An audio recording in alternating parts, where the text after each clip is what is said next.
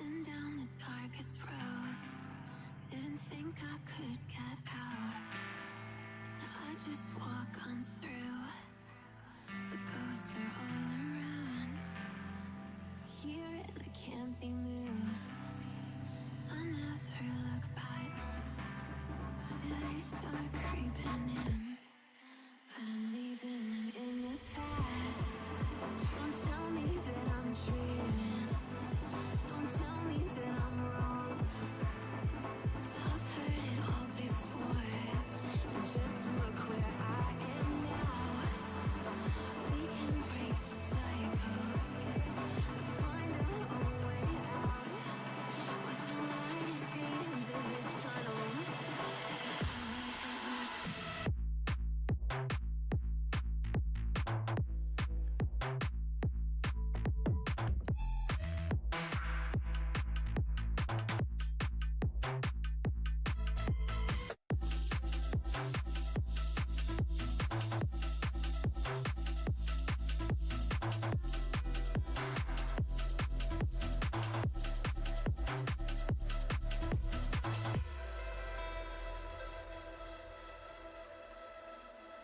Ghosts are all around.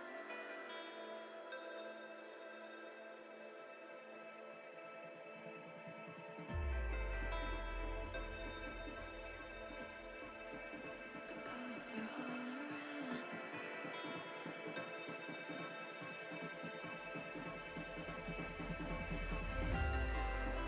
I've been down the darkest road. I know that it's true. So throw your dirt at me and make it look brand new. They all know my name. Not an easy shot. Turn these tears into gold. They shine like what I've lost. Don't tell me that I'm dreaming. Don't tell me that I'm wrong. 'Cause I've heard it all before. And just look at where I am now. We can break the cycle. Find my own way out. What's the light at the end of the tunnel? So I let up myself.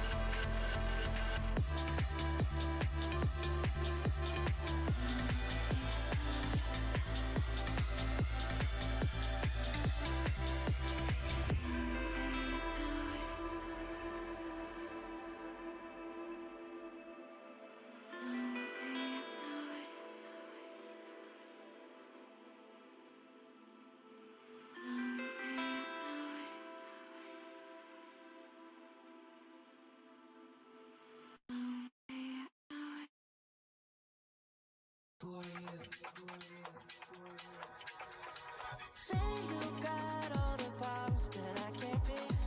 Say you got all the things that I can't see. But I come when I try, it's not to see. But I come when I try, it's hard to see. I know what you mean, I know what you see. You say that I got some problems that I can't fix. Say that you got some things that I can see. I can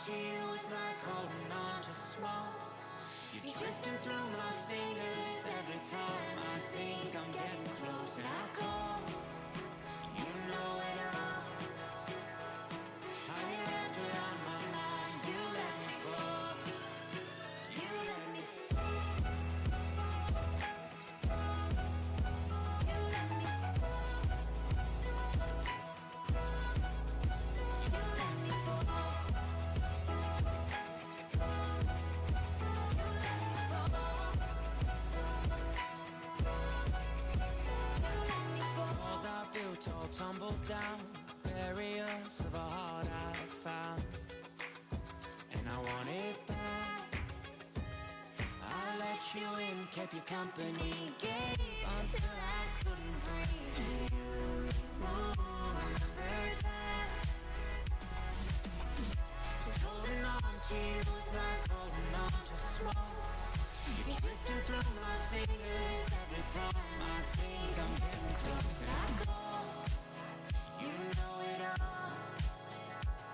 How I gave you what I had, I gave it all. But you let me fall. You let me fall. You let me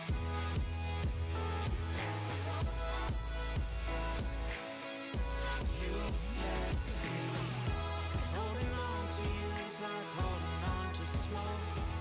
Drifting through my fingers every time I think I'm getting close. And I'll call, you know it all. Chat. You let me fall. Holy moly guacamole. What is going on?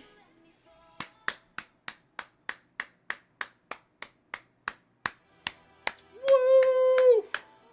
Mills, what's going on? Those were salutes, by the way. Those were salutes. From the brim of my hat, okay? Those were salutes. How we doing? What you want? Sorry, my armpit was itchy. How we doing today? We feeling good? I'm feeling good. Ready to have a good stream. Work. Anatomy and medical terminology. Beautiful. That sounds like a bunch of shit I don't want to do.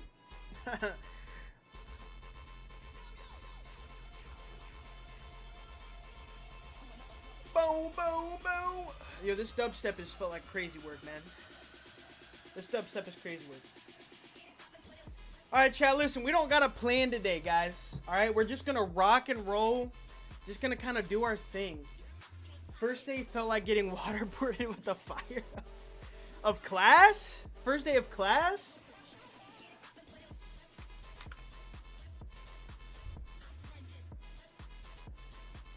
Ooh. Chat, just so you guys know, we are streaming on Twitch, Kick, YouTube, and TikTok today, okay? So the computer is, it's struggling a little bit, all right? That's a lot of, scaling and all kinds of different shit to do. So bear with us if we get a little laggy today, all right? We're not going to be doing much. We're not going to have a super long stream. Probably going to watch a few videos, maybe play something kind of chill, you know? Nothing too stressful, nothing too crazy. Nice chill day.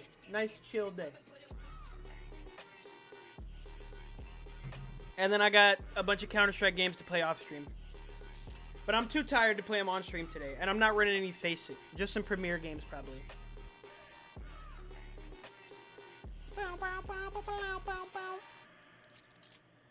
Let's see what else I can end. I can end you.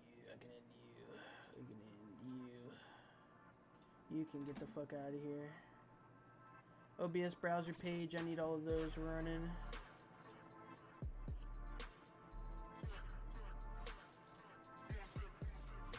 What is devices and Windows widgets, man? I never know what the fuck those are.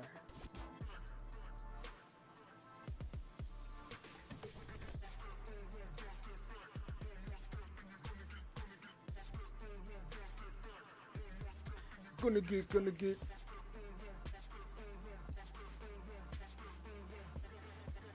Yo, what the freak just happened?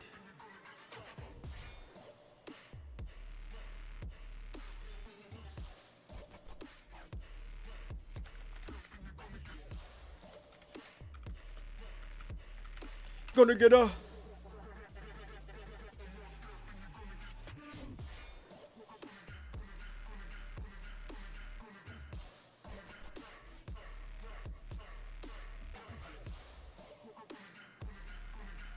Bro, where's the fucking...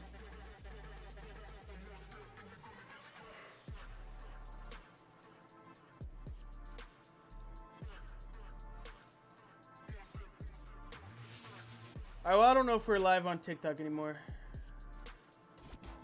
No clue. No clue at all.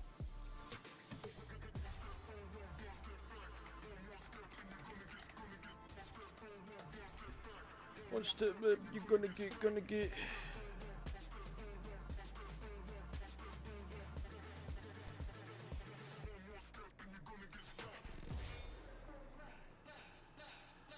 How is it still using $2 grand? I don't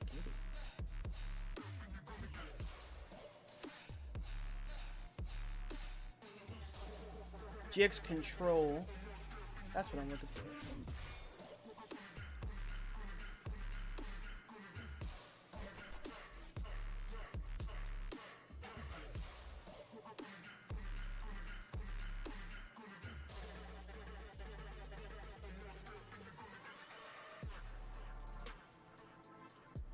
That should take away some of the strain. I want to go set all this shit up. Yeah, if you wouldn't mind checking for me, Mills, that would be rad as fuck.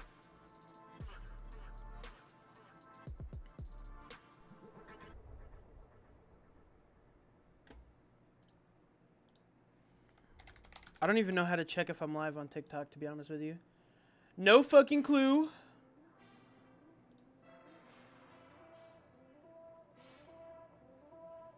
Also, Chad, if you see right here, right here, there we go. We have a follower goal. Just trying to get to 100. Christianity ruined my life. So if you're a Christian, shut up, dumbass. So once we get to 100 followers, we're doing a 24-hour stream, and at least 6 of those hours will be body cam. Will be us watching body cam.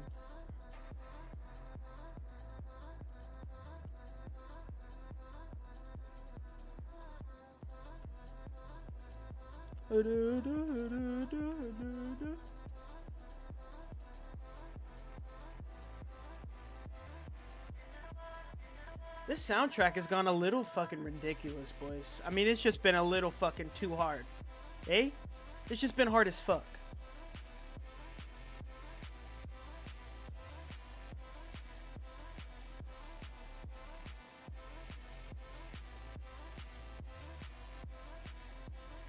What is our stream category?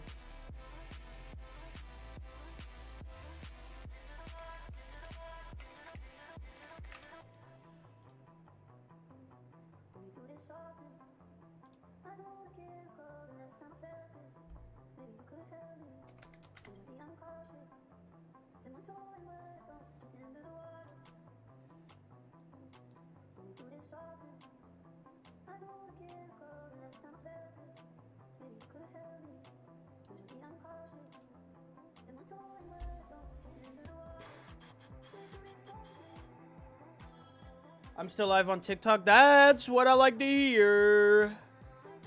All right, cool. All right, chat, here's what we'll do. We'll watch a few little videos. Chat isn't synced. I don't know how all that works, to be honest with you, over on TikTok.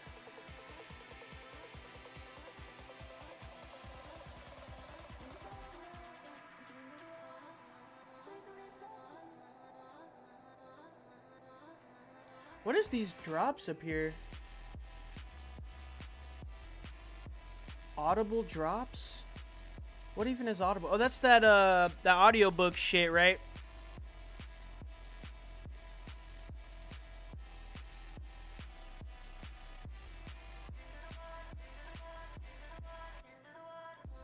Where's this one I wanted to see? I wanted to watch this one. I saw a reel about it. Audible is audiobooks. I've never used it. I just use Spotify if I'm using audiobooks, or just read the book, man. You know what I'm saying? You know what I'm saying?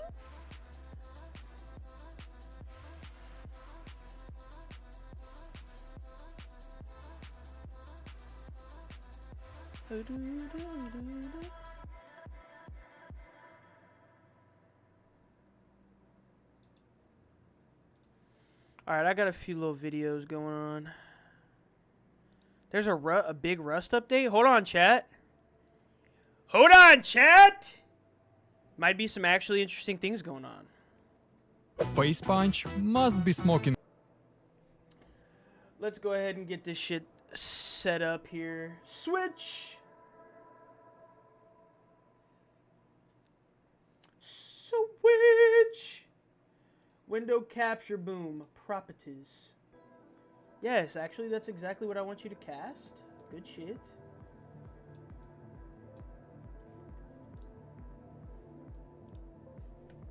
It's gonna be crap. kind of slow, guys. I'm sorry, but I can't explain the new updates any other way. First of all, helipad at the bandit camp won't be usable at the beginning of the wipe. And the only way to buy a copter is first to fix the helipad manually and then pay the scrub to buy a copter. Alright, hold on. I need to fix a few things on this control. Let's bump this up to 2.5. Let's bump this up to 20. Let's bump this up a little too, yeah?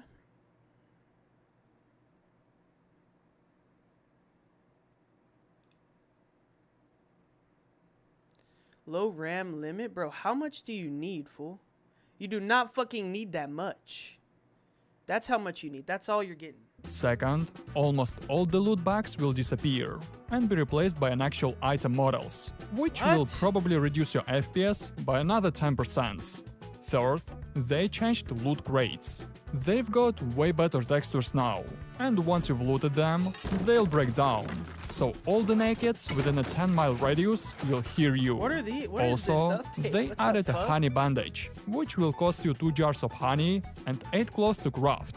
And it will instantly heal you by 10 HP and add another 4 HP over time. That's kinda And rad. finally, the developers jars are of honey, working though? on a new Holy render fuck. pipeline, which should increase the FPS in Rust. But I'm pretty skeptical about this. Yeah, For me some reason, instead of fighting cheaters and really optimizing this game, we have new item models and breakable crates.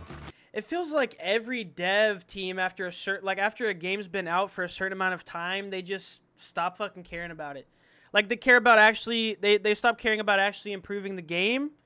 They're like, how can we make it look better? We want to make it look better now. I know the cheaters are a big problem, but we want to make it look cool. Same fucking shit happened with CS with Counter-Strike. Like, we're going to move it over to Source 2 engine. All we're going to do is change the graphics and make the smokes and mollies worse. I'm not a fan of the fucking blow and open the smoke to see through it thing. I mean, it's a cool mechanic, dude, I can't lie. But it's just more to learn in that game that already takes so fucking long to learn, boys. Alright, let's watch this video.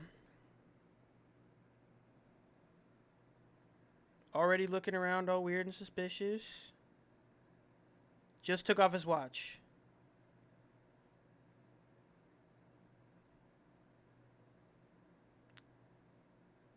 And just stole, like, all his money.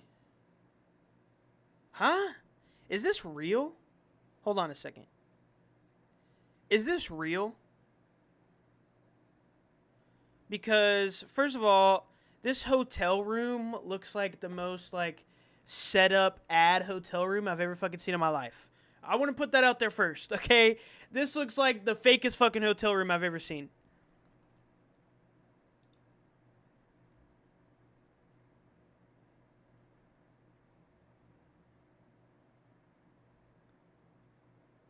This is just not real.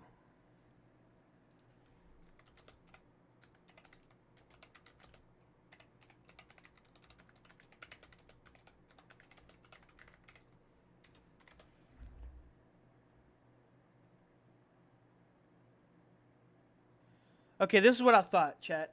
Okay, so for those of you on TikTok and Instagram, or TikTok and YouTube who can't see, Bodycam Declassified is not a legitimate source of real police encounters. Many of their viral videos are entirely staged and performed by actors. I feel like that was pretty obvious from this video, no? I mean, as soon as I, like, watched this shit for, like, 3 seconds, I was like, yeah, this is definitely fucking fake, boys. First of all, does this look like a real hospital room that anybody has ever been in their fucking life? No, dude. Not a real hospital room. At all. Okay? What are they gonna have one of these little signs in fucking every room, behind every little curtain? No, I just could tell it wasn't a real hospital room. So we're go ahead and click off of this video. Chad, if you see these guys declassified, body cam declassified, don't fucking follow them. Don't subscribe to them. They're not a real body cam channel. If you're following them just because their shit's entertaining, yeah, follow them. But they're not a real body cam channel. A belt around my Okay, this is Ewu, though. We know we can fuck with Ewu. They're real. Their shit's verifiable, baby. Give me a good fucking Ewu video, Chad. Let's go. put a belt around my neck, and he started choking me. When an elderly woman emerges from the woods barefoot, bruised, and covered in mud, authorities are stunned by her miraculous tale of survival. Holy shit, But the yo, most let's go. shocking Lady, beat the details are fuck out of that revealed guy. as her would-be killer confesses, completely unaware that she's still alive. I lost my man. She didn't deserve it. The following footage has never Bro, been these is seen remorseful. before. On August 18th, 2024, detectives in Smithfield, Rhode Island are called to a hospital to speak with an 80-year-old woman who claims she was abducted 80 from her years own home. old, bro. I was starting to put some of the groceries away, and I get a knock at the door. Had you ever seen this man before? Never. He says, "Let me in. I want your money and your jewelry, and I want your keys to your car." Okay. And I go, "I don't know you. Don't come up. You're not coming in." So then he just pushes the door. I should have just ran to the other room and went out the porch. Well, I to don't go to want my you, neighbor. I Damn don't right, want you lady. to think you did anything wrong here. my Okay, God. you didn't. Doris, whose name has been changed to protect her identity, Let's go, would go on to Doris. What a describe fucking waking badass. nightmare and the quick thinking that ultimately saved her life. By her account, the harrowing ordeal began at her home in the town of Coventry, where local authorities arrived to perform a search. Coventry. Too many signs Why of do I know that? disturbance, Where's though. this at? Aside from a few scattered grocery bags, the elderly woman's home is neat as a pin, She keeps it leaving clean. the officers Doris skeptical. don't play, baby. For Doris them, does it's her equally chores now. confusing that she's now in a hospital roughly 20 miles away in Smithfield. She has a daughter that lives in Smithfield that she goes and visits the grandkids. Okay, So, that's important.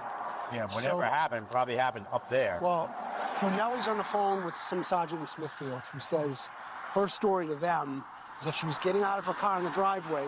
Somebody accosted her, threw her in the trunk of her own car, and drove her to Smithfield. So they got a camera right there. I don't know if that caught anything. I don't know if there's anybody even here. Yeah, let's get this photo But surveillance if because she's that's got a daughter fucking in crazy. Smithfield, I mean, it's just What? coincidental that they end up in Smithfield. That is fucking insane. Some dude randomly ran up on her as she was putting away her groceries, put her in the trunk of her own car, and said, fucking, let's go, sister, we're riding. Holy shit, bro.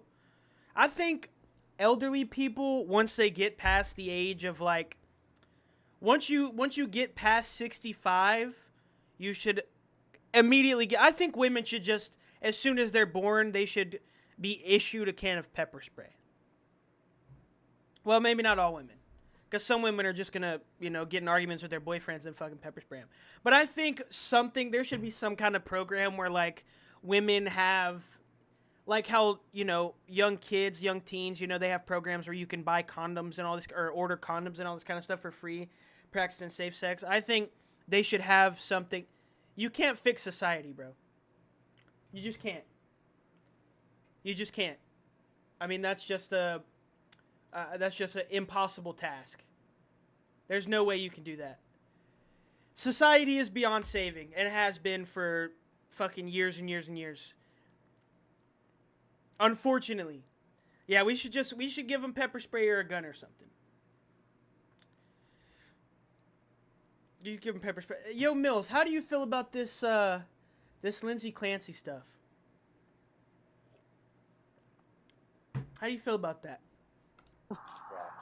You I know? haven't been able to have like a real actual conversation with somebody about it. I've just been debating with people in like Instagram comments about it. So I want to know how you feel about it. I don't know enough to speak on it. Well, not knowing enough to speak on it and having a feeling about it, are two different things. You can be uninformed and still have a feeling on the matter. Do you support... Here's my question to you. Do you think Lindsay Clancy killed her children? Or do you think... Yeah, I'll just start there. I'll start there. Do you think she killed her children? I'll start there.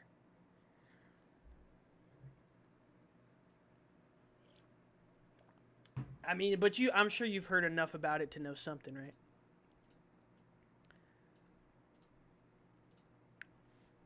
Because what I've been seeing is all these TikTok moms like saying same Lindsay and all this kind of shit.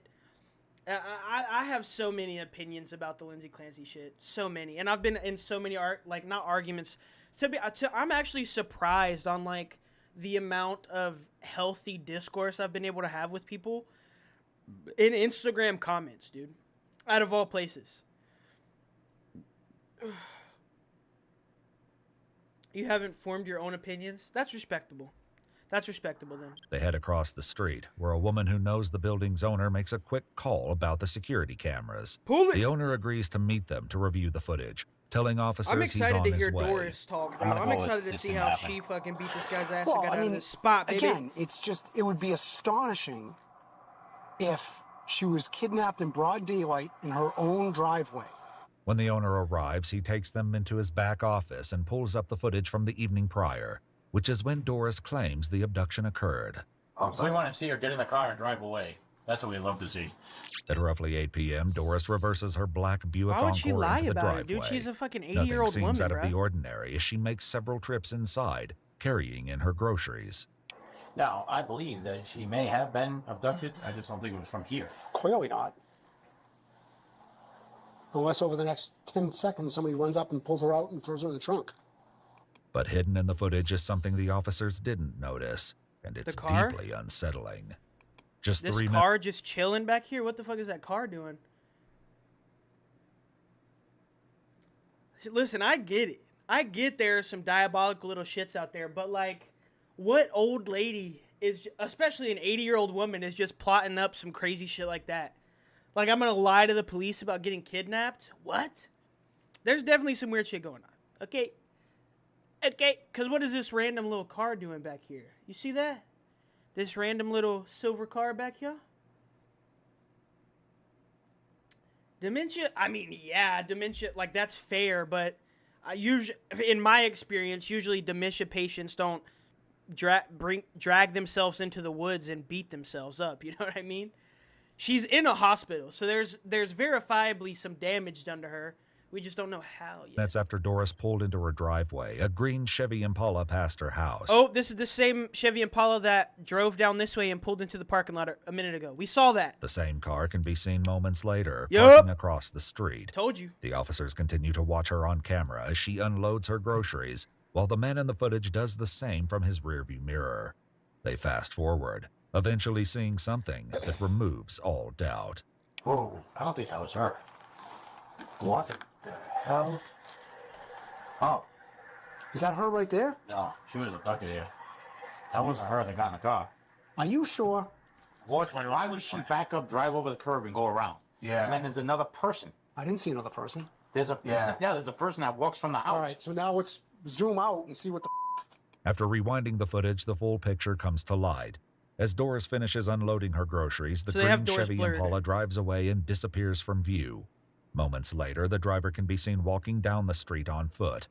He walks up the neighbor's driveway before slipping behind a tree and into Doris's backyard. What the fuck? He then lingers before ringing the doorbell, and when no one answers, he heads around to the back door. From her hospital bed, Doris explains what happened once she finally answered and told him, quote, "You're not coming He in." went around to the back. He must know, like, camera layouts, too. Maybe he doesn't know the exact camera layouts, but him, like, being so shisty and sneaking behind the dumpster and everything, very interesting to me. In the chest, Okay. and he makes me go in the kitchen like he's shoving me. Okay. And then he says, "I'll kill you, and I'll choke you and I'll kill you if you don't give me what I want." Okay. Golly, what And I the go, fuck? "What do you want?" And he says, "He wants money. Yeah. And he wants my car keys. Yeah. And he wants the debit card." But it's kind of weird because he said, and this is after he choked me right here with his hand. He went like this. When he was in the house Okay. with me, he just He grabbed you by the squeezed throat. it so hard. I go, "Why are you doing that? Don't do that. Yeah. What's the matter with you?" From the outside, Doris's home seems relatively peaceful. Cars pass by She needs a new completely roof, unaware though. of what's happening to her. Golly, chat, look at her roof, man. She's got shingles popping up everywhere. This whole shit looks like it's got tons and tons of granular loss on it.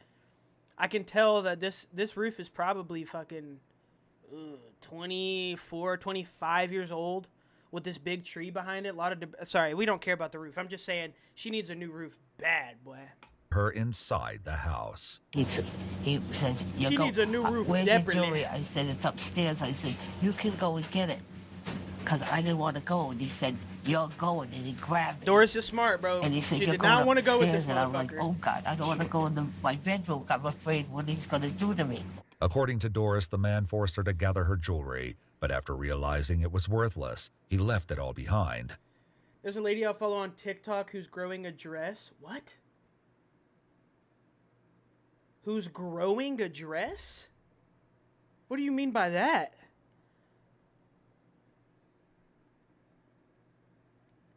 Like growing a fucking dress out of plants or what? Doris herself Chat, listen to me, chat. If you have an elderly parent that lives by themselves, make sure they have a gun or pepper spray or like a fucking sword in their house, chat. All right? She's growing the flax and spinning and weave. Oh, that's pretty fucking sick. She's making a dress out of flax seeds. That's rad as fuck, dude. Unironically rad as fuck. would not be so fortunate. He left the door open when he took me out. No, I see. She needs a new roof. Is her roof as bad as this lady's roof? Miss Doris, I'm sorry to fuck with you. I'm not trying to pick on your roof, Miss Doris. You're a wonderful lady. But, oh my God, it's a 3-tab too, Chad. Look at that. It's a 3-tab.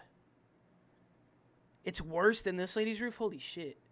This lady's roof is definitely smoked. Sorry, it's not about that. I'm sorry, Doris. Grabbed me to get me outside, put me in a trunk. Ay, ay, ay. After taking her keys, the suspect can be seen going to Doris's car and opening the trunk. He then backs it into the bushes before eventually parking it behind them and out of view of the street. Moments later, he's seen forcing Doris to get inside. I screamed like heck in the house though, a whole bunch of times. And he kept telling me, shut up, I'm gonna kill you. Okay. And when I screamed, I figured it's somebody across the street because there's an exercise place and there's a whole bunch of stores. And somebody would hear me screaming, but... A faint scream can be heard on camera, but it's unclear whether this is truly the sound of Doris calling for help. Once Doris is in the trunk, the man tries several times to force it shut as she kicks against it from inside. Eventually, he gets it closed and drives away. According to Doris, she became sick and vomited in her own shoes. She'll later recount what happened next and how she barely escaped with her life. For now, after seeing what happened on camera, the officers are completely taken aback. You gotta kidding me. Where the did he come from? While more unsettling surveillance footage will eventually answer that question, a far more urgent one remains. Who is the suspect, and where is he now? Chat, do we think that this person knows the daughter? What do we think about that? Because it is obviously not outside the realm of possibility that this dude was just like looking for someone to rob. Obviously, that's not outside the realm of possibility. But what's also in the realm of possibility is maybe Doris's daughter knows this guy. Maybe Doris has like a life insurance policy or something on her. Maybe the daughter wants that money. Maybe she hired this guy to do that. That's my little theory so far. After confirming her story, the officers enter her car into the NCIC database as stolen. Let's go. While searching for leads, officers are directed to the neighbor's son, whom they're told have had ongoing conflicts with Doris. Oh. Joey, what's the problem here? Hey. You want to ask you a question. How you doing? Ask me a question about. Go ahead. Your neighbor's house got broken into. Did you see anybody go over there? Over there? Yeah. No, I don't break into the house. No, I didn't say you did. I'm trying to... You might have seen somebody walk I keep over my there. business to myself. Didn't see anybody walking around her yard? Because I'm a DJ for 2 days. Okay. All right, so And let me ask you a I'm question. looking to get a job for $2,000 a night. I'm like a zombie. I got passion for music. I don't know anybody in there. Is this guy drunk or some shit? What the fuck is going on? What? Chad, I couldn't be a police officer, man. What the fuck? They're going to ask about an old lady that got kidnapped, and you're talking about I'm a fucking DJ, man. I got a $2,000 DJ thing in my garage. I got a computer in there. I'm looking for a job, $2,000 a night. What? What the fuck are you talking about? They came and asked you if you saw anybody break into the house next door, pal. Fucking shit, man. Those bags. So you know what? Tell them to mind their business. What's she complain about now? The neighbor's house got broken is? into. They're freaking houses. And the neighbor's house got broken into, and the woman got taken. It's not my problem. Although this lead quickly falls apart, What the fuck is going on with people? You see why I don't want to leave my fucking house, chat? You see why I don't like people and don't want to interact with them? How long do you think these people have lived next to Miss Doris? They've probably lived next to Miss Doris a long fucking time, right? And the police just come over asking for some information. I get having the police knock on your door is super fucking stressful. It's super scary and it's super annoying. How are people like this? What do you mean it's not your problem? Your 80-year-old neighbor just got her house broken into and kidnapped. Not my problem. I'm a DJ looking for a $2,000 a night job. Not my problem. Jesus Christ, man. investigators catch a major break when Providence officers spot the stolen car in their city. However, when they attempt a traffic stop, the driver takes off. Oh, The police brief chase! pursuit ends at a house where the driver abandons the vehicle and disappears into a backyard. Backup arrives as an officer pursues the suspect on foot. I love a Hey, fucking so- police chase, baby. I came around. I didn't see anything. I saw that screen door, so we could have went through there. What about this? So I haven't checked this yet, but somebody else hold it up. I'm pulling this. Yep. Ready? Yeah, no, I didn't hear anything. All right. That slides. That's lots. So he's probably in there because the. All right. So the guys from the second floor said that there's somebody probably in their hallway. So he's probably Let's go. in there. I'm gonna open. Okay. Well, organized with these. Reinforcements arrive, including a canine, as they prepare to breach the home with permission from the owner. All right. All right. Let's go. They don't got a fucking ram thing? All right, let's go. Moving as a team, they head into the basement. At first, it appears empty, until they spot someone hiding in the corner of the room. Hey, did you? They always do this shit, bro. They always hide.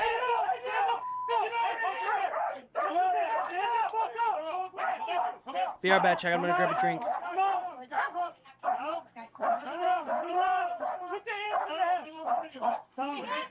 Stop! Everybody quiet! Way good, way good.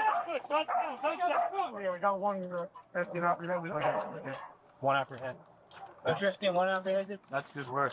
The suspect is soon identified as 53-year-old Stephen Henning, a wanted man from Ohio who they'll soon learn has reached a dangerous breaking point. He's walked out to a cruiser where officers celebrate the capture.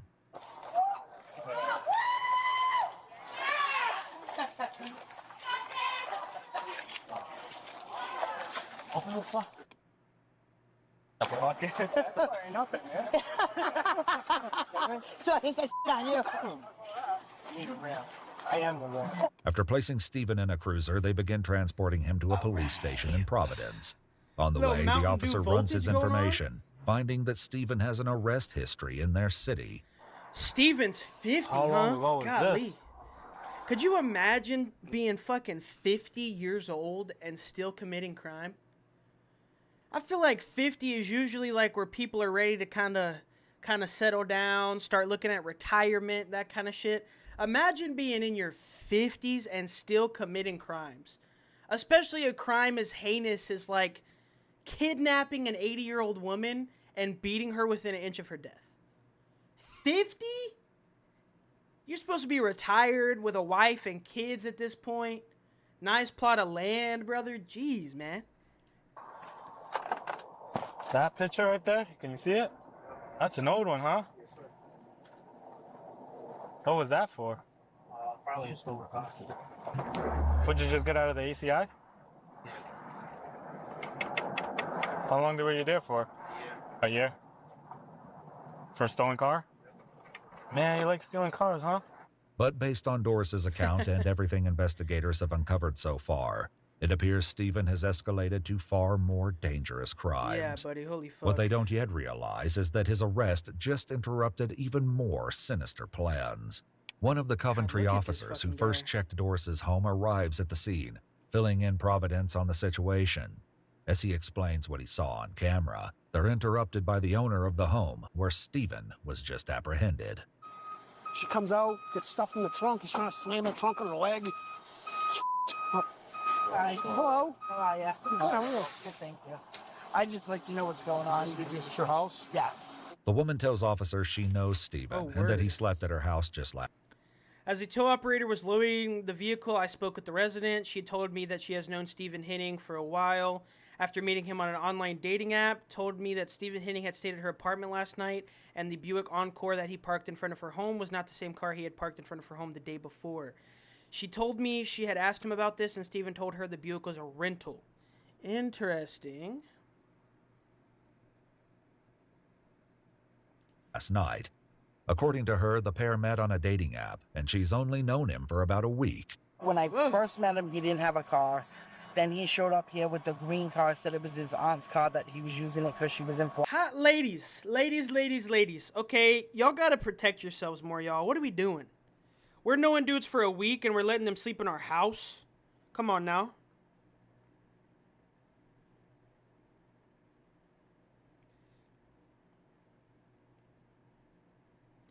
Ridiculous.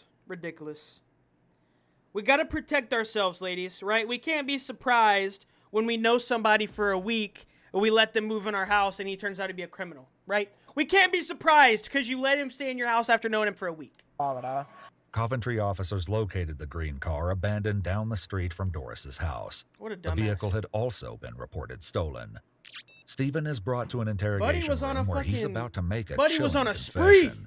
One that reveals how he met Doris, why he chose her, Stole 2 and cars, the kidnapped an horrifying old truth lady, of what bro. he was Holy planning shit. to do just before he was caught. Ooh. All right, we'll be back in a minute, okay? Yeah. Get your cigarette. What are you crying for, bro? What the fuck are you crying for, bro? You kidnapped and beat up an 80-year-old woman! What are you crying for? Holy shit.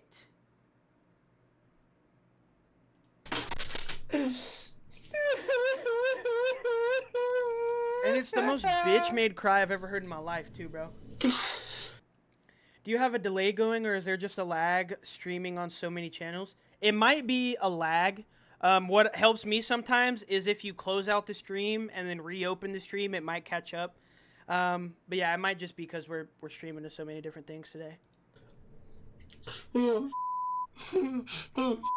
Yeah, you're fucked. You committed a heinous crime, brother. No shit. Bro, They bring Stephen a criminals are so cigarette, fucking light it stupid. for him, and I allow him hate to it. smoke in the interrogation room. It seems to calm him down, for now. This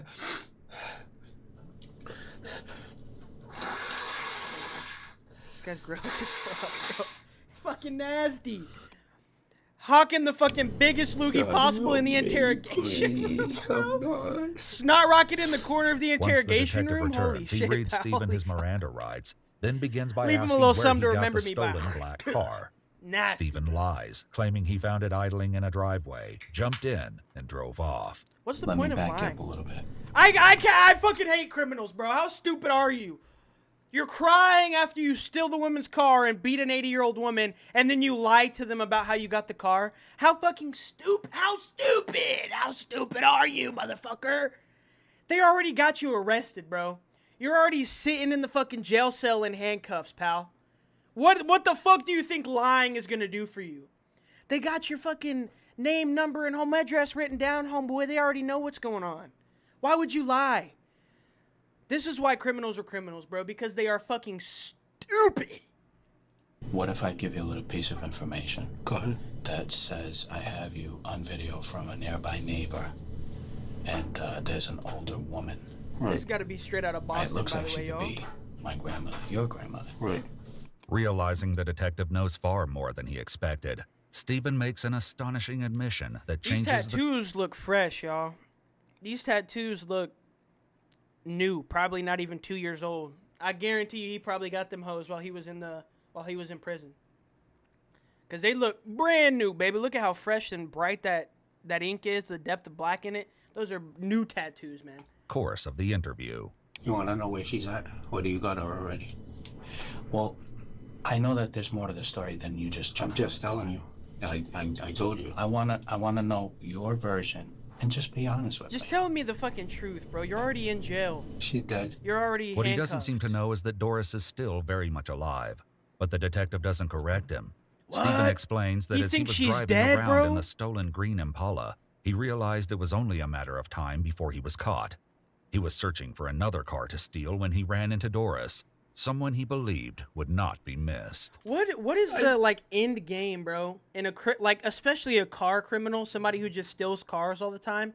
If your goal is to not like get the parts off of the car and sell it, or maybe sell the car itself, what is the goal? Like, cause you're just gonna have to steal cars indefinitely.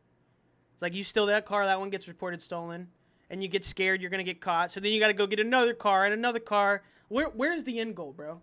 Like stealing cars and then selling the cars or selling the parts, I get, because I mean, if you guys want to know a little inside secret, a little industry secret, a lot of people will steal cars and sell them to like Africa and Russia and all these kind of places. Like maybe not Russia, but they get sold to Africa a lot.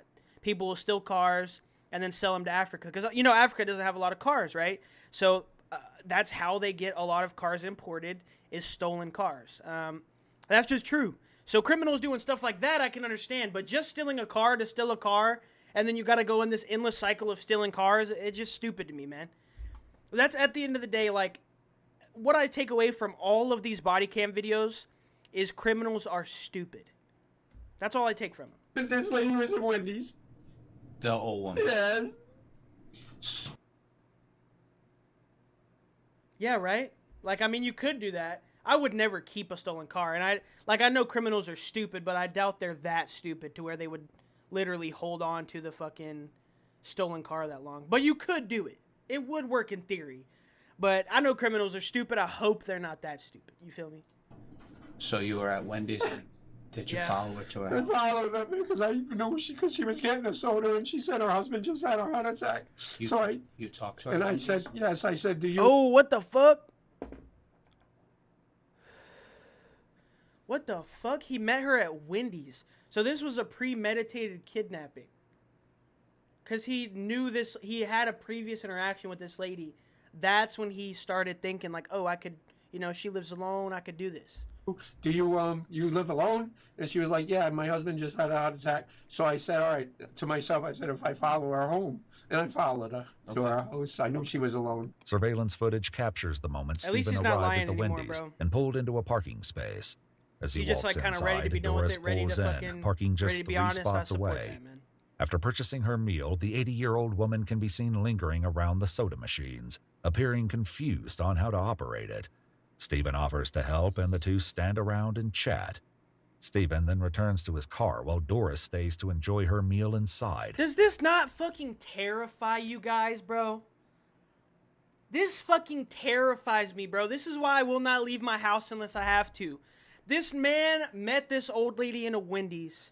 She didn't know how to use the fucking drink machines. He was nice and offered to help her use the drink machines. And then he follows her home, kidnaps her, and beats her to death. In his mind, he killed her.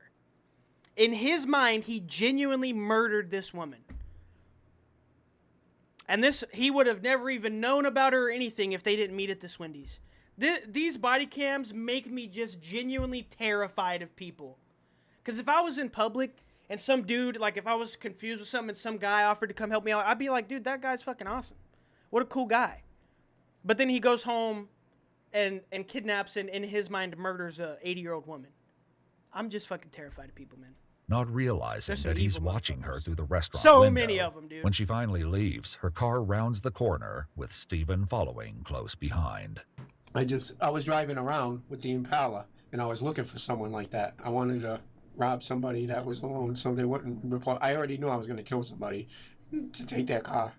And I did turn, I did it, but while I was doing it, I'm sorry, but my mind is up. When Doris recounted her day to investigators, she shared that she first went to church to say a rosary for the sick, then stopped at Walmart before heading straight to her house.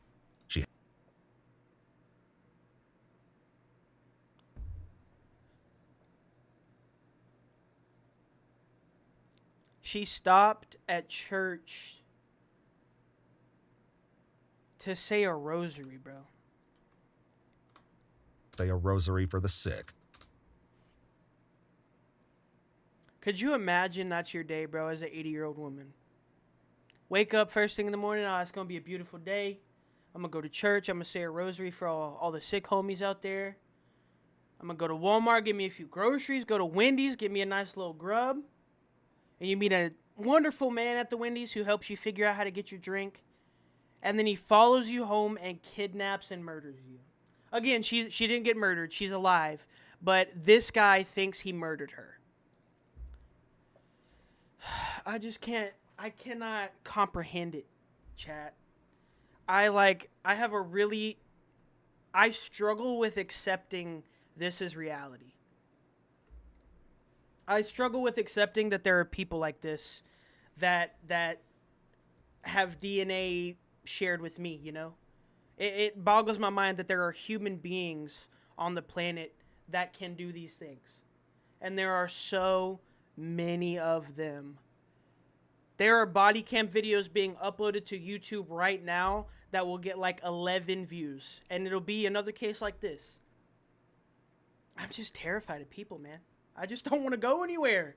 I want to stay in my house. They're just it's scary out there, man. Anybody could be this fucking guy. She has no memory of their encounter at Wendy's, believing the first time they met is when he forced his way inside her home. It was there he began asking her questions about her car. I don't know why he asked me why, if my car was paid for or what. Why would he ask that stupid question? Do you own this car? Who owns it? I said, I do. It's in my name. The car's hot. You're looking to dump that one, and you're looking to get a new one. Right. Okay. So that makes sense to me. Right. I'm not lying to you. You got everything. No, I don't think you're lying. I'm just trying to make it make sense to me. It doesn't make sense because it's car. I'm so sorry, man. And I needed a car that wouldn't be reported stolen. I'm crying because of her. I'm not crying because I'm caught. No. Sorry, I don't fight with women. She was a poor innocent victim. I don't kill her. Dude, he shows remorse. Like, I know that it's like crazy to me that I'm saying that as like a good thing, when obviously it should be the bare minimum. But it's like we rarely ever see that in these body cams, man. We rarely ever see anybody, apologizing for what they've done. And at the end of the day, this guy's still a piece of shit, right? He's still a absolute, piece of shit, man. He took advantage of an 80-year-old woman. Cased out her house, asked her a bunch of questions, made sure she lived alone. I'm glad he has empathy, right? And it is sad that I'm happy about that. But there are so many of these videos we've watched where these people have no empathy, think they've done nothing wrong. It's unfortunately refreshing to see that. He is a pathetic piece of shit who did a heinous, disgusting thing, and he deserves to go to jail for the rest of his life, but it is refreshing to see somebody with remorse, man. Like, I was genuinely starting to lose hope in just humanity as a whole, but, I mean, this is refreshing to see. Still a piece of shit, a disgusting person. It's the bare minimum that he has remorse, but it's like, there's so many people who don't have remorse or empathy for anything nowadays. It's just nice to see, man. That's all. And as Doris recounts what happened after she was forced into the trunk, investigators begin to understand why Stephen is certain she's dead. Well, he takes this thing that we have, a cover. Yep. And he puts that down over me, so I can't really breathe good, and I can't see anything. Well, I could see trees everywhere. Okay, so look like dirt road and dirt road and some trees. They eventually arrived in a remote wooded area Yo, somewhere chat, in Smithfield, shout out where fucking he forced her out of Doris, the bro. car. Shout out Doris till I fucking die. A belt around my neck, and he started choking me, and he starts pulling it. And I go, why are you doing that? You told me I could get my car back when you're at your destiny. He didn't say no more. Stephen admits to choking her, but by his account, he used his bare hands. When I choked her, I made sure. God, bro, I fucking... Chat, I like watching these, bro. Like, I enjoy commenting on them, but guys, I can't do this that much, man. I genuinely can't, bro. Bro, these make me feel just so sad and so scared when I watch these. Doris is 80 years old. This is probably one of the last experiences she will have in her life, bro. Like, she's 80. She's got 20, 30 more years left maximum, chat, okay? 20, 30 years left maximum. This is one of the last experiences she will remember in her life. One of the last ones. And I hope she remembers it, you know, with a sense of grit. Like, yeah, I overcame that shit. I'm Doris. I'm a badass. My assumption is Doris has probably went through a lot in her life, man. Doris has probably been through some shit. She's obviously a very strong woman. She's obviously, you know, taking care of herself in her old age. She's very conscious. Her brain obviously works very good. When she talked about him putting the belt around her neck, that was the first, like, that was the first sign. We've seen basically this whole video of Doris, like, kind of breaking through her really strong exterior, right? I can tell Doris is a woman who's been through a lot. She knows what she wants. You know, she's a very decisive person, probably. She's a badass at the end of the day. And hearing hearing her voice crack like that while she is recounting and remembering this traumatic, life-changing event, it's just, bro. I could not talk to this man without having an extreme emotional reaction to him. Like, I could not sit in the place where this detective is sitting and just have a conversation with this guy, man. I just genuinely couldn't. Like, after seeing everything else, after seeing what's up with Doris, and I just couldn't, bro. I would have a visceral, emotional reaction to this guy. Like, just being in the same room as him. I couldn't do it, man. I felt her. I know she was going. Like, God, she's so strong. Let's- She's I so said to fucking myself, strong. I think I'm gonna pretend I'm dead while he's choking me and not breathe, like, in my heart, and I try to hold my breath so he think I'm dead. Okay. That's what I did, and God bless me, I made it back. What did you do next? God, Doris. took her and You're dumped so her. incredible. Where? So No, incredible, honestly, Doris. I'm so sorry. absolutely. Honestly, I'm not being that. I'm telling you, I'm f***ed up, man. I know. F***ed up. I know. Up in the worst way. It was so bad. Doris believes that she must have passed out at some point, because the next thing she remembers is waking up in the bushes in a disturbing state of undress. Did you have your clothes on? Well, no, he had my shirt up to here. Okay. Like my bra. Chad, I cannot fucking do this, bro. I cannot fucking do this. If he did all this bullshit, and on top of that, took advantage of this woman, I'm gonna lose my fucking mind, chat. Genuinely, I can't. I'm sick to my fucking stomach right now. Absolutely sick to my fucking stomach, bro.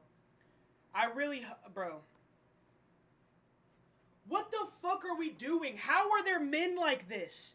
How are you a 50-year-old man? A 50-year-old man and do this to somebody like that? 50 years old. What the fuck did his parents teach him growing up, bro? I'm sick to my goddamn stomach. Sorry, Lord, but holy fuck, man. I really hope bro. Pulled up? Yeah, pulled up. Okay. And then how about pants? Did you have pants on? No, he pulled them down. I guess he pulled them because they were down. Okay. Like, you know, halfway down, like, before my knees. Sure. That's what panicked me when I seen that. You know, I wasn't vicious. I didn't her. I didn't do nothing like that. How about this? I just want to ask you. Did you have underwear? Yeah. Were your underwear on? Yeah, cotton. I always wear. Okay. So you had, so you had underwear on. Your I pants actually were had pulled down. underwear and a pad on. You said, hey man, I didn't her or anything. Why would you say that? Did you think No, about it? absolutely not. I got nothing on my. I get women. Go look at my phone. Go No, look I'm at all just the women. asking. No. I just wanted you to know that she's safe, not safe, but she didn't get tortured or. I just wanted you to know that. Shit's a lot more common than most like to admit. What?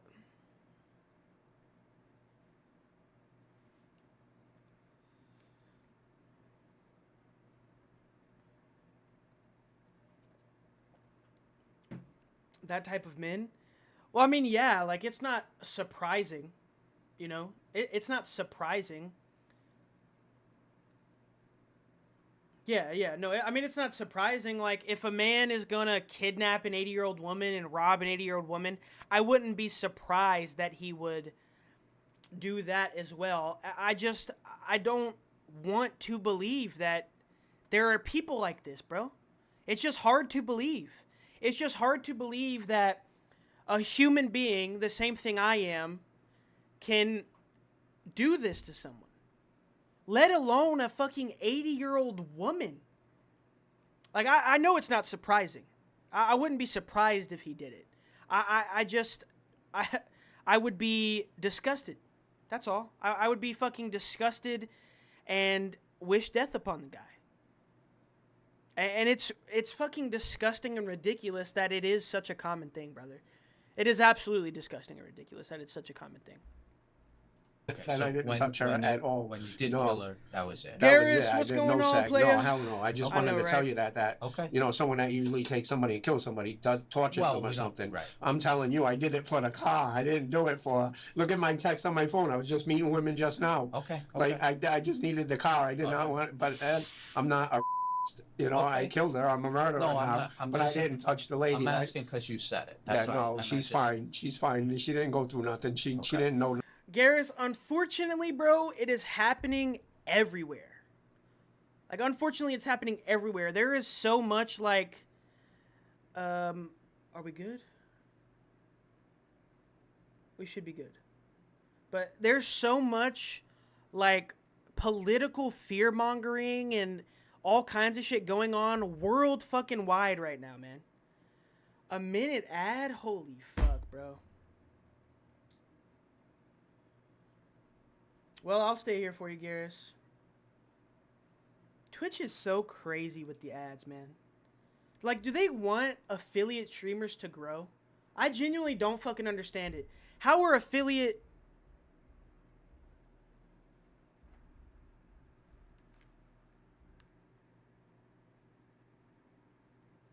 What the fuck was that? Anyway, how are affiliate creators supposed to grow on this platform when, like, everybody who comes into their stream gets a fucking ad all the time? Nobody's gonna stick around for that, man. I don't care how good your personality is. Nobody's gonna stick around for a minute, 30-second ad.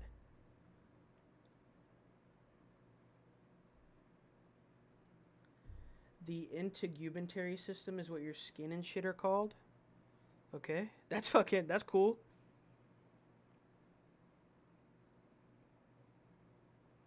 Kick has Gamba for emotes, bro? What the fuck? That's rad.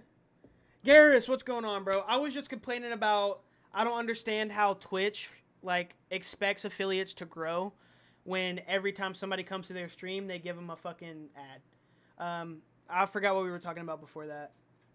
Oh, yeah, I was talking about, so yeah, dude, world fucking wide, there is so much political fear-mongering and so much crazy shit going on. Like, shit's going crazy all over the world, bro. All over the world. Even in nice places like fucking Poland and all this kind of shit. Like, everybody's going crazy and losing their shit. It's a terrifying spot to be in right now. And it just keeps getting more and more and more scary. Anyway, back to video. Nothing. She went quick, and then I'm being honest with you. Police records make no mention of whether a forensic exam was conducted at the hospital, leaving the available records unable to confirm or rule out a sexual assault. How do you do, like, bro, it should be required once you have a case like this to do a forensic she gathered the strength to get analysis up or and go for inspection. help. And then at some point you get back to your feet? Yep. And now so you I start get on walking. my knees, and then I said, okay, I'm going to grab the big tree on this side. Well, not a big tree, but big God enough for dang, me. Doris, what a and fucking another little trooper, smaller, bro. and I grabbed the both of them. What an And then I absolute pull myself angel. up. Okay. And I go, thank you, God, I'm out of here. I'm out of here. I'm going to go home. Doris then wandered out of the woods and into a neighborhood, ringing the doorbell of a stranger's home. The resident who answered gave her a cup of water and called the police on.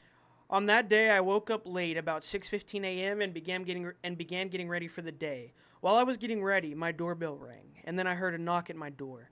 I turned from my kitchen and saw an older woman in my window next to my door. I was able to see she was hunched over, and as I approached, I saw her start to stand straight up. When I opened the door, I observed her to be about 5 feet tall and of smaller stature. I immediately asked her if she was all right, if anyone else was with her, and if she was all right.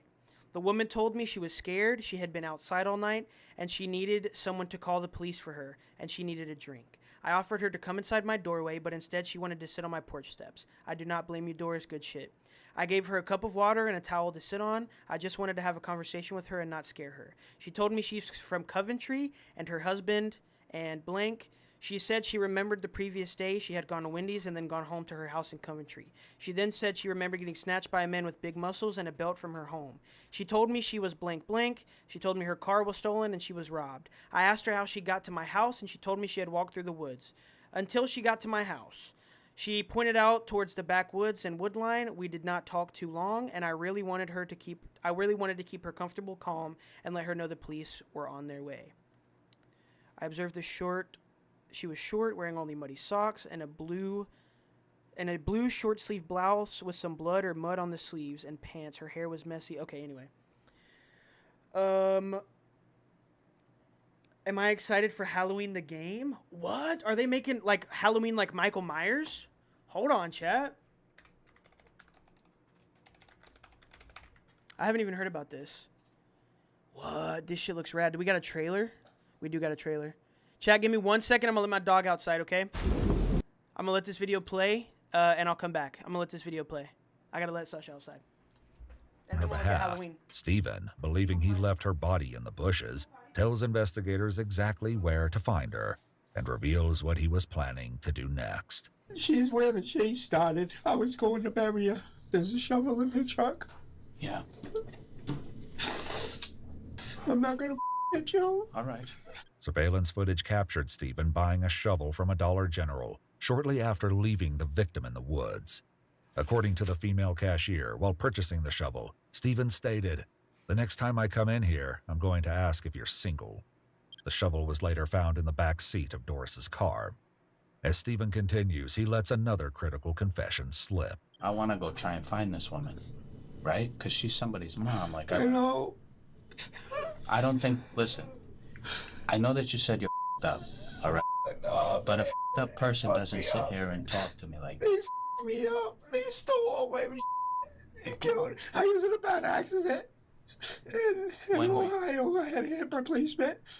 The accident wasn't our fault. So I got $190,000 and my girl got $500 and she took my $190. And then I just snapped. I wanted to kill her too. She was going to get killed, yes. Who's Michelle. So you were... She was next. I was taking that car to Ohio. After I buried the lady, I was going to go kill her. According to Stephen, in addition to Michelle allegedly taking his money from the injury settlement, he claims he caught her cheating on him with her ex-husband, and he confronted her before leaving Ohio. So I had a .45. I got charged with a shooting in Ohio, shooting in a prohibited area and everything. Yep. So anyway, I got the gun and I put it to her head. Yep. She crawled up on the bed and started crying, so I threw the gun on the floor and I hugged her. And I said, "I'm so sorry. Just give me my money. That's all I want is my money." It's all true, man. I'm not lying to you. That's what made me do this. I don't got a record of violence. Look at my no cars. I no domestics. I never heard, and I'll pay for this for that lady. I know what I did. Had Doris not survived. She went outside. So, sorry, I was listening as this was going on. Okay, so, this motherfucker right here was in a really bad accident. He got a huge settlement out of it. He got $190,000. His girl got $500,000. And then his girl stole that shit, boy. Ran off with that shit. Pretty crazy. I mean, listen. Obviously, his actions, still dog shit, piece of shit person, right? But it sounds like he mentally snapped after his girl took all his shit. So, gotcha. I'm understanding a little bit now kind of how we got here. Obviously, still not an excuse, right? This guy's still a huge, crazy, big piece of shit. But now we have a little more understanding of how he got to be such a piece of shit. Her ordeal in the woods, and had security cameras not corroborated her story, It's possible Stephen could have carried out his plans to return to Ohio and end Michelle's life. Oh, damn, I he was can gonna understand kill why that you want bitch? to kill Holy. Michelle. Because to me, that makes sense. Lady didn't have nothing to do with it. I just needed the car. You know, I can't even say sorry. And I deserve this. Yeah, you do. Yes, you do. Accountability. We like to see I want that. her to be found. Okay. Get her off the ground. Okay. I'm sorry. It wasn't her fault. Yeah, she was fucking innocent. I'm so bad. I'm sorry. True. At least he knows. Investigators collect Stephen's least he clothes knows for what he is. evidence and bring him more cigarettes. Meanwhile, Coventry detectives are called in, as he'll need to go to their station for further questioning. It's in their interrogation room that he'll ultimately learn that Doris survived. Let's see My how he last reacts wife, to this. Man, she didn't deserve it. She was a nice lady. It's fucking evil. It's inside me now, and I'll never be able to forget it. Good. Coventry officers arrive and take custody Really of fucking Stephen, good, man. who You're gonna have to live continues with that shit for the crying rest as of they your reach life, the man. elevator. Rest of your life.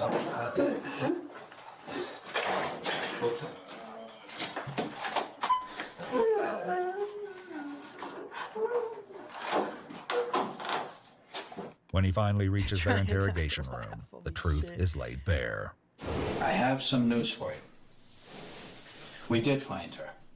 She's alive. God, thank you. I don't care if they give me life. I don't care. I'm glad she's alive. Oh my God. Yo, chat. Okay. Listen, bro. I don't know how many of y'all are going to be pissed that I'm about to say this.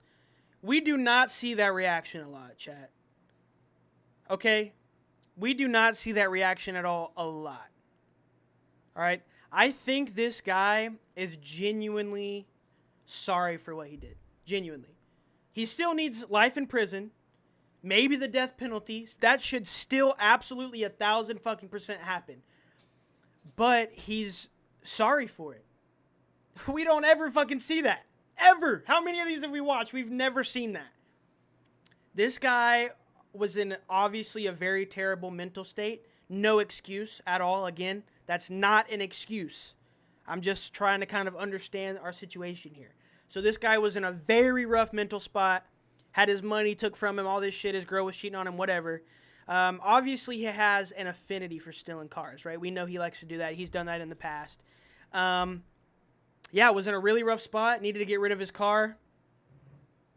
I don't think he's scared to go to prison for life. He's been in and out of jail before. He knows where he's going. I think he genuinely is just sorry, man. Which is fucking rare, because we never see that ever. I think he's genuinely glad she's alive. I think he's genuinely, happy about it. Because, Chad, we don't see this, man. We watch a lot of these. I'm not, no expert or nothing, but I feel like I'm pretty all right at, reading people and kind of understanding people. I think this guy he's genuinely sorry. I think he's genuinely sorry. As he said, he doesn't really have a record of violence. I think he just kind of snapped. Again, not an excuse at fucking all. He should still absolutely, whoa, hold on. Anyway, he's still absolutely a piece of shit, still absolutely a terrible guy, still absolutely deserves to go to prison for life. But it's just, again, kind of refreshing to see somebody be remorseful for their heinous actions. She's alive. Okay. I had an opportunity to talk to her. Oh my God. That's why it took so long. Oh my God. Thank you so much. But the detective isn't satisfied that he's told them the whole story, as he neglected to explain why she woke up with her clothing disheveled, and failed to mention he used his own belt to strangle her. I was totally intoxicated. Some things I forgot. She can tell you that. I was bombed. So I drank a lot. Okay. Because they got the nerve to do that. So if I forgot something or whatever, to do something like that, it wasn't me, Steven Silva. It wasn't me. I got drunk on purpose to show it. Okay, so you were really intoxicated? Again, Did you not take an any excuse, drugs? bro. I had a pretty severe drinking problem for 2 years, guys. Pretty severe, right? I did some pretty stupid shit, right? Never killed anybody. And you still know the difference between right and wrong when you're drunk. Okay? You still know the difference between right and wrong when you're drunk. I don't give a fuck. I don't care how I've been blackout drunk so many times. Brother, you still know the difference between right and wrong when you're drunk, okay? In fact, in my experience, I know the difference between right and wrong even more so. It's like everything I'm doing, I'm like, oh my God, is everybody going to make fun of me for doing that now? Should I not have said that? I think you're even more hyper aware of if what you're doing is right or wrong when you're drunk, bro. some weed and did some meth. Okay. So Okay, weed, so- meth, and alcohol. Yes. That's Okay. a rough concoction. dude. Listen, The weed's not that crazy. I mean, I've never mixed weed with meth and alcohol, but the meth and alcohol is a pretty fucking crazy combination, dude. Buddy was definitely rolling, man. I just want to make sure that Again, we're not on an the same excuse. He page. knew the Stephen's difference memory between right and appears wrong. to People on return meth as he still know the finally difference admits to between right using and the wrong. belt in his all right? attempt to end her life. This belt was later recovered from a trash can at the Providence police station. Can I tell you something? Yeah. Not being a piece of Yeah. I don't know how she survived. I choked her so many times that I don't know how she survived. I don't need that. Sir, I don't. 'Cause She's she's a strong fucking woman, beast, man. I know. God's got her covered, boy. Man, I was so drunk and I scared. And you know, I was on the run. You check my record. Everybody's looking for me. She prayed a lot. Oh my God. I kept saying prayers in my head, please God, just let me get through this, you know, and I go home to my What a- family. what an No absolute matter what he does, I want to go home. Thank God, I'm sorry. That wasn't me. Look at my record. I got no violence on it. Well, the good news is you don't have a murder on it. Okay? That's what we have. That's the good news, right? No, but there goes the sheet of life. I don't care about the time. I need help, man. This ain't me. These tattoos. This is all fake. My brother did this for me at the house. I'm not even a tough guy like that. I don't get the blessings. And I did it. I keep picturing what I did to her, and it's me insane. I'm not a monster. I am a monster. How do I fix me what I did? How? I don't know how to live with it. One step at a time. Chad, this guy is genuinely remorseful, man. Like, genuinely, he's remorseful, dude. Again, doesn't change his actions. He still deserves to go to jail for his life, but I mean, he very strongly regrets his actions, and he doesn't regret them because he got caught. I feel like he genuinely regrets them, and he knows he did a terrible thing to a really nice person. I mean, again, like he's saying, we haven't heard anything from his record about violence. I think he was just, I mean, in a fucking crazy mental spot. The meth and alcohol definitely didn't help, and he made, you know, the worst decision of his life. And now he's going to live with that for the rest of it, baby.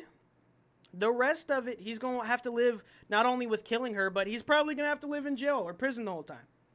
And I think, you know, I don't think that's a bad thing. I think maybe that's where he kind of needs to stay, you know? He's saying he needs help. I feel like he'll get it in there. And he also, you know, won't have the opportunity to do any fucked up shit like this again while he's in there, you know?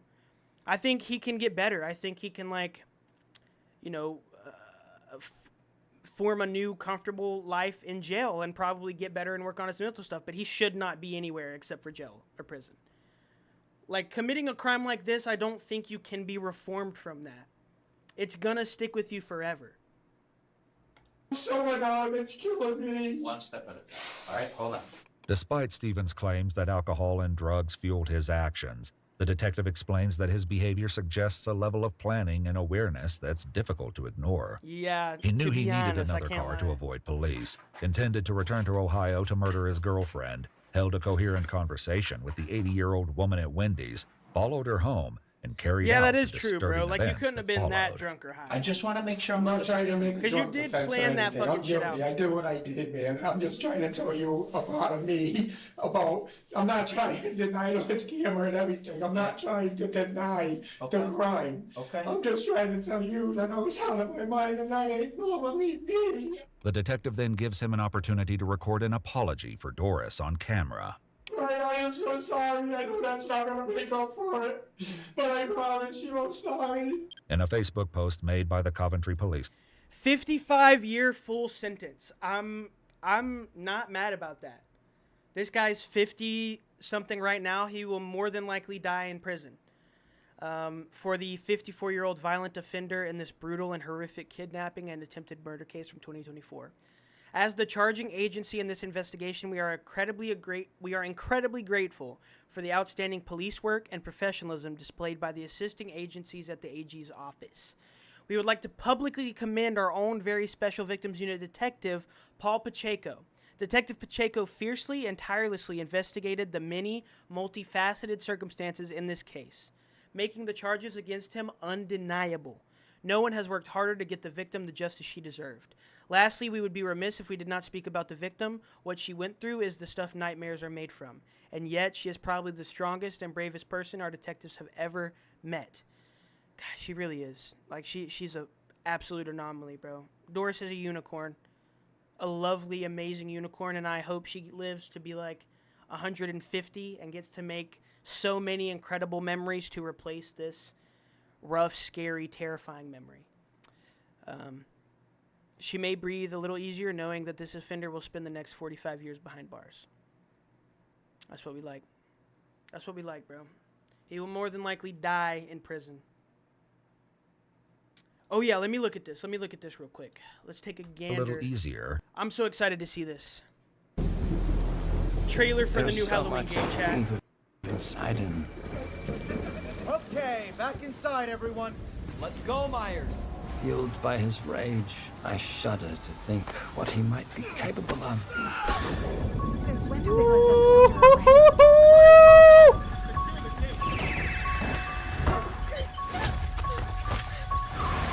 I knew what would come next. Golly, that's a tight little group. Every soul unfortunate enough to cross Michael's path would suffer. No one knew of the evil that was walking among them. Unreasoning, relentless, evil. But sometimes I think the truth was something much more terrible.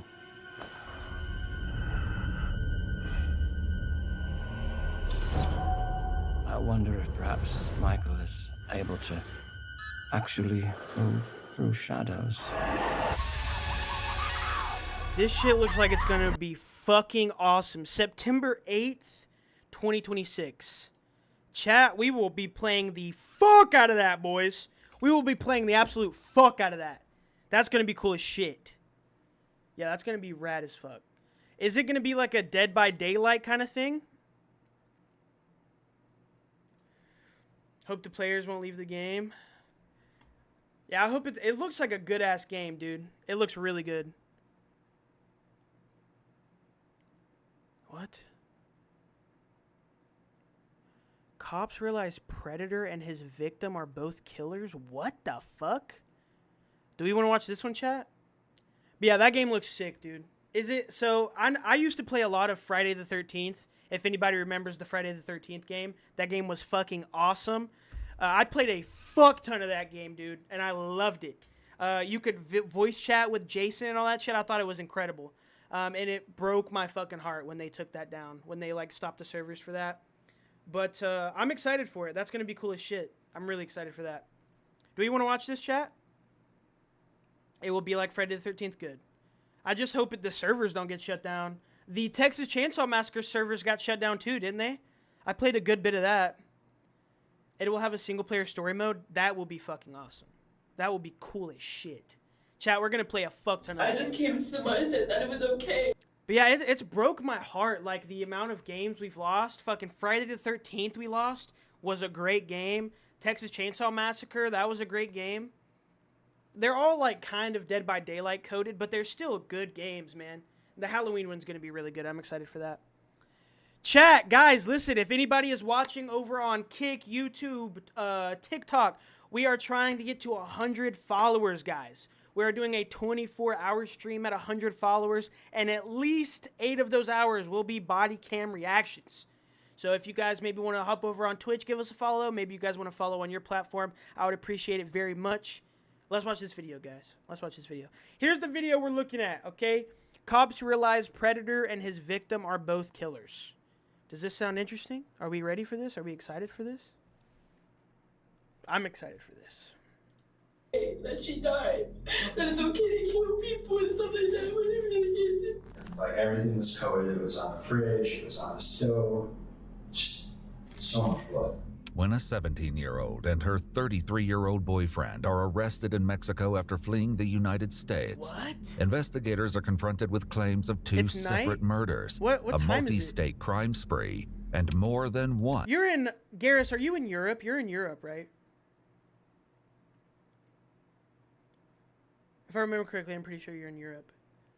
Yeah, because you guys chilling barely confession. have AC, right? I wanted to be. Almost 12. Damn, bro. I appreciate you A spending your retired night with detective me, man. with That's awesome. multiple law I enforcement appreciate you being here qualifications that late. That is analyzed fucking this rad. case. On May 5th, 2023, the Canton Police in Ohio receive a troubling report of a missing minor. A detective immediately reaches out to coordinate with the Sylvania Township Police Department. Hey, I am investigating a possible kidnapping involving a Jonathan Jones. They were stopped in Arizona by the Border Patrol in a Nicole Jones vehicle. That's Jonathan's mom. Her son, Jonathan, was with a 17-year-old official missing, Caitlin. However, this wasn't the only reason authorities were currently looking for her. Now, the 17-year-old girl that is with Jonathan, who has a nationwide pickup, texted and said that they murdered Jonathan's mother, somebody else, and set a house on fire. What Following this the alarming fuck?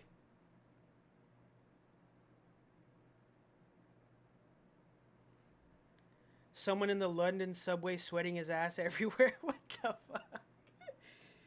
I don't know how hot it gets in London, but like it's usually like 100-ish degrees where I am right now.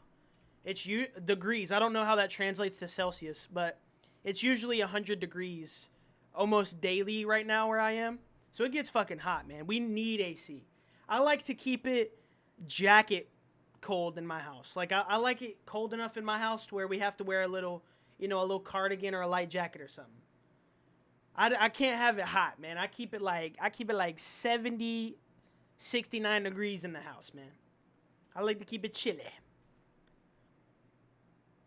Yeah, that is true. That is true. I get why people in Europe are mad all the time, dude. I'd be fucking mad if I didn't have AC too.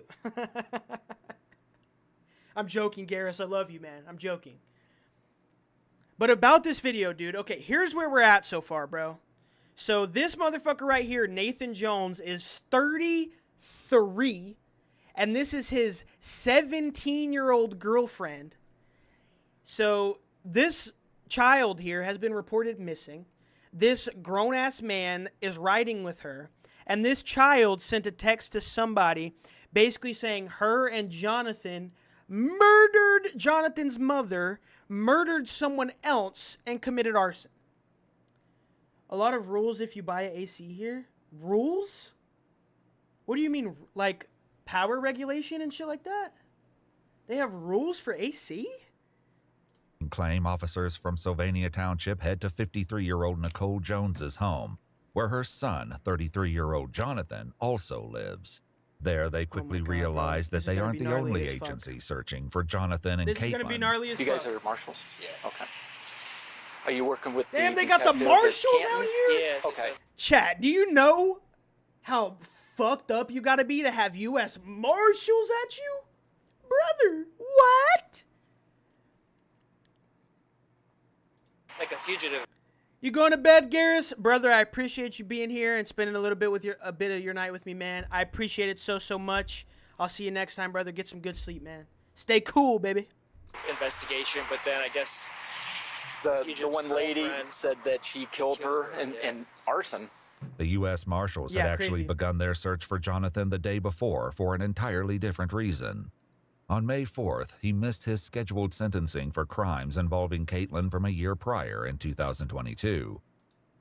Involving Caitlin? So they've had like an ongoing relationship, bro. What the fuck? So what time are we at right now? Is this recent? August 17th, 2026. So this is pretty fucking recent. So he's still fucking with this girl in the big 2026 when he got in trouble for texting her back in 2022 because, again, she's a child and he is a full grown-ass man adult. So he's already been in trouble previously for fucking with this girl, and he's still fucking with this girl, and apparently they murdered a few people and committed arson together. What the fuck, chat? You got your seatbelts buckled in, or you sitting down, you got a snack? This is going to be a fucking crazy one, boys. However, investigators now suspect there's far more to Jonathan's disappearance than simply fleeing his sentencing. This information is third hand, but we know her car is, and because we know the Border Patrol stopped that car down Douglas, Arizona. It's now in Mexico? We don't know. They're trying to find it right now. They got an airplane up, and they're trying to locate it and all that kind of stuff. Okay, so it was. But this is pretty concerning. Inside the home, there's no sign of Nicole. There's also no obvious indication of foul play or arson, leaving it unclear whether Caitlin's claims are true or not. It wouldn't be long before that uncertainty gave way to a far more disturbing reality. Well, it's the point of, okay, if she's not in there, it's like they could have taken her somewhere else, so we have no idea what's going on. 3 days later, on May 8th, Mexican authorities report that Jonathan and Caitlin have been found in Chihuahua driving Nicole's vehicle. Damn, boy, they went all the way to Still Chihuahua, no trace of Mexico. her. Holy shit. They're handed over to the FBI and brought in to speak in El Paso, Texas. Got him. Here, investigators uncover a story far darker than they anticipated. First to speak is 17-year-old Caitlin Coons, who tells them everything has been completely blown out of proportion. There's nothing like deep, like, oh, I went on a killing spree. No, it's not what happened. Okay. And I came to Mexico because I was looking for a new beginning. Despite Caitlin's words, she's sitting in a do you mean? closed-off position, arms hugging her body. What do you mean to it's comfort not a her. big deal? You texted someone that you murdered 2 people and lit a house on fire, pimp. A bit of a big deal, okay? Bit of a big deal. Kind of important, no? Kind of important there, guys. Maybe that's just me. Herself. And then out of nowhere, they started posting stuff. And that's when the Mexican police were also like, why is it showing all this? And I was like, I don't know. Like, they just now started putting things up like that. Who started posting stuff? Apparently, they're saying the U.S. Marshals want me. They said that the National Center of America wants to talk to me. I talked to my local police. Golly, and boy, they said she's that got they were gonna be fucking taking me 6 out stars. for Holy missing fuck. because I wasn't even supposed to be put in as missing. Were you missing at one point? I was last year. There's far more to the story of Caitlin's disappearance. Chat, listen, bro. I don't always want to blame the parents, but what the fuck are this kid's parents doing, bro? What the fuck are this kid's parents doing? She got in trouble. Well, she got in trouble for talking to a grown-ass man back in 2022. And then she's been missing on the run with this 33-year-old for how long? Like, you gotta have some shitty fucking parents to even think you can make those decisions, bro. Shitty Since fucking last parents. year, including her troubling history, which comes up in Jonathan's interview. Jonathan, a former member of the U.S. military who is currently unemployed, An army spoke guy, with the of FBI course. on May 11th, 2 days after Caitlin's interview. I knew a little bit about her past. She's been a runaway since 13, or 12 or 13. Since fucking teen? You've been a runaway since 13? Bro, I cannot help but feel bad for her, dude. She's a child. Where are her parents? That she's been a runaway since 13. And she's got to shack up with some 33-year-old, bro. Yo, chat, if y'all got kids, man, take care of your kids, y'all. Make sure they know the difference between right and wrong, bro. Just show your kids some love, bro. I know she used to prostitute herself out and stuff like that, and do whatever she had to do to survive. At 13 years old? What? Okay, now I don't have an issue blaming the parents because there's no other way she would be in that situation, bro. She shouldn't have to be doing that shit to survive. As a teen-year-old? How is this a thing in America that there are children this lost? Children with no guidance this heavy? What? It makes me sick, There's also bro. learned that 4 months earlier, Caitlin suffered a traumatic brain injury from a serious car accident while high on fentanyl. While her past may give some insight, for Bro, this now, Caitlin poor describes kid, that man. during her arrest, the Mexican authorities were concerned about the age difference between her and This Jonathan. poor fucking kid. She got in a car wreck while on fentanyl. Where is anybody in this young lady's life to teach her and mentor her and take her under their wing and show them good life? Where is that person, bro? What do you mean she got in a car crash while on fentanyl at 13? Bro, I feel so He was bad like, for this well, fucking the kid, two bro. ages are really bad, and I was like, actually, I know it's actually illegal in Mexico. The only That's still time disgusting, someone bro. can be with someone above the age of 18 is if they're doing something, then the person has to be 18 for someone to be dating somebody above 18. And I was like, I know that, and we haven't been doing anything. I just came here with him, and he happens to be my boyfriend. Jonathan also discusses the nature of his relationship How with does she Caitlin. think that's okay, Would it be bro? safe to say that you guys are in a relationship? Yes. Like, how does she think that's normal? That's what's breaking my fucking heart, is she thinks something like that is okay and normal. Nobody has been around to teach her, like, that that's not an okay thing. It's just gross and despicable, man. I feel so fucking bad for this kid, bro. How you and Jonathan been dating? And this 33-year-old fucking gross punk In October wants to- 2022, this Caitlin gross ran- motherfucker. Chat, this is, let me put it into perspective for you guys, so you can understand how gross this fucking guy is, right? He sees this child with no guidance, no support system, nobody teaching her, and he says, oh, you know what I'm gonna do? I'm gonna chalk her up full of drugs and manipulate her and convince her to help me kill my mom. This 33-year-old man. ran away from a treatment center for an eating disorder and was reported missing. And I ended up running into him, and so that happened. I gave him my phone number, and that was it. How are you and Caitlin know each other? We met through a dating website. You were on what website? Mingle too. Caitlin later claimed Jonathan stood outside the treatment center with handwritten signs asking her to leave. He was 32 at the time. She was 16. Well, we were together for like 2.5 weeks. I got arrested. Well, we both got picked up in Wood County for walking to a gas station at 5 o'clock in the morning to get something to drink. Jonathan's account of his first arrest in 2022 leaves out some of the more troubling parts of the story.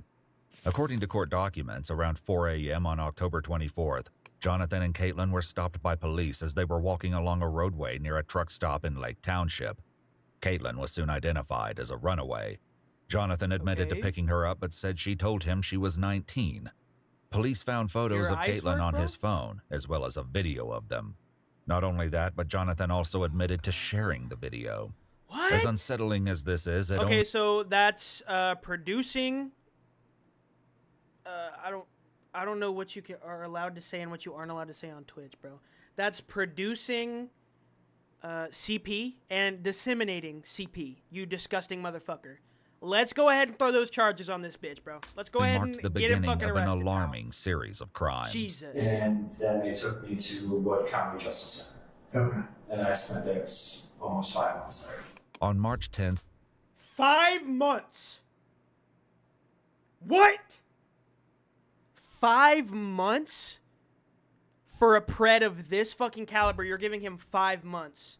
What is the justice system, he bro? entered a What? guilty plea to one What? count of endangering children and one count of attempt to commit pandering. He got offered a plea deal. He got offered a plea deal. Obscenity involving a minor. The other counts were dismissed. Jonathan was released on a personal recognizance bond with an ankle monitor while awaiting sentencing. Though he was ordered to have no contact with Caitlin, they started talking again over Facebook. We chatted for a couple days, and the next thing you know, she showed up at my door. In April? End of April. Yeah, end of April. Okay, end of April. Caitlin had arrived at Jonathan's mom's house only 3 weeks before these interviews with the FBI. He was living with his mom to help around. Living with his mom to help around? Yeah, his mom is like a cool type of mom. Like, she likes to play card games, go on walks, you know. You know, when we were trying to, you know, take her to Mexico, she didn't want to come because she was talking about her Superman boyfriend. And I was like, she said that she was apparently dating Superman. I was like, oh, okay. I'm not going to stop you there. I think she's honestly getting to that age. So she was gonna go to Mexico with you guys? What? She was gonna go with you guys? No, she wasn't.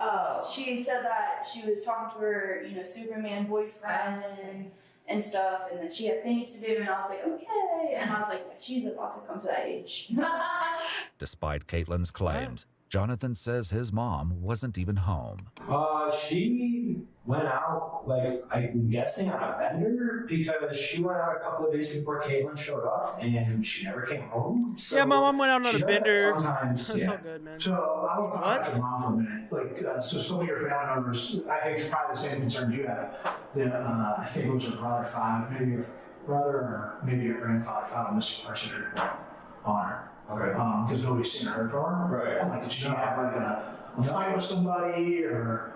Imagine the son. Is it not weird the son did not file a missing persons report? And she did not want me talking to Caitlin. She didn't want you being a fucking pred? Wow. Is that wow? Your mom didn't want you to be a predator. See each other. Wow, holy shit. Whatever, and she just was not happy about that at all. She was like, "No, as long as you're living under my roof, not happening." Blah blah blah. W mom, let's go. Yeah, I mean, because I feel like we talked about what happened in Mexico. I feel like I know where everything there is to need to know about if there was to be something, and I am ready to get back to America. So. I got that, and obviously I can tell that you're getting like a little bit upset. You know, I am, because I'm not, like, I'm literally in whatever this is. There's jail cells by there. I'm sitting on this metal thing. Yeah, girl, you texted someone that you just committed 2 murders and burned down a fucking house. Yeah, no shit. You're not even in handcuffs. Like, I'm sure you're fine. You literally texted someone that you murdered 2 people and burned down a house. We don't know if it's true yet, chat. We're gonna see if it's true, but, like, no shit, dumbass. Like, obviously you're in a holding cell right now. Why would you text something? Why would you text something like that and then be surprised you're sitting in a fucking holding cell? Be out and about. So, I'm ready to leave, that's all. Okay. Hey guys, if you don't want to go to jail, don't do crimes. So we do have some And more don't text questions. people that you did crimes. Tell me about this Facebook message that you sent.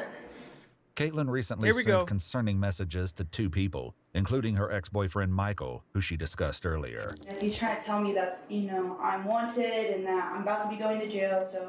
Why would he say that? What?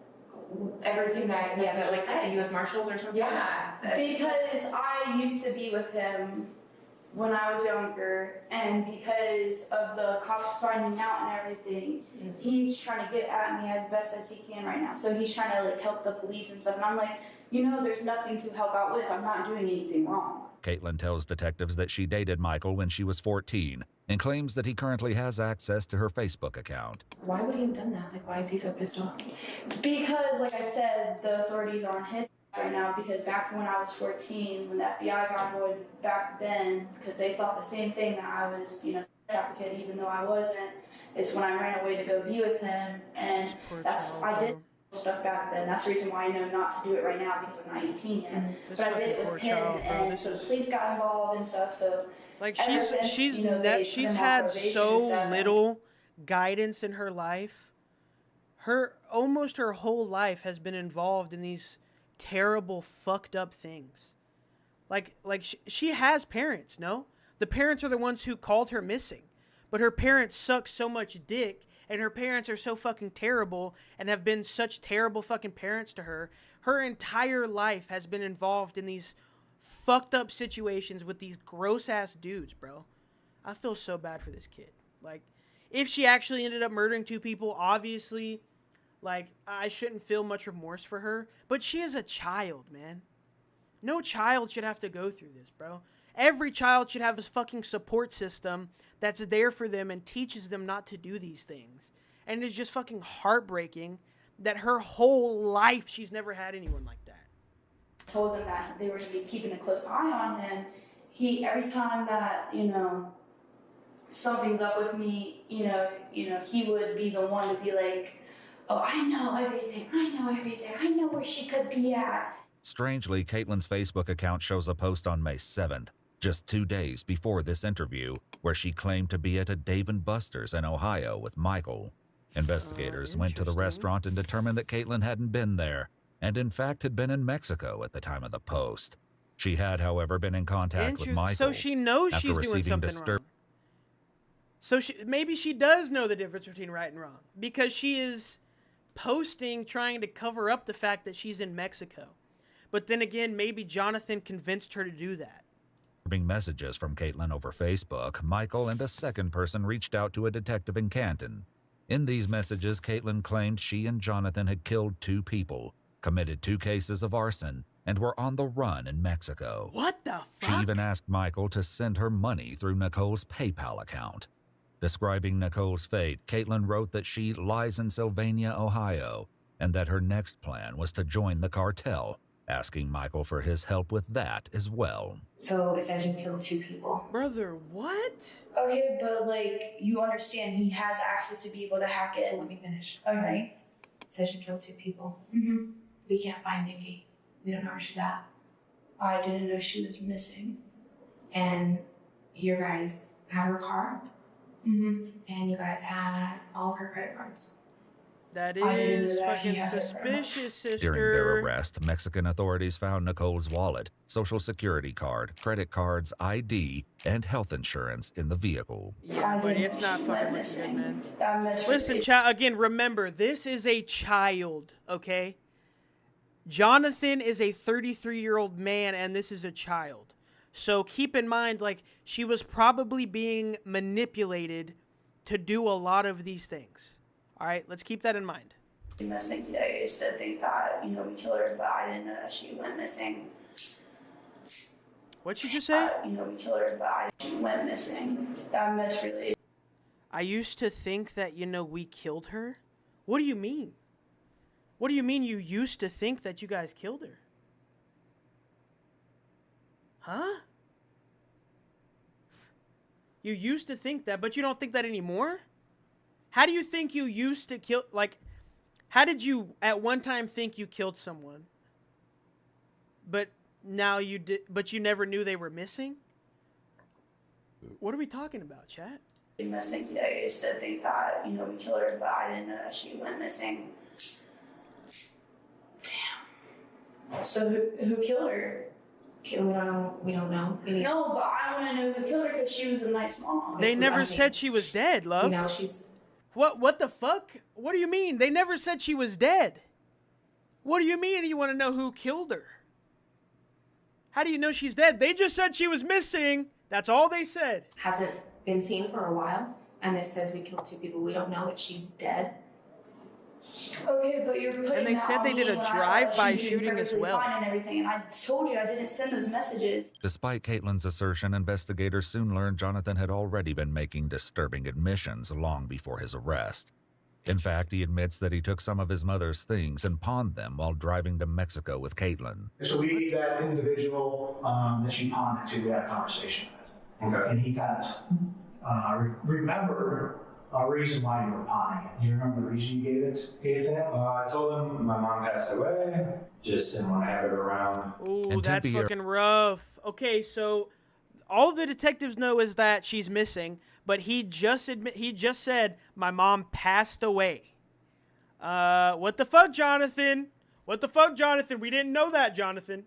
We did not know that, Jonathan. What are you talking about? Arizona, Jonathan pawned women's jewelry, and in El Paso, Texas, he sold a pistol and empty pistol magazine for $80 before entering Mexico. So is your mom deceased? No. How do you know that? Oh, I don't think she is. Last I know she wasn't. Jonathan, bro, you're just fucking yourself up, pal. You're digging yourself a fucking hole, he Jonathan. claims that tensions between his mom and Caitlin had been brewing for a long time. I do know that both mom and Caitlin have Hey everybody, said hey about each guys, other. hey, I just want to pause this real quick. Hey, if you're watching on Kick, you're watching on Twitch, you're watching on TikTok, you're watching on YouTube. Hey, if you wanted to drop a follow, I wouldn't mind it, pal. It'd help me out a lot. It's free if you're enjoying what we're doing over here. Anyway, back to the video. Sorry guys, I got to do that like every hour or so, you know, just in case. You know, if one or the other interfered with something that they would go to the extreme about, like. What is this? Oh, it's a disposable package, like a weed disposable saying, package. let her be crazy. She tries something, I'll shoot her, blah, blah, blah, blah, blah. And I know Caitlin has said on numerous occasions, like, if your mom tries to stop us from being together, then I will take action in my own hand. So when we talk to him, and he's going to try to point the finger at you, we're trying to help you. There's a difference between being 17 and being 33. Okay. Hold on, Chad. Sorry, I had to pee. I had to pee, Chad. But let's listen to that again. Let's listen to that again. We're trying to help you. There's a difference between being 17 and being 33. Damn fucking right, chat. As we're sitting here watching this interview, I know this chick is gonna, like, this child, again, this is a child, is gonna sound like probably evil and shit. She has not had guidance her entire life. She has been being manipulated and taken advantage of by older men her whole life. It is fucking disgustingly sad, the hand that this young lady was dealt and the situation she ended up in because of it. But again, let's remember she is a child and has every chance at redemption possible. She barely knows the difference between right and wrong, bro. Nobody's taught her. So this might be a good thing for her.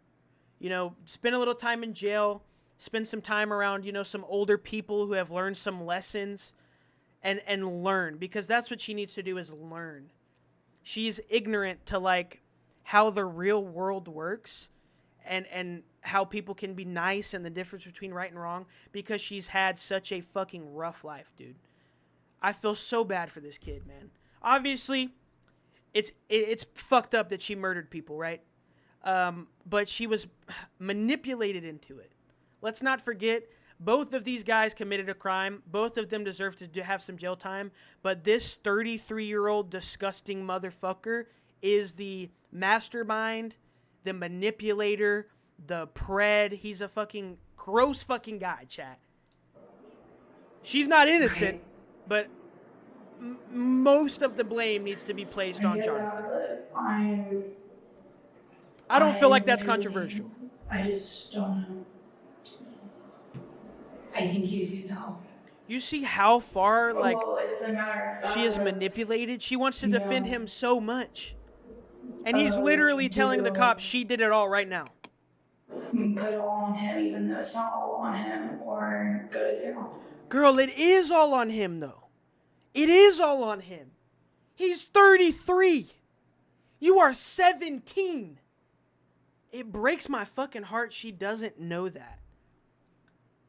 It breaks my heart, man. While investigators may have suspected Caitlin's involvement in Nicole's disappearance, they are likely unprepared for what she says next. It was on me. That was bad. Caitlin, don't stick up for that motherfucker, bro. I had 5 hours.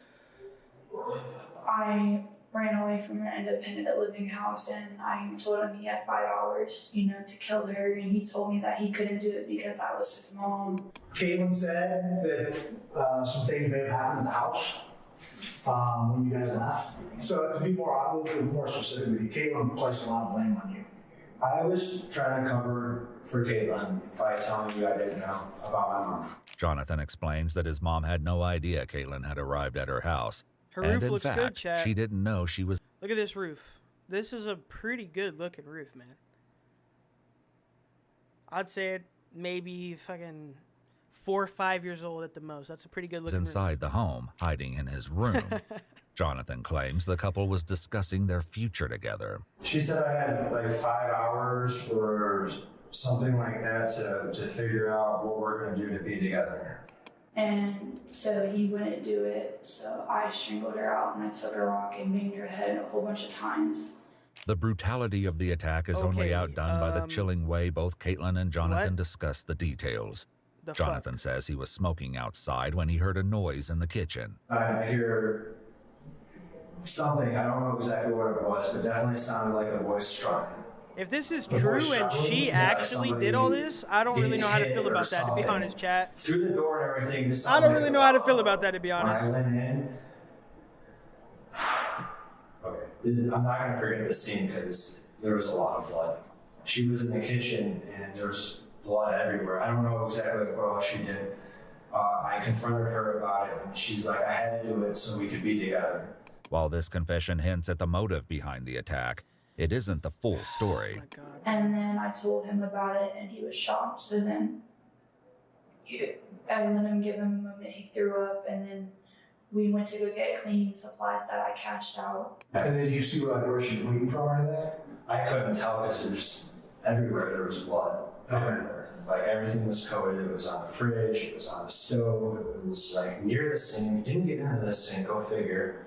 The one easy place to clean didn't go. Just so much blood. Brother. Was your mom breathing? No, I definitely went and checked for a pulse. If Caitlyn actually, bro, if she was actually the mastermind and everything behind this, bro, I still don't really know how to feel. Again, bro, she's a child, man. She's only 17. And she's been manipulated and she's been through a fuck ton of shit in her life. But if she's actually the mastermind be all this, I mean, that's just a little fucking evil, bro. Not a little evil. It's demonstrably evil. It's gross and disgusting, bro. Like, after that, fuck, we man. both hopped in the shower. So she I want to have like hope Following and this, footage you know, from Lowe's not say captures the anybody's couple evil calmly or purchasing anything a like that, tarp and but cleaning that is supplies, just a fucking including bleach, a mop, crazy and evil garbage thing, bags. I mean, she didn't seem phased at all. Like she almost seemed like she was. Why does this guy have a continuing Marine business Corps as hoodie usual. on when we know he was an Army veteran and didn't do shit in the Marine Corps? I got very high and I was tripping really badly. I was like, oh, that really just happened. Like, I really just killed your mom. And he was like, yeah, you did. And he started crying. And then I was like, I'm sorry. And then, you know, I had to toughen it up because then that was when I went to go hide the body. Caitlyn claims she was the only one to clean up the Caitlin's scene. kinda fucking However, crazy, bro. Jonathan contradicts her, a detail that would Caitlyn become is kinda critically fucking important crazy. later. Like, I know we used towels to clean up like where we were gonna lay the tarp because we didn't want to get blood on everything. But Caitlyn ended up putting those in a trash bag because it was also the night garbage came the next day, so we put those in the trash can for the garbage crew to pick up. I mean, they're both being not like moving on. surprisingly open and honest. Like, the detectives didn't really have to pry much at all. They were, I mean, both of them pretty much just sat in the chair and started singing. I mean, they must have got them some McDonald's or some shit. Oh no, they're in New Mexico. They probably just got them some good ass Mexican food. Shit, I'd talk too. If the officers bought me a fucking platter, man, some tamales and shit, I'm not gonna try to say it the right way because I'll fuck it all up. But some tamales, man, some steak, fucking arroz de camarón or however you say it. Fucking fuck that up so bad. The shrimp and rice, steak and rice, man. I'll sing like a fucking jaybird, baby. An area for the tarp, we got her onto the body onto the tarp, and we rolled it up and put it into the back of the car. Eerily, one of the initial investigators predicted this very thing. Hey, mom's probably in the trunk. And what? I said, that dude's mom's probably in the trunk. Oh, who knows? We did head out there. to Yo, get that guy's something to probably eat done this job because for I a needed to long get out of fucking the time. house Holy. And try to process everything, so we went up there for food again. So you had to walk there? Yeah. No, we drove up there with your mom? Yes. Okay. After going to a restaurant with his mother's corpse in the back Waffle of her House, vehicle, I they recognize a fucking disposed of her Waffle House body in anywhere, a baby. dumpster outside of an apartment building. Once again, Caitlyn insists she acted alone. This story, however, would soon change. With Thank Nicole's God, body gone, the couple decided to go on the run, first cutting off Jonathan's ankle monitor and then traveling through multiple states on their way to Mexico. Their crime spree, however, had only just begun. Finally said, she's like, man, that really did feel like a dream with everything that happened, doesn't it? And I'm like, yeah. Except for I can not get the image out of my head. She's like, I can't either. She's like, hopefully we could do more things like that. And I'm like, not trying to get in trouble. I don't want to ruin us being together because she's literally all I had at that point. Did anything significant happen in Tempe? Just, we started running low on money, so she tried to sell or get people to, buy like meetup time with her or whatever. Was there anything that was maybe firearm related that happened? This is so sad, bro. Yes. Caitlyn wanted to shoot somebody. In her Facebook messages, Caitlyn had stated she killed 2 people. But until now, only Nicole had I been want to reported say missing. this poor girl again, bro, but it's not. She's not a poor girl, bro. She's got like a taste for violence, and I guess some people are just fucking like that, Chad. I guess I want to try to feel some compassion or remorse for this child, but like it's a pattern. Like she continuously does some pretty fucked up shit, man. I can't really feel bad for her, no. I can't really feel bad for her at all. They're both fucked up. They're both pretty terrible people, man. I mean, it breaks my heart that this child is in all the situations she's been in. Obviously, like, if she, you know, had some guidance in her life, maybe somebody that could, like, teach her things, maybe a therapist, you know, she could reform and change, but she's never going to give herself the opportunity to do those things because she keeps surrounding herself with these fucking terrible people. And again, if it's true and she's actually the one who murdered both the guys, then, like, I mean, that's just kind of fucking evil. I can't really feel that bad for it, you know? I also killed another person in Arizona in a drive-by. What? I don't know who it was. Okay, listen. Them killing the mom, there was a motive behind it. A disgusting, ridiculous, fucked up motive, but nonetheless, there was a motive. Her doing a drive-by in Arizona is genuinely just like, I'm going to shoot at this motherfucker for the thrills of it. That's just like a person who wants to kill people. I mean, that's just a psycho-sociopath, bro, who just wants violence. A drive-by in Arizona, which they've never been to. We heard about that earlier in the video. They've never fucking been there before. What? Also committed 2 arsons in Arizona in the middle of nowhere. Don't know what that was either. Okay, let's start with the drive-by. What happened? She just wants to commit crimes, bro. Gun and stuff and shot the person. And you know, some people just want to watch the world burn, I guess, like they fucking say. I washed off the residue of the gunpowder. But chat, earlier in the interrogation, she genuinely said she did not do anything wrong and believed it. That is what I'm saying, where it's like, she genuinely does not think the things she is doing are wrong. Because nobody's ever taught her. Genuinely, she thinks these things are fine. What? No, I was like, well, I killed someone, so I might as well kill another. It's believed that Caitlin used the same gun Jonathan would later pawn. Police in Tempe, Arizona reported that a drive-by shooting occurred on May 1st. Based on location data showing Caitlin and Jonathan's whereabouts, they believe Caitlin was responsible. Though she was sure she had killed someone, the victim survived. Despite this, he stated he thought it was a case of mistaken identity. Wait, hold on, one second. and did not want to cooperate in the investigation. The victim, okay, so the person she shot lived? May 1st, 2023. Okay, so this is a little older than we thought it was. It is believed that Caitlin was the person who shot the victim. So she genuinely did just kill all these fucking people. She wasn't even manipulated into it. She just killed these people. Chad, I can't defend her anymore, bro. She just murdered them.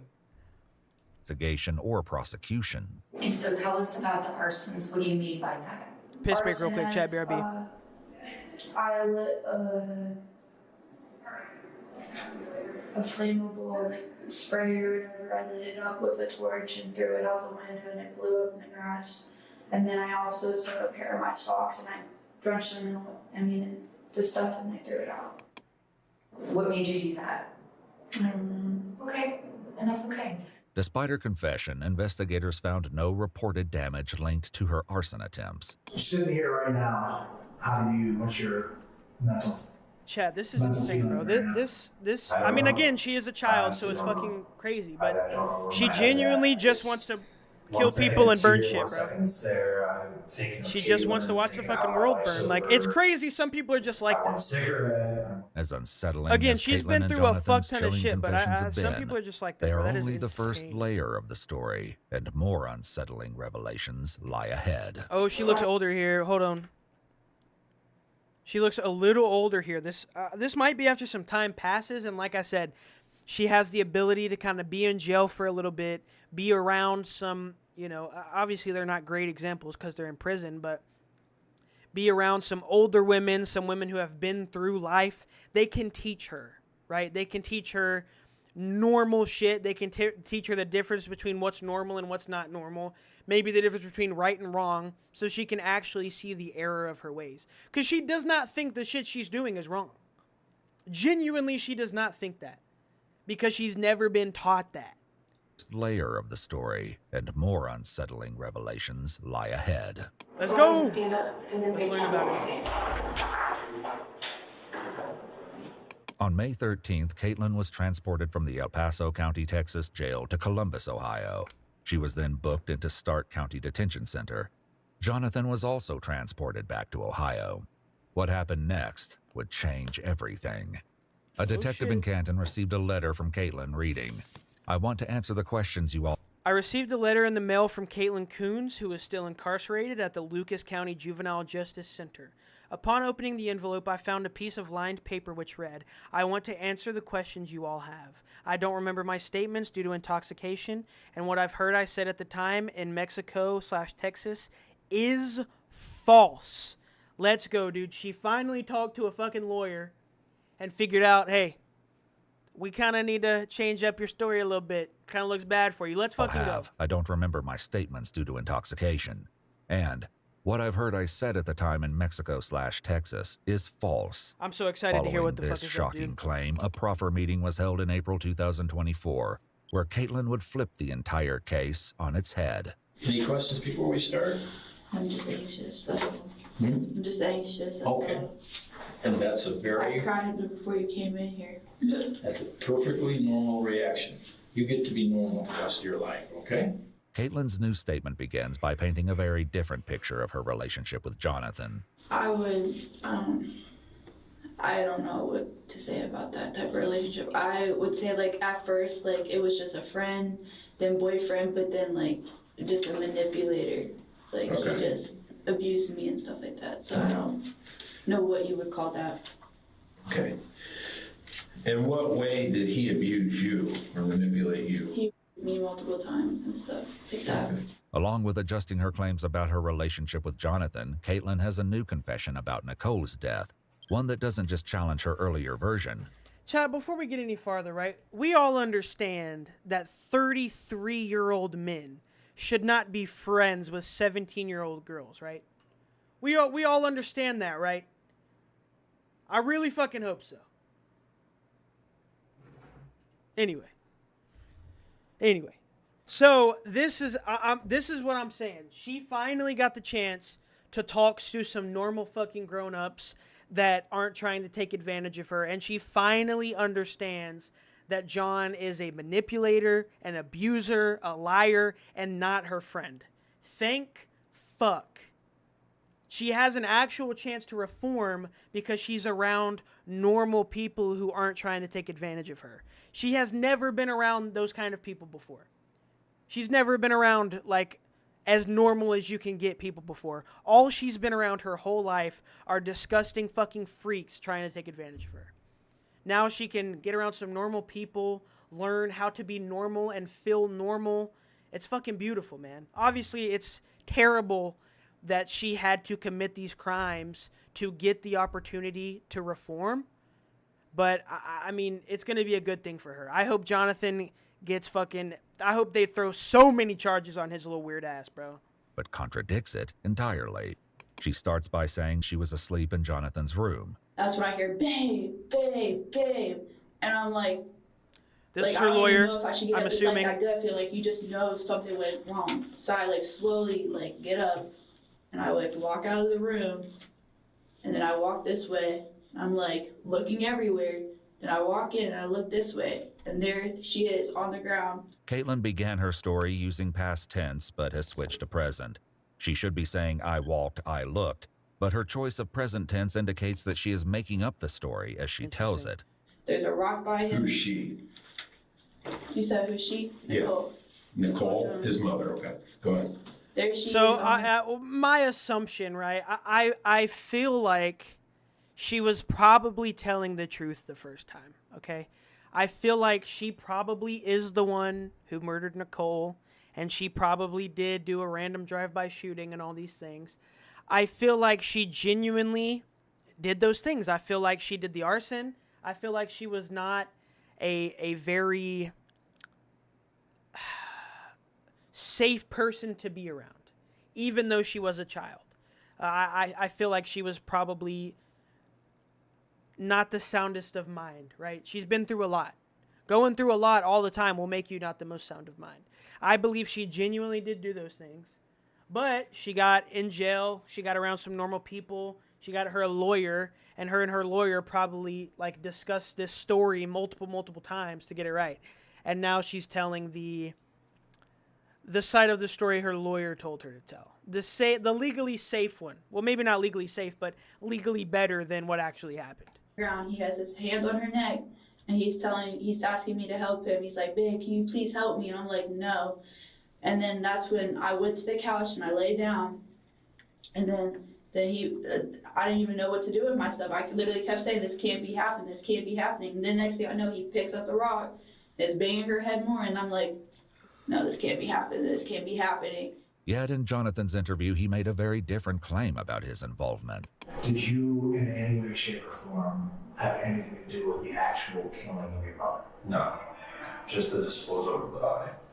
In her first interview, Caitlin made a similar assertion. The only part he helped in any of what happened is driving to Mexico, because he said that, to be able to get in Mexico, it needs to be an adult driving. Besides that, though, he didn't help with anything else. How I saw the situation with me and Jonathan was, I really just thought that he was somebody I love. Like, I really thought that, Harley Quinn or, Bonnie and Clyde type stuff or whatever. Like, I really thought that, I was just his, partner in crime, but I wasn't doing the crime. I was just there for him, because I loved him or whatever, and I didn't want to leave him, but I was also scared to leave him. Then why would you say, okay, let me ask you this. Who's Michael? He's your trafficker, okay? So he lives in the Canton area, right? Yeah. Okay. Did you exchange some text messages? Chat, unfortunately, she's kind of getting caught on her bullshit right now, and she's not handling it too well, man. Again, I genuinely believe her first confession was the real confession. I think she's the one who killed Nicole. I think she's the one who did the drive-by. I think she's the one who committed the arson. Just because the way she was telling that story seemed really honest. Seemed extremely honest. We've watched a ton of these, chat. We're pretty good at being able to tell when somebody's lying and when somebody's telling the truth. And, it just seemed like the truth. And this little spiel she's giving now does not seem like the truth. I think she killed the people, I think she was the mastermind, dude. And I think, now she's had time to reflect on it and, realize she's the mastermind and that what she did was wrong. And she's trying to get out of it. And the detectives are kind of catching her on her shit, and she doesn't like it too much. Sad stuff to see. With Michael telling him that you guys had killed Jonathan's mother. Valid question. I remember something. Yes, I did say that. Kind of getting caught in your shit, Caitlin. What were you trying to do? What were you trying to accomplish by telling? I was trying to get help with someone. I was trying to let them know. Despite this claim, a video was found on Caitlin's phone showing her laughing and smiling while in Nicole's car. We also saw them laughing and smiling. Well, we saw specifically Caitlin laughing and smiling while they were in the store buying cleaning products directly after she killed Nicole. She was laughing and smiling there too. Jonathan looked terrible, man. Jonathan looked pissed. Again, Jonathan is a fucking weird freak creep. He deserves to go to jail.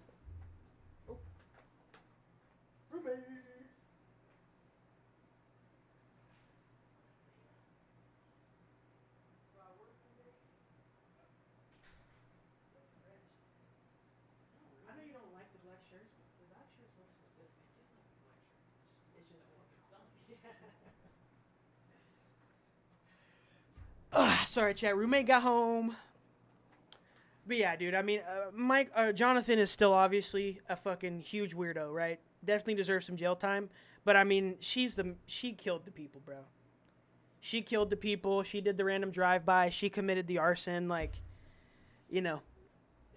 Ultimately, dude, most of the charges are probably going to be on her. Jonathan might get some accomplished shit. He should definitely get some shit for, you know, talking to her when she was underage. He should definitely get some shit for that too. But I mean, she's gonna get probably the murder charges and all that, you know. Following the murder. The video also shows a firearm in her purse. Oh shit. In fact, in her Oh, it's in messages to Caitlin's Michael, purse, too. her Of course it ex-boyfriend, Caitlin wrote, "My boyfriend helped kill in the first."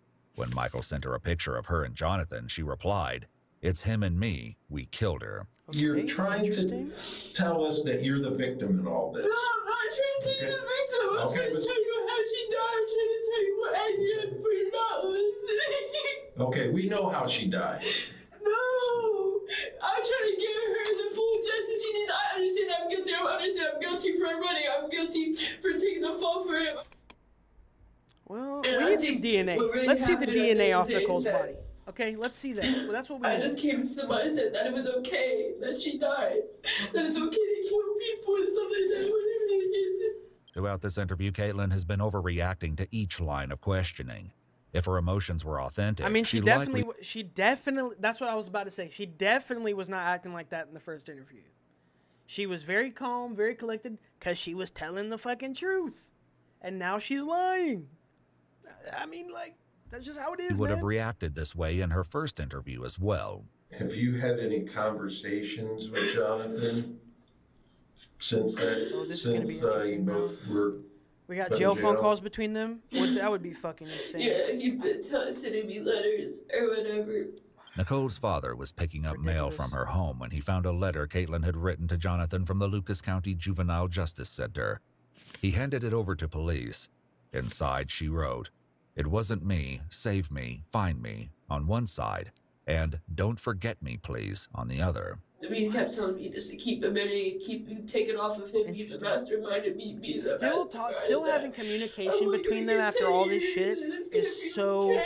I cannot wrap my head around He that. loves me and misses me. He can't wait to choke me and teach me right and all this other stuff. What the fuck? And he said he would kill a whole town for me, and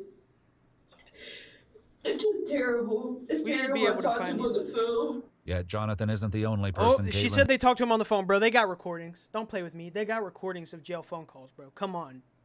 Everybody knows they do. We need to hear those phone calls. has been in contact with behind bars.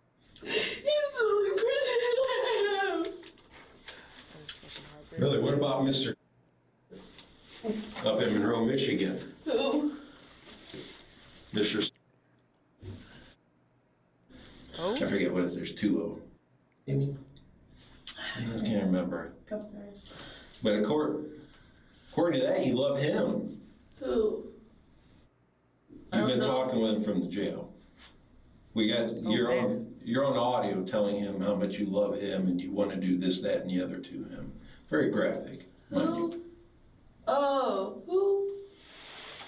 Are you talking about, I don't know who you're talking about. Does Jonathan know about him? No, Jonathan knows that my family, he has support or whatever, but he don't know about anybody else.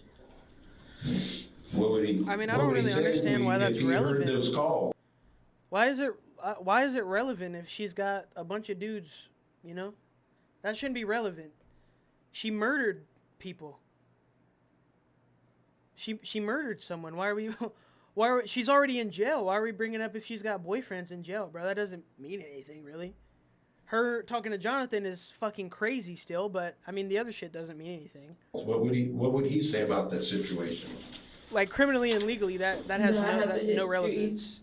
Of cheating. I have a pretty good understanding of Caitlin, and I don't know how much you know about her past, but she's a very well thought out and planned manipulator. I can definitely see that. If I were to look at both of your life histories and somebody were to say to me, which one do you think is a sociopath or a narcissist or whatever? Oh, bro, fuck. I mean, I can't lie. Like, he's kind of cooking a little bit, bro. Okay? Again, Jonathan is 33. This lady is 17. Jonathan is obviously a fucking weirdo. But, I mean, his criminal record's pretty fucking clean. She's, you know, she has a pretty lengthy record for being as young as she is, right? Again, I think it's just because she hasn't had guidance in her life, really. Her parents obviously fucking suck. And it's heartbreaking that you know, she's racked up the record she has. But, I mean, yeah, dude. She you know, she killed someone, brother. She's at fault. Okay? I mean, I don't give a fuck how young you are, bro. If you kill somebody, like, you know, you're probably the bad guy. They're both the bad guy, but when it comes to murdering, you know, all he did was help dispose of the body. She's like, I mean, come on, bro. It's kind of hard to feel bad for her and defend her at this point. Ever. It's not going to be Jonathan, okay? And I'm sorry that these things have made you this way. Yeah, I mean, it's heartbreaking. But it's... Girl, you can't really say you're not like that. You killed someone and then randomly shot another dude just for fun and then committed arson twice just for fun. You can't say you're not like that and do those things. Okay, all right, you are like that. And again, it is heartbreaking that the hand you've been dealt in life has unfortunately, you know, led you to believe that these things are okay. That is heartbreaking and unfortunate. But you did the things, right? You did them. We gotta kind of see and take accountability for the things we did so we can change, right? You're a youngin'. You have your whole life ahead of you. Unfortunately, you'll probably spend it in jail, but you can change, right? The first step, we got to kind of admit that we did these things and they're wrong, all right? We can't allow you to keep manipulating, okay? And that's been... I'm not manipulating. He's the one that did it. You're not listening. I'm trying to tell you for her sake. I did to provide for I'm not the one that killed her. And I need to call one know that please the first interrogation was a lot more honest, chat. Like, I know she's feeling bad. She's crying and we want to feel Nicole's bad for her. body had been placed in a but dumpster, the contents had been transported to a landfill. She was honest the first time. Due She to killed several her. factors, such as decided that a safety risk, contents had been transported to a landfill. Due to several factors, such as health and safety risk to search personnel and the likelihood of finding Nicole's remains, it was decided that a search of the landfill would not be undertaken. What? Her remains were never recovered, but the truth That is behind what insane. led to her murder is finally about to come to light. I was scared of him too. Please don't let him get away with it.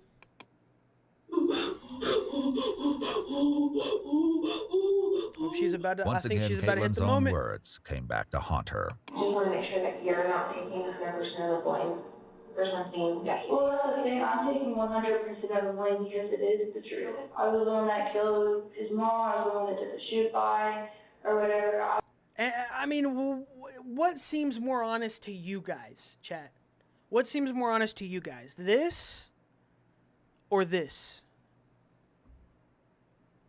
I was just, after killing her, I was like, you know, everybody else because they're always against me.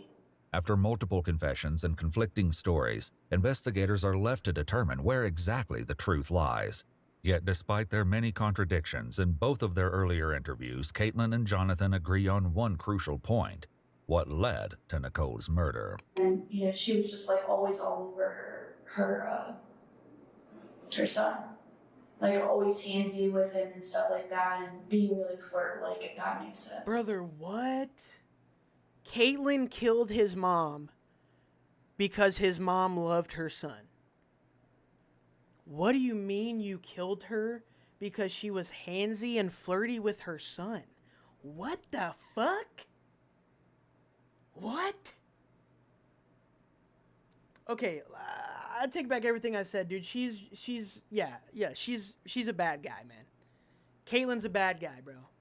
Okay? Again, it's not her fault. She's been dealt a really rough hand in life, but that is insane. The motive she has for killing Jonathan's mom is because Jonathan's mom loved him too much. Holy fucking shit. Like inappropriate? Yes. Okay. Okay, so not like an only son and mom relationship. A very inappropriate relationship. she doesn't want me to be happy, like over protective mom or whatever. And thinking about it, I think she had like a weird crush on me. Like, I don't know. I don't know how all that worked out, because I know from like. I mean, maybe the mom was kind of weird, but still, like. Before she went to this memory care unit, even said that how my mom like acts with me is just not normal. Do you think she deserved to act that? Yeah, I do. And I mean, it's not like she was about to die anyways. So it's not like it's literally, like, we all die at some point. It's not like she was literally about to die. She was literally How about to old die? was she? No, I'm meaning it as, like, she was old already. And people, all of us, people in general, we all die at some point. And she was literally close to that age of dying. So I feel like it doesn't matter if I How kill her or old was not. she? She doesn't look that old. She looks like 50 or 60, she man. gave me really two good reasons. She wouldn't let us be together, and she was very important. She wouldn't let you guys be together because it's illegal and wrong. Like, it literally just sounds like she killed her because she was a good mom. Appropriate towards him. And it's like, she didn't have friends, she didn't have family. So it's like, and honestly, it's like I killed a nobody. I really felt like it was a movie I thought that Jordan was not me. I thought that we're just gonna go off and be terrible together, be worse together. Caitlin's dreams of being terrible with Jonathan were dashed by the consequences of their actions. For Jonathan's first case in 2022, along with having pled guilty to endangering children and attempt to commit pandering obscenity involving a minor, he was also charged with vandalism and failure to appear after cutting off his ankle monitor and fleeing to Mexico. He was sentenced to 4.5 years in prison. I told y'all, man. He barely got hit with shit. Barely got hit with fucking anything. Let's see what Caitlin gets hit with. For the murder of his mother, Nicole Jones, Jonathan was charged with 2 counts of aggravated murder, murder, felonious assault, aggravated burglary, aggravated robbery, tampering with evidence, and abuse of a corpse. When told he would be arrested, he had one thing on his mind. Is there a way I can see Caitlin? Probably not. You're so fucking weird, bro. Jonathan entered a You're literally getting arrested and about to spend your life in jail, and the one thing you want is to see your underage girlfriend? What the fuck, bro? Lock him up. Lock his fucking plea ass for up. abuse of a corpse and Lock his aggravated fucking ass murder. up, man. He was sentenced to 25 years to life to be That's what we served like to see. consecutively with his other sentence, with the possibility of parole. Like, I wanted to be like I wonder if she'll get charged as an adult or Caitlin not. Coons was charged with aggravated murder, tampering with evidence, yep, she abuse got of a charged as an corpse, adult. felonious Oh, assault, shit. and murder. All right, they're gonna run you back, okay? Have a good cry. No. These detectives are heartless, bro. I don't blame them, though. He killed She someone. initially pled not guilty Joe, what's going on, Joe? How we doing, brother? for withdrawing and pleading no contest to aggravated Good to see you, murder good to and see you. abuse Glad of you a could make it corpse. today. Caitlin was sentenced to life in prison with the eligibility of parole after 25 years. Damn. Damn. They hit both of them with the book, baby. Good shit.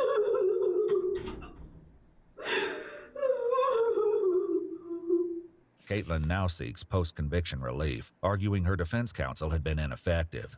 She's currently asking for her conviction to be vacated and to be granted a new sentencing hearing. Crazy as fuck. Yeah, chat. Don't kill people, man. You know what I'm saying? Hey, if you don't want to go to jail, don't kill people. You know what I mean? Pretty simple. All right. Let me find something else for us to watch today. Y'all want to keep doing some body cams and shit, or y'all want to hop into some games, chat? Let me know. Let me know. Hey, also, if anybody's watching over on Kick, YouTube, TikTok, if y'all want to drop a follow, I would appreciate it very much if y'all are enjoying what you're watching, man. Woohoo. All right, let's see what video we're going to head to now. Y'all want video or games? Let me know. Oh, this is a 49-minute documentary. The most twisted case you've ever heard. What do we think about that, chat? The most interesting case you've ever heard documentary? Are we running that? Looks like we're running that. Let's run that. After this one, we'll hop into some. I finally made someone pay for all that I've been through. I ordered the pizza. Holy fuck, this is gonna be crazy. What are we streaming on today? Joe, we are live on TikTok, YouTube, Kick, and Twitch today. All three, or all four. The big ones. The big ones. So I bought a beer. And so I took my blood pizza because somebody died for me to get this pizza. I enjoyed every deal about it, and I really did. Oh shit, let me switch back to our damn live scene, huh? There we go. Quick piss break, chat. I'll be right back.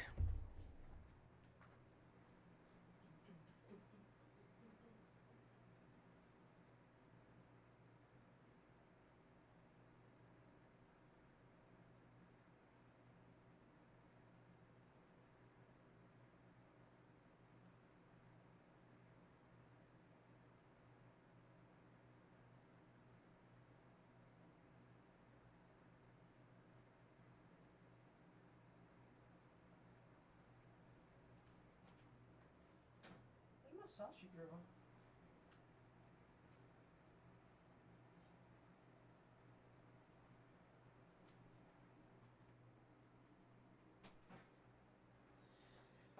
All right.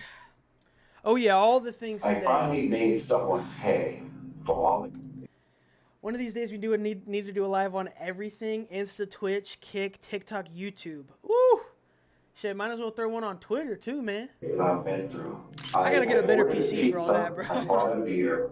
And so I took my blood pizza because somebody died for me to get this pizza. I enjoyed every deal about it. Buddy and I killed really somebody did. over a pizza? My only regret is that I hadn't killed 30 more sons of later. You remember when Facebook Live Located was in the paying Orlando, people to come Florida and stream over there, metropolitan bro? area, the idyllic suburb of Winter Park is an I wonder how affluent many, city, like, I wonder including how the many Park streamers Avenue are, like, district. Facebook exclusive Among streamers. residents of the exclusive area were Reed Berman and his son I'd be Oliver. interested to look into that. Reed, a successful I wonder what like the Facebook Live viewership is.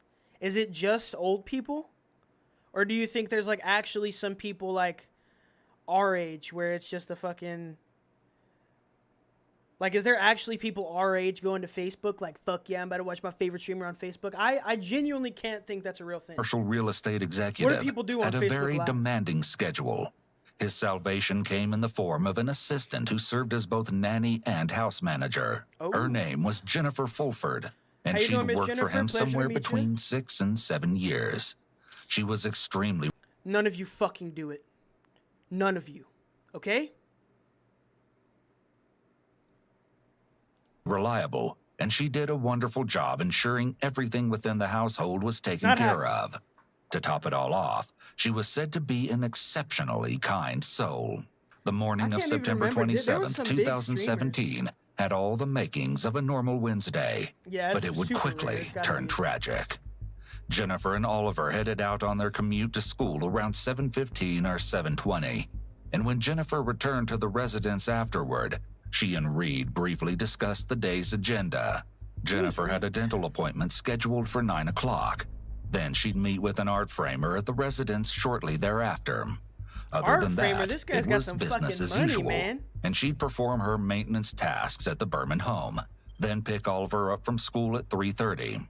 As for Reed, he was on his way to a breakfast meeting. They said Did a they say quick what this guy does goodbye, for work? I wasn't and paying though attention. nothing He's seemed got out of money, the though, ordinary, things were about to take a terrible turn. The first in I just came to the mindset that it was okay, that she died.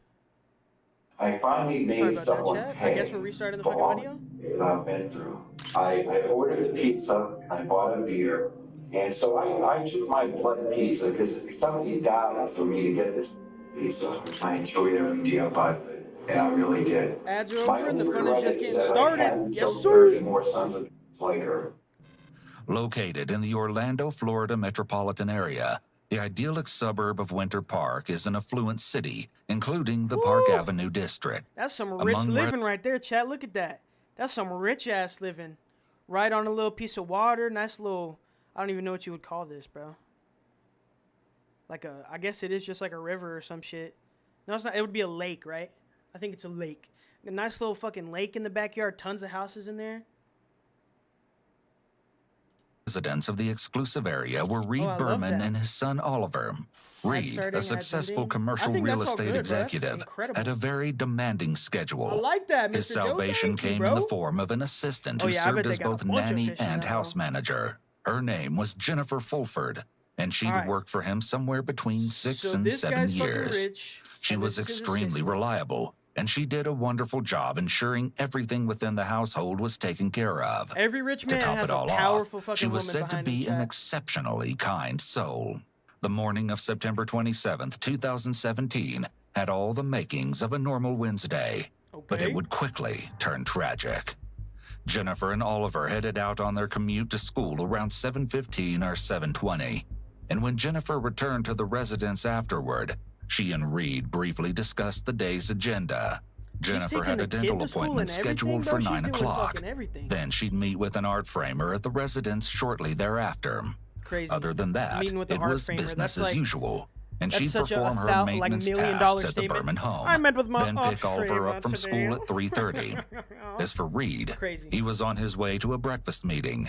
They said a quick goodbye, and though nothing seemed out of the ordinary, things were about to take a terrible turn. The first indication that something was off came in the form of a phone call from Oliver's school at 4 o'clock that afternoon.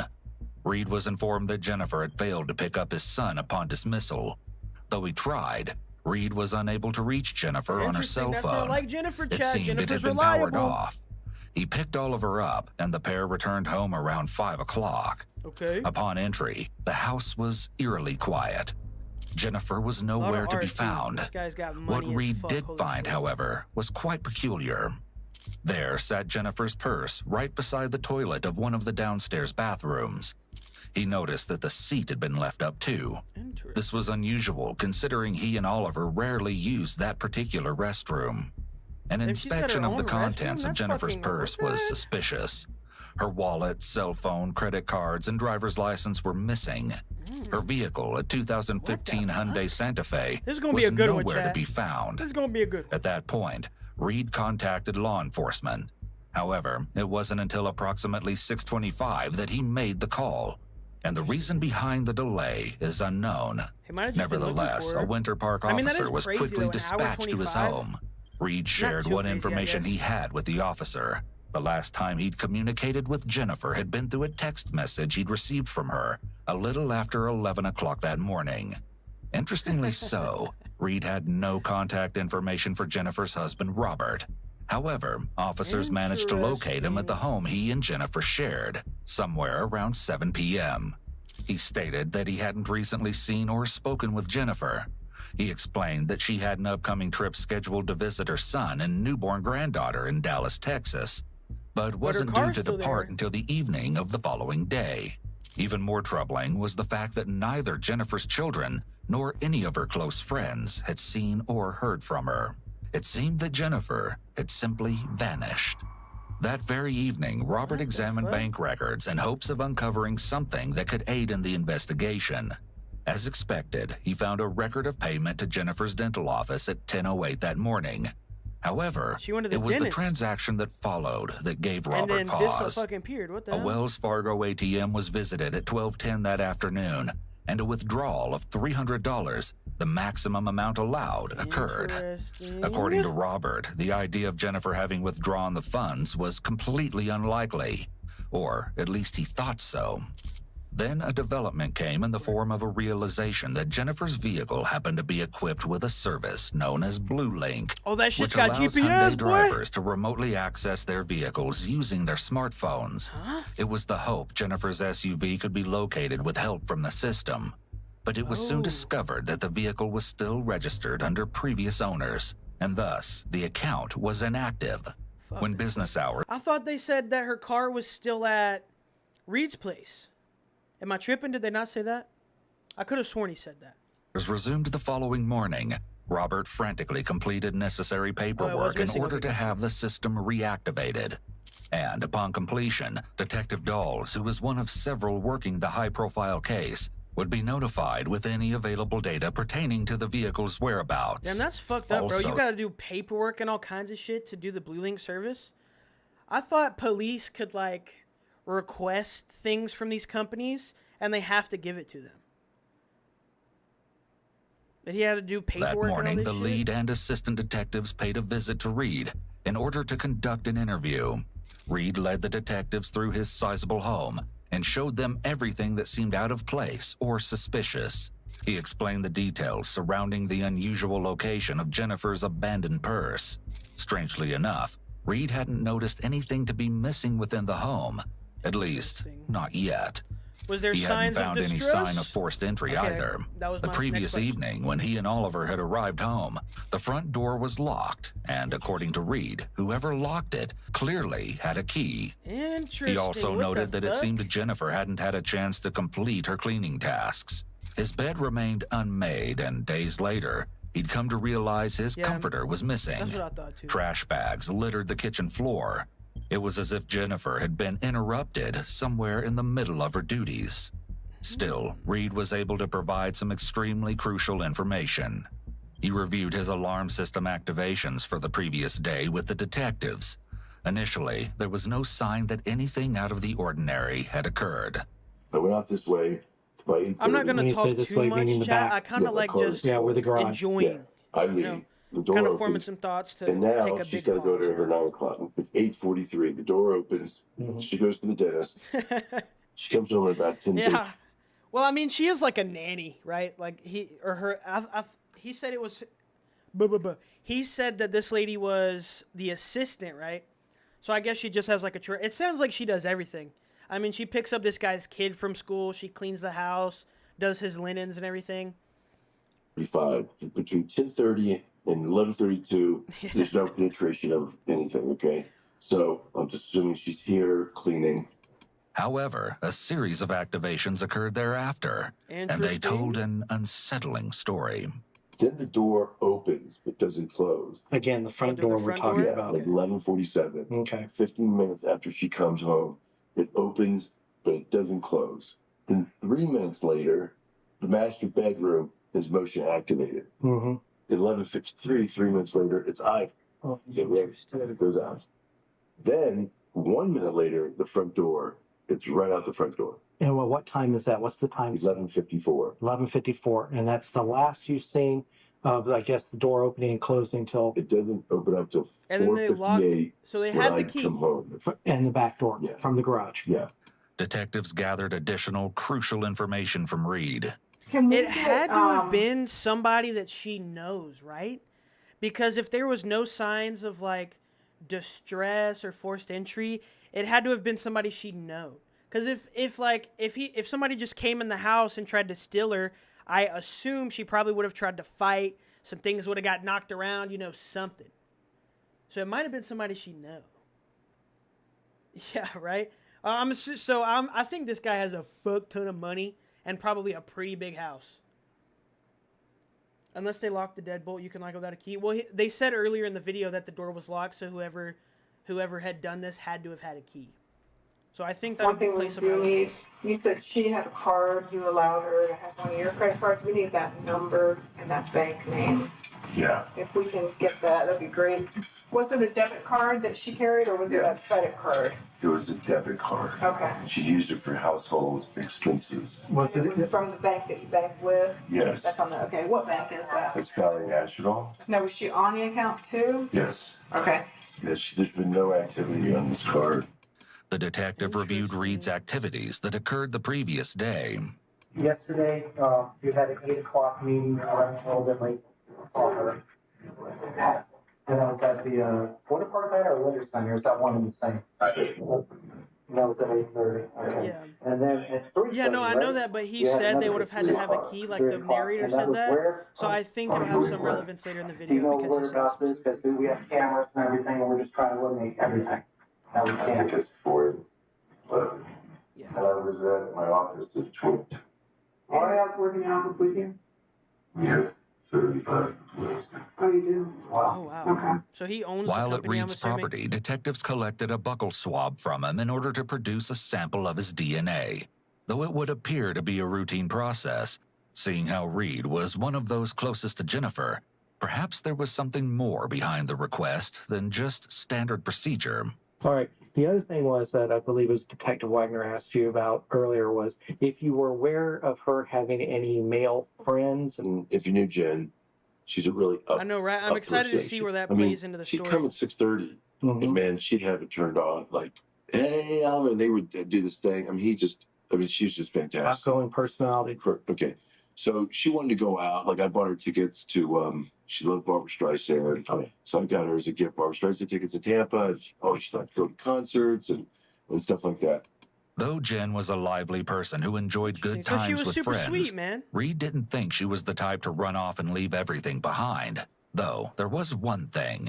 You mentioned something earlier about the Enzian. There's a bar there, and you say that she'd go there. Well, my friend, we were talking about last night, we were trying to figure out, like, we were going, okay, how could this happen? Right. Where we didn't think worst case scenario. We just thought maybe she went out and drank with her girlfriend, and maybe she had a little too many, and then it was just unusual that she would have done something like this. But my friend did say that he's seen her at the Enzian after work, after leaving here with her girlfriend. I don't know any of her girlfriends or whatever, but she liked to have a cocktail with her girlfriend. I had no idea that she ever even went to Enzian, but he said that's occasionally where she would hang out. This friend of yours, we may need to talk to him. Can you give me his name? Sure. Anything will help. Yeah. Can I just ask you a question? Sure.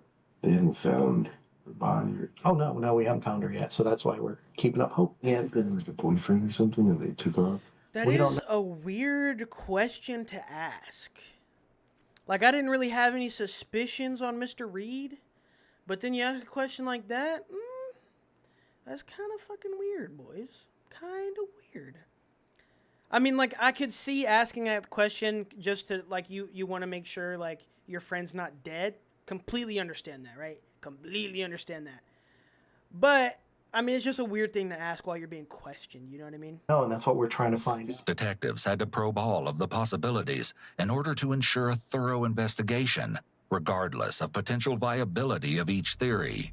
They explored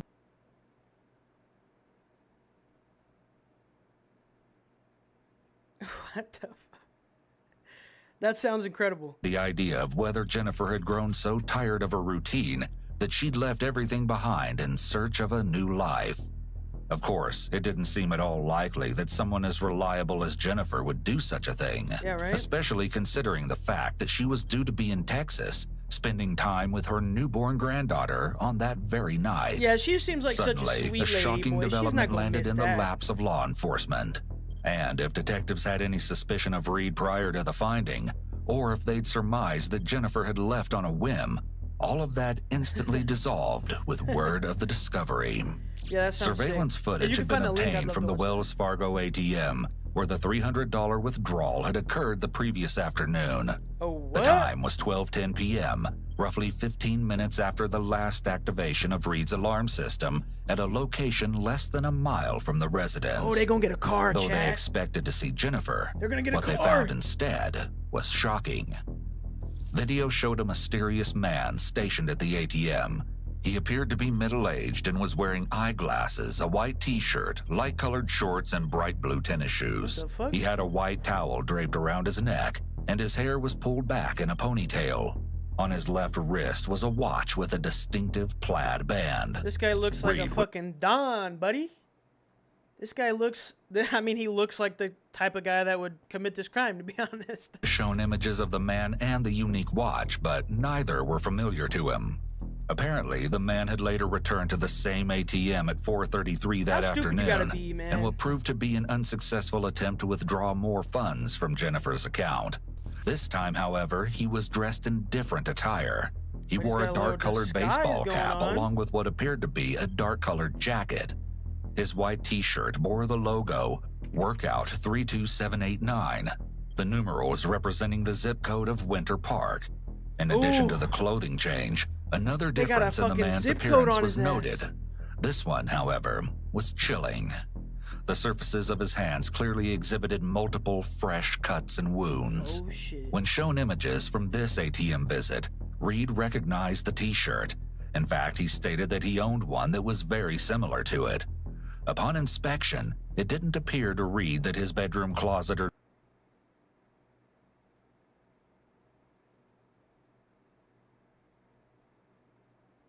You got a bomb? What's the bomb? I heard that prosecutors deemed her, or not prosecutors, but the psychologists and everything said she was mentally sound. I heard about that. But other than that, I don't know. Dresser drawers had been rifled through. However, this would come up later in the investigation. Had been rifled. On inspection, it didn't appear to read that his bedroom closet or dresser drawers had been rifled through. However, this would come up later in the investigation. Oh, shit, Detectives were able to track down Jennifer's contact, Janet Grimm, who'd been scheduled to deliver the framed art the previous day. These Jennifer had investigators texted are Janet at putting in 10:18, work, baby. stating that she'd be back at the Yeah, I know she was residence cute, in though. less than 10 minutes. Not long after this time, Janet stated she'd missed multiple calls from Jennifer's number. At 11:33, Janet picked up a call, and on the other end was Jennifer, who Janet could only describe as totally panicked. Jennifer stated she'd have to cancel the appointment as the school had just called and she had to pick Oliver up right away. Naturally, Janet found the conversation odd. She attempted to reach Jennifer on her cell Well, we phone know, approximately we know an hour. she didn't even make it to the school, right? Because, so she texted this lady, or she called and canceled with this lady because she said she had to go pick up Oliver at school, but we know she failed to pick up Oliver at school. So, interesting. So she never made it to the school. She had to have been killed or stolen or whatever in the time she left the house to the school. Or later, But all her purse but and there was everything no was at the answer. house. Evidence was beginning to mount. Also, on September 28th, Jennifer's SUV was located.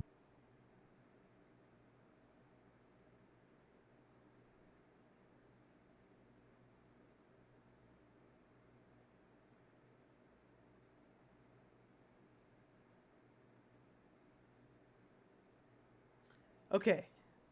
Okay. Joe, you know I love you. You know I respect you.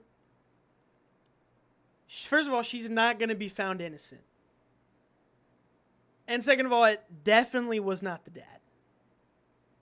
And there's no evidence that points to him. Zero. All the evidence proves that it wasn't him. Right? Like, there's no question that Lindsay Clancy did what she did. She did it. The question is, was she mentally sound when she did it? That's the question. And psychiatrists and therapists and everything have said, yes, she was mentally sound. He's hiring defense attorneys. Well, yeah, I mean, so if you were in this situation, right? If your wife killed your 3 kids and then, you know, the whole world basically was looking at this case and a bunch of stupid people on TikTok started accusing you of this, I would probably hire defense attorneys too. You know what I mean? If, you know, the whole world is saying I did something, I would hire defense attorneys, right? And again, people forget this case has been going on for 3 years. Okay? This is not like a new case or anything. It's just in trial now. They've been building evidence and interrogating people and, you know, building this case for 3 years. Okay? It's just in trial now. Maybe some of the things Patrick Clancy has done look weird. Maybe. But, I mean, he just did not do it. Yeah, dude, it's been going on forever. Like, people forget that. People think it's just, like, brand new because everybody's talking about it right now. No, it's a case that's been going on for 3 years, man. It's just finally in court. But yeah, there's surveillance video showing that Patrick Clancy was, you know, in stores and doing the things his wife asked him to do while the kids were getting murdered. Yeah, I mean, there's no question of who did it. It's just, was she mentally sound? Yeah, I feel bad for Patrick, man. He lost his 3 kids and his wife's going to go to jail forever. And the whole internet is saying he has some involvement in this. It's a terrible situation he's in right now. I feel bad for Patrick, and I obviously feel bad for the kids. Don't have an ounce of remorse for Lindsay Clancy. Located less than 5 miles from Reed's home, in the parking lot of a Publix supermarket. The vehicle was processed for evidence the following day. Oh shit, they A found it? I wasn't device even locked in. Evidence was beginning to mount. Also, on September 28th, Jennifer's SUV was located less than 5 miles from Reed's home in the parking lot of a Publix supermarket. The 5 vehicle miles was away the whole processed time, for Rob, and the evidence the police were following pissed. day, on September 29th, 2 days after Jennifer vanished. And each finding was more grim actually, they found than it pretty that quick. which came Never before. mind. A beer bottle was found in the front center console. According to Robert, Jennifer would never drink on the job. There was no doubt in his mind that the bottle did not belong to her. DNA swab A that tan bitch. canvas bag had been placed on the front passenger floorboard. Inside the bag were a white t-shirt, a white towel, and a men's watch with a distinctive plaid watch band. Oh shit! Worst of all was the revelation that each item appeared to be stained with blood. The items clearly matched those the man was seen wearing on ATM footage from the first transaction 2 days prior, Who even before is the this wounds fucking to his guy, hands man? had appeared. Word of a third unauthorized ATM transaction try to came cut on off his September fingerprints or some 29th, shit? but the location wasn't even remotely near Winter Park. It was in Jacksonville, Florida, where a $100 Damn, he withdrawal hit the occurred, fucking approximately jets on him. Boy 140 started miles driving north of instantly. Reed's home. A sworn statement via phone was recorded between Robert Fulford and a Winter Park detective that same evening. Would she be in her own cell and eat lunch on her own and stuff like that because she's paralyzed? I don't really know how that would work, to be honest with you. I'm sure they have like some kind of program or some kind of institution for like, you know, physically disabled people that commit crimes. I'm sure they have like, you know, COs that stick around with them all day and give them care or something. I don't know exactly how that works, but I'm sure there's like some kind of shit set up.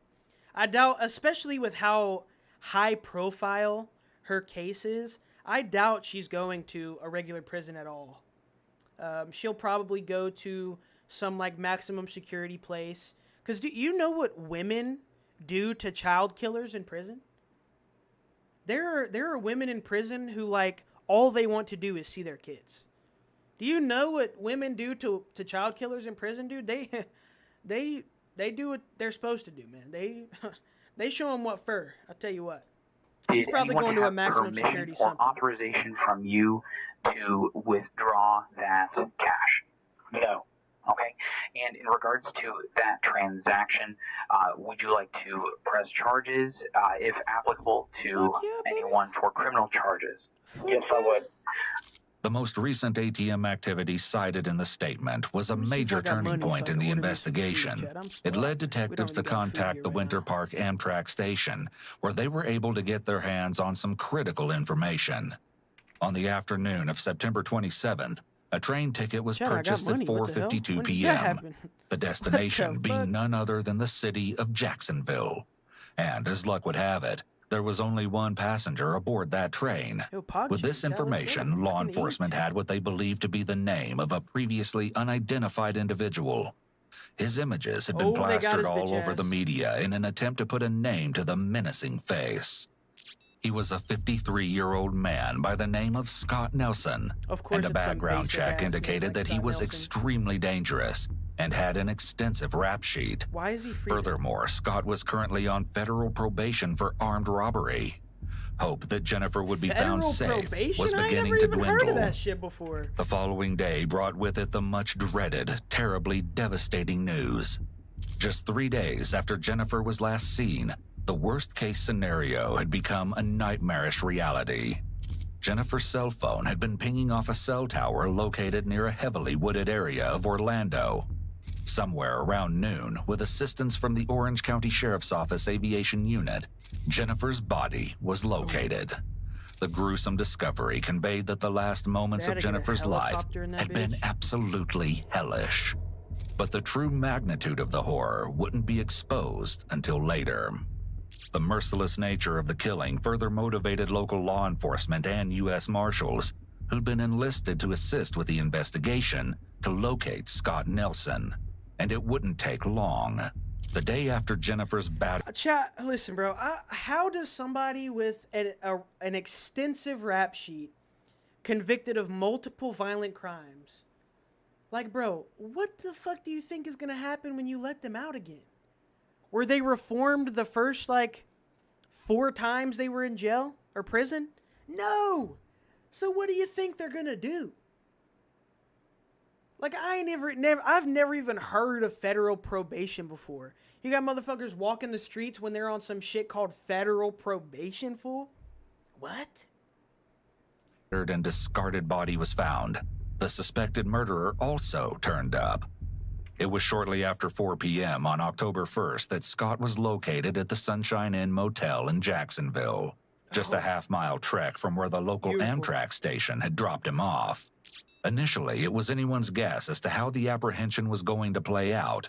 Law enforcement was aware that Scott didn't have a lot to lose. That, paired with his violent nature, could be a recipe for absolute disaster.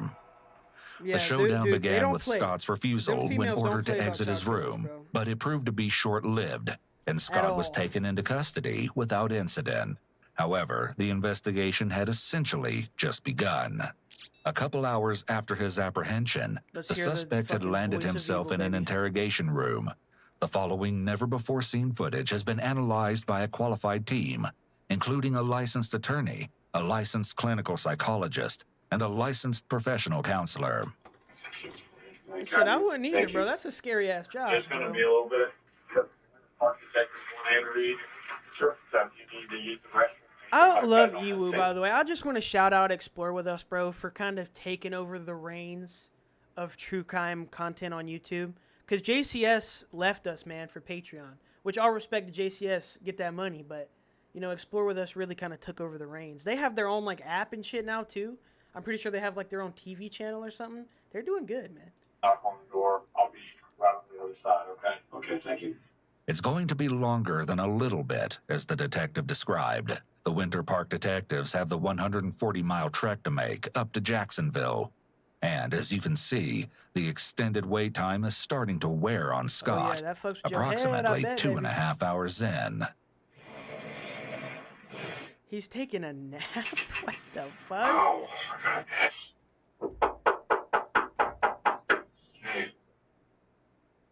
Scott is granted his restroom break, but upon his return, he'll still have an hour to wait.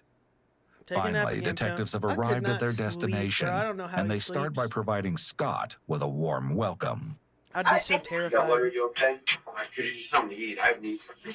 He's probably been in this situation before, though. Dizzy, I'm so hungry. They said he's got a pretty fucking extensive rap sheet, like you said. See if I can grab some. Sorry.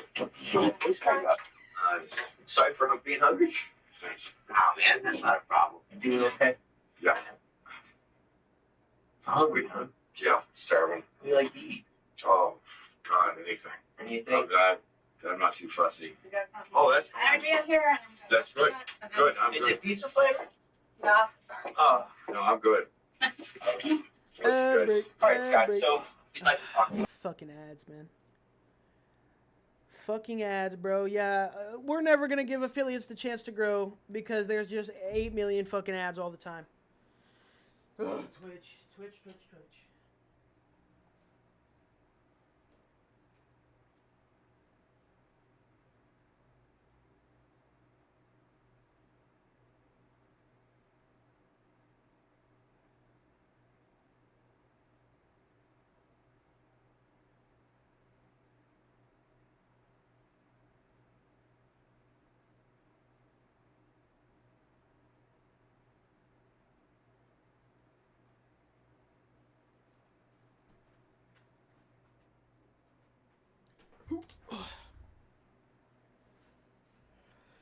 Five seconds. There we go. And I'm sure you probably have a million questions too, so. Yeah. The detective states that they have to go over his Miranda rights since he's in custody. He also swears in Nelson. This is not a court or official judicial proceeding, but perhaps an interrogation tactic to emphasize the desire for truthful answers. After Scott is confirmed that he understands the process, the detectives proceed to question him on his background, which is the basic baseline and rapport building of the interview process. Married? No. Okay. Hey, ever close? Nope. No divorce or anything, huh? No. Hey, you're a lucky one. Children? No children. Siblings? Brothers? Sisters?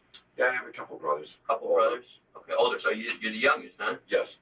After a little small talk, Scott is starting to grow impatient. Can I ask you something? Ask away. Go ahead. I'm under arrest. Yes. What are my charges? Okay. Right now we got some issues with some credit card use. Okay. So I'd like to go into that. All right.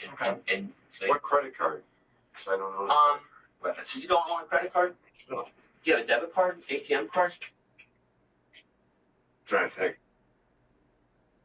What year are we I think in? I do. Okay. What do you think you do? What does What that year are mean? we in? Let me see this. When did this shit happen? Oh, wait, don't tell us. Okay. Okay. Yeah, it might be. It's pretty old. Oh, this is also a few years back when they uploaded it. So, yeah. The Because not question having a causes bank Scott card's to crazy, but freeze if in it's place, 2015, like, and yeah, he he probably hesitates to actually does that answer, one. ultimately going for the evasive "I think" response. This is a red flag for deception. It's a simple yes or no question. Of course, Scott doesn't want to provide any sort of answer here. The mere mention of a debit card likely set off alarm bells in his mind since he'd used Jennifer's debit card. Oh, yeah. I don't have enough information. I mean, I As I said, well, let's walk through it. Sure, okay. All right. Do you have any idea why you think you may be here at all? No. No. Okay. Well, let's go back a little bit. You were in Orlando last week? Mm-hmm. Okay. How long had you been in Orlando for? About 4 months. 4 months? Where were you before you got to Orlando? Prison. Okay, so you got out of prison, you came right to Orlando? Yes. Definitely. Were you in prison in Florida or were you in prison somewhere else? Somewhere else. Federal. What made you come to Orlando? I'm so It's interested just what where he they did for assigned me to. a federal Oh, charge. for probation? Yeah, Okay. So you're doing some federal probation time? that's correct. Okay. Where were you staying in Orlando? With the mission, Which one? West Central. The rescue mission over there? Right by the old police station. Yes. How did you like the rescue mission? Was it okay? Yeah. I mean, no one really wants to be there. No. Now, were you working while you were in Orlando? Yeah, I was working for a painting business. It's in Winter Park. What'd they have you doing? Painting apartments. Apartments? Like new apartments or old apartments, like refurbished or what? Like the villages. Okay. Some pretty nice places. Let's go. Are Let's you get still into the employed criminal with history, them? man. I wanna learn about this When guy's did that past stop? crimes, man. A couple of weeks ago. What happened? I'm just curious to know where this is all headed. Well, that's what we're getting to. Will I have an attorney coming in here? That's totally up to you. You tell me. I mean, Oh yeah, no problem. what would you like? I think since I've been arrested, I think I'd like an attorney present. Smart. Let's go, Scott Scott. is polite and First smart formal in thing you've done. addressing the detectives, and Well, he presents you've been as pretty smart confident when he sometimes, expresses that he wants an attorney. Even if we didn't know of Scott's criminal history, it's evident that this isn't his first rodeo. He seems to know his rights and doesn't appear intimidated by the interview process. But just like that, after all that waiting, the conversation has come to a halt before it's really even... Damn, that is fucking crazy, chat. 3 hours sitting in a room. These detectives drove, roughly 3 hours to get up there and talk to this guy. Nothing. Not a zip. I mean, shit. gotten off the ground. Scott's a little different than most of the criminals we've watched. He might be a little smarter, okay? We'll see. While Scott wasn't in the mood to talk on that particular night, it would only be a matter of time before he'd have a change of heart, for lack of a better way to describe it. Because as you're about to hear, someone who could inflict such an agonizing death upon another is as heartless as they come. Truly evil. This guy looks, I mean, I don't like judging people based off their looks, right? But I mean, this guy looks like the villain in like every superhero movie that happens in a city. This guy's the villain, bro. This guy looks like a fucking criminal. I mean, a cookie cutter, bro. I feel like these detectives are asking information. Yep. I think that's exactly what they're doing as well. That's what I'm saying. He looks like exactly what I imagine when I think of a criminal. This is the fucking exactly the guy I picture, dude. The slick back hair, the salt pepper going on, the mean mugging. Right down to the core. It was a month to the day of their initial meeting when Scott mailed a letter to one of the detectives. Especially this picture, bro. This looks like a scene out of the fucking Sopranos or some shit. Look at this guy. He looks like the fucking Don Dada, baby. Looks like my 7th grade teacher who hated fun. Is your 7th grade teacher good, man? Expressing his desire to speak with them about the investigation.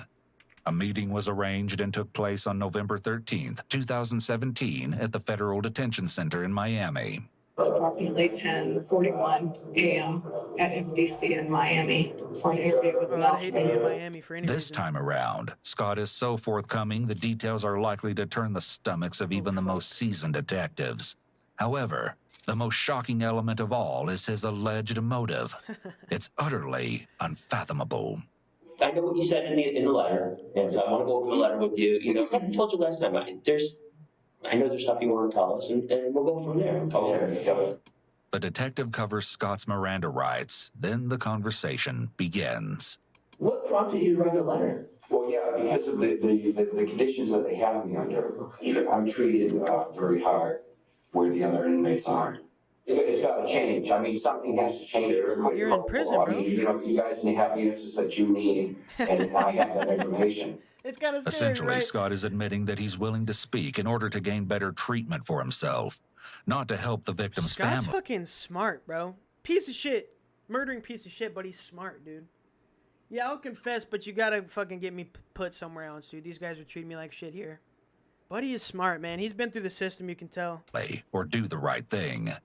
His motivation is self-centered and narcissistic. The detective is willing to listen to everything Scott wants to get off his chest. So this is your show. So what do you want to talk about? Well, for instance, I was on the streets for months. Yo, he and does. had He nothing. looks. I He's really got had, that exactly, bro. That fucking I had Heisenberg nothing death going stare, for me. yo. Really don't. Same eye bags and everything. Is what was help myself here. Well, you know, I mean, life has really never been that easy for me. Do you know that I have a colostomy? I did. You do. Okay, so you know, like the Bureau of Prisons, they wouldn't give me the reconnection. They would help me. I mean, things are Does just. Manny watch Outer Banks? Like the Netflix show? No. I live close to the Outer Banks, though. I live like 4 hours from the Outer Banks. No, I've seen clips of it. I don't know if it's really my type of show. You know what I mean? I'm like a fucking teenager, dude. I like teenagers, or like, well, I guess teenager my age. Sad you only have 2 left. I like Adventure Time and regular show and like House. I don't like very many live action shows, to be completely straightforward. I like animated shows. But like I like fucking My Name is Earl is a good show to put on. I like Ghosts, House, Breaking Bad's really good. Yeah, most of the shit I watch is animated. After Outer Banks, I'm binge watching Family Guy and South Park. You should binge watch American Dad. American Dad is better than Family Guy, and Family Guy sucks, dude. After like the first 10 seasons or so, it's pretty buns. You've never watched Family Guy or South Park? South Park is so good. South Park is so fucking good, dude. I don't know what y'all's marijuana situation is down there in Europe, but South Park is a really good show to watch. High as fuck. Yeah, American Dad's so good, man. Family Guy, like, it's alright, and then it gets really fucking bad. American Dad's better than Family Guy, in my opinion, but South Park's really good. I love to get fucking stoned and watch South Park. Getting worse and worse and worse and worse for me. And it's not going to stop until I'm either dead or something. They're not going to stop. That's what we don't want to see that happen. I mean, this guy's such a narcissist. I know exactly. Life's always been so Scott bad continues to focus on himself as the victim in the situation and takes no accountability for what he's done. As far as you know, what created this whole thing to be. Yeah. You know, I was thrown to the street again, and I had nowhere to live. I'm completely broke. Yeah. And it's because you committed crimes, bro. I've been in Winter Park a few times. Okay, so the accountability on these criminals too, man. It's just not there. What happened there was yeah, man. I know I fucking put myself in prison and all this shit, but they put me back out on the streets, bro. I didn't have any money, man. I didn't have a car. I didn't have a place to live. Yeah, because you were in federal prison, pimp. That's usually what happens, bro. You know, people don't usually commit crimes and then like their life gets better, pimp. You feel me? It's a very affluent, type of place. Yeah, it is. Oh yeah, that's fucking right. You're not Garrus. I keep confusing you and Garrus. Garrus lives in Europe.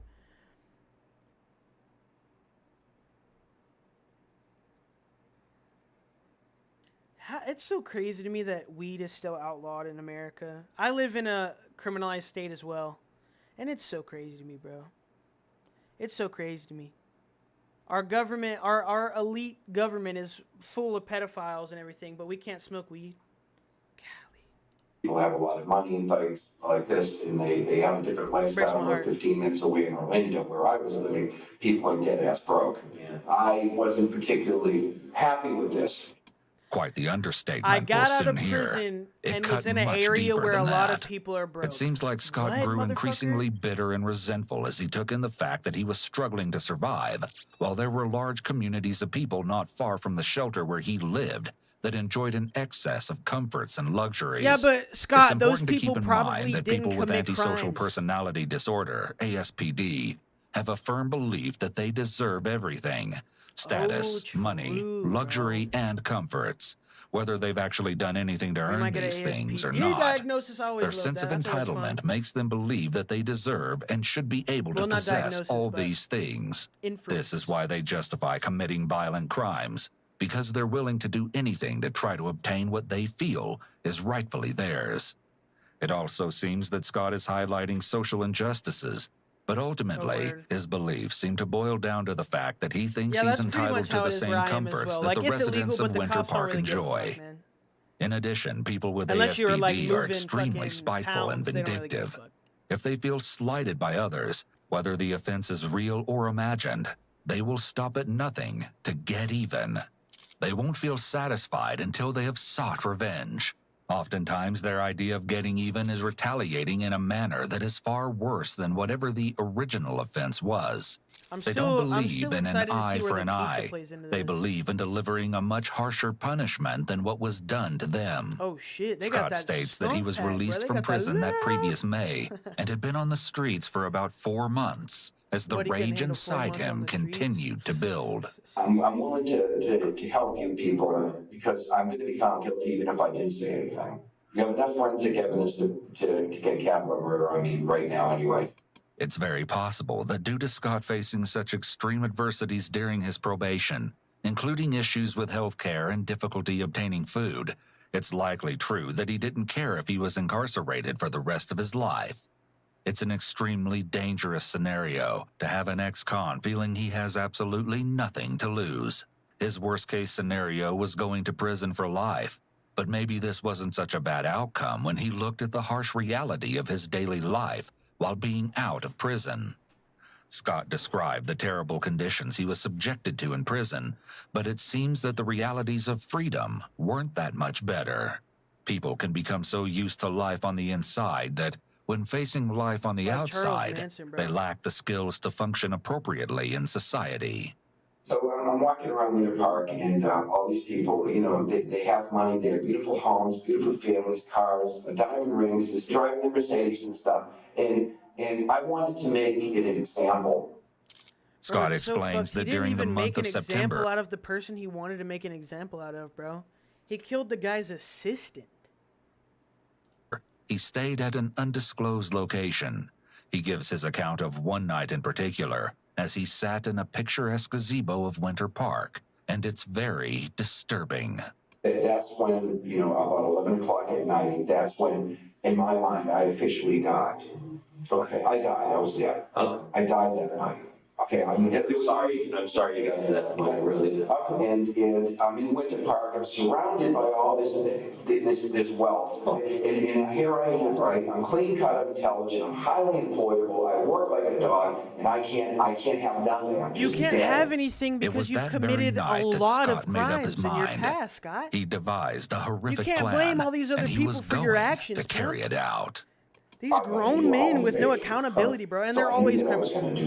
That's always what I they noticed this one house, and it was happening to be 5 o'clock, I'd say 5 o'clock in the afternoon on the 26th.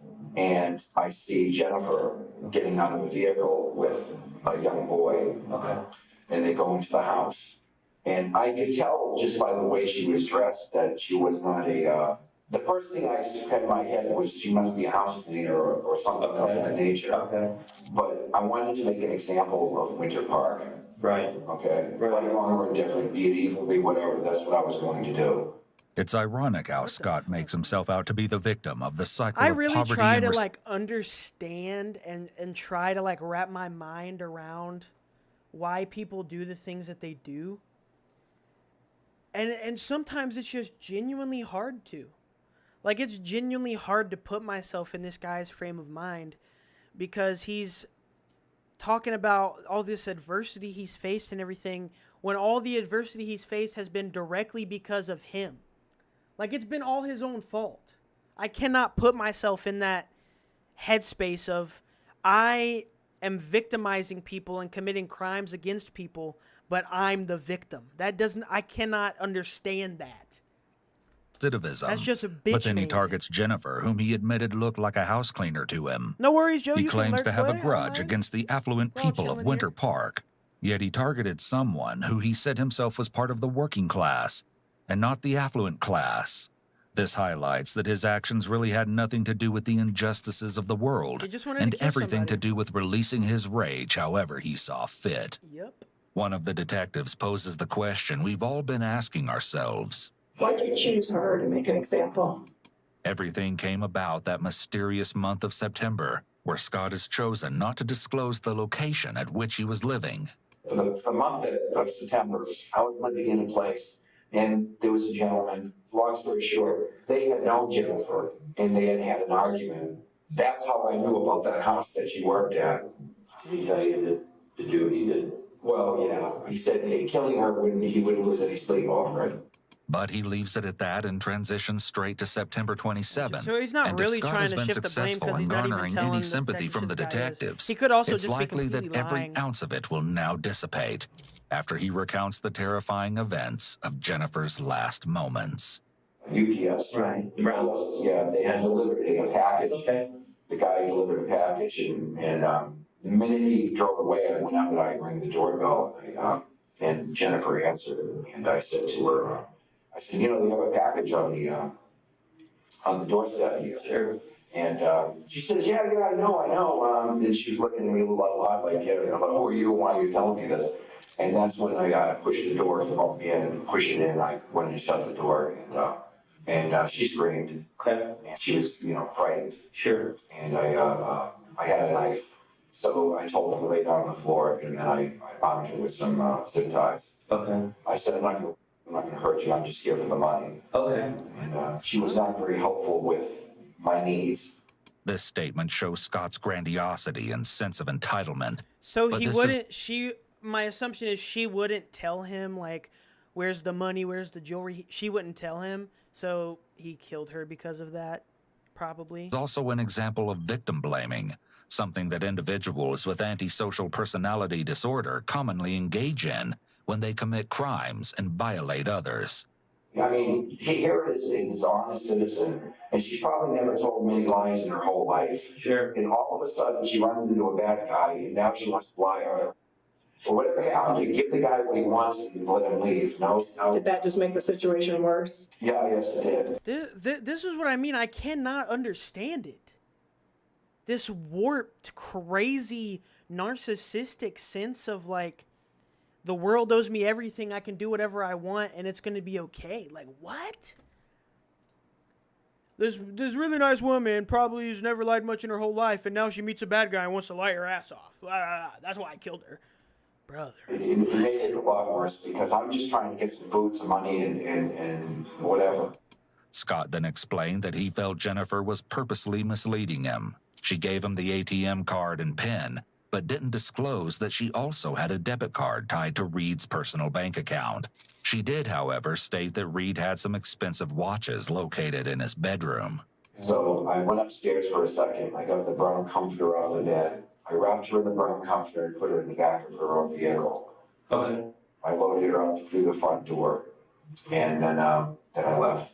So she was in the back of the vehicle, and I left. And he with just her. recounts it I went so to the calmly ATM and machine coolly, and I like it's withdrew nothing. $300. Like it's fucking Jennifer nothing. was absolutely terrified. She was trapped in a compact space, wrapped tightly in a comforter, and having difficulty breathing. As for Scott, Then I went shopping. Kind of cold-blooded, isn't it? You're showing the amount of compassion that you got shown is what it sounds like to me. I'm not firing on all my cylinders, but the thing is, I mean, I have my faculties, so I know the difference between right and wrong. This is one of the confounding realities of individuals with antisocial personality disorder. They are aware of right and wrong, but they don't care. Their own needs are always at the forefront of their thoughts, intentions, and actions. So interesting and I perplexing that wanted there are to genuine have the people like owner this. go to the bank to withdraw a large enough sum of money so that I could, you know, abscond. And that didn't happen. I wonder if he was born like this now or we if have like a some check shit in the back happened of in the his vehicle, young life. and I have $300, and now what do I do with her? Right. So now I'm driving, trying to find a place to find Jennifer, where I can put her. You know, and she's telling me, you know, throughout this whole experience, even in the house, she says, I'm really afraid you're gonna kill me. Right. Please don't kill me. Right.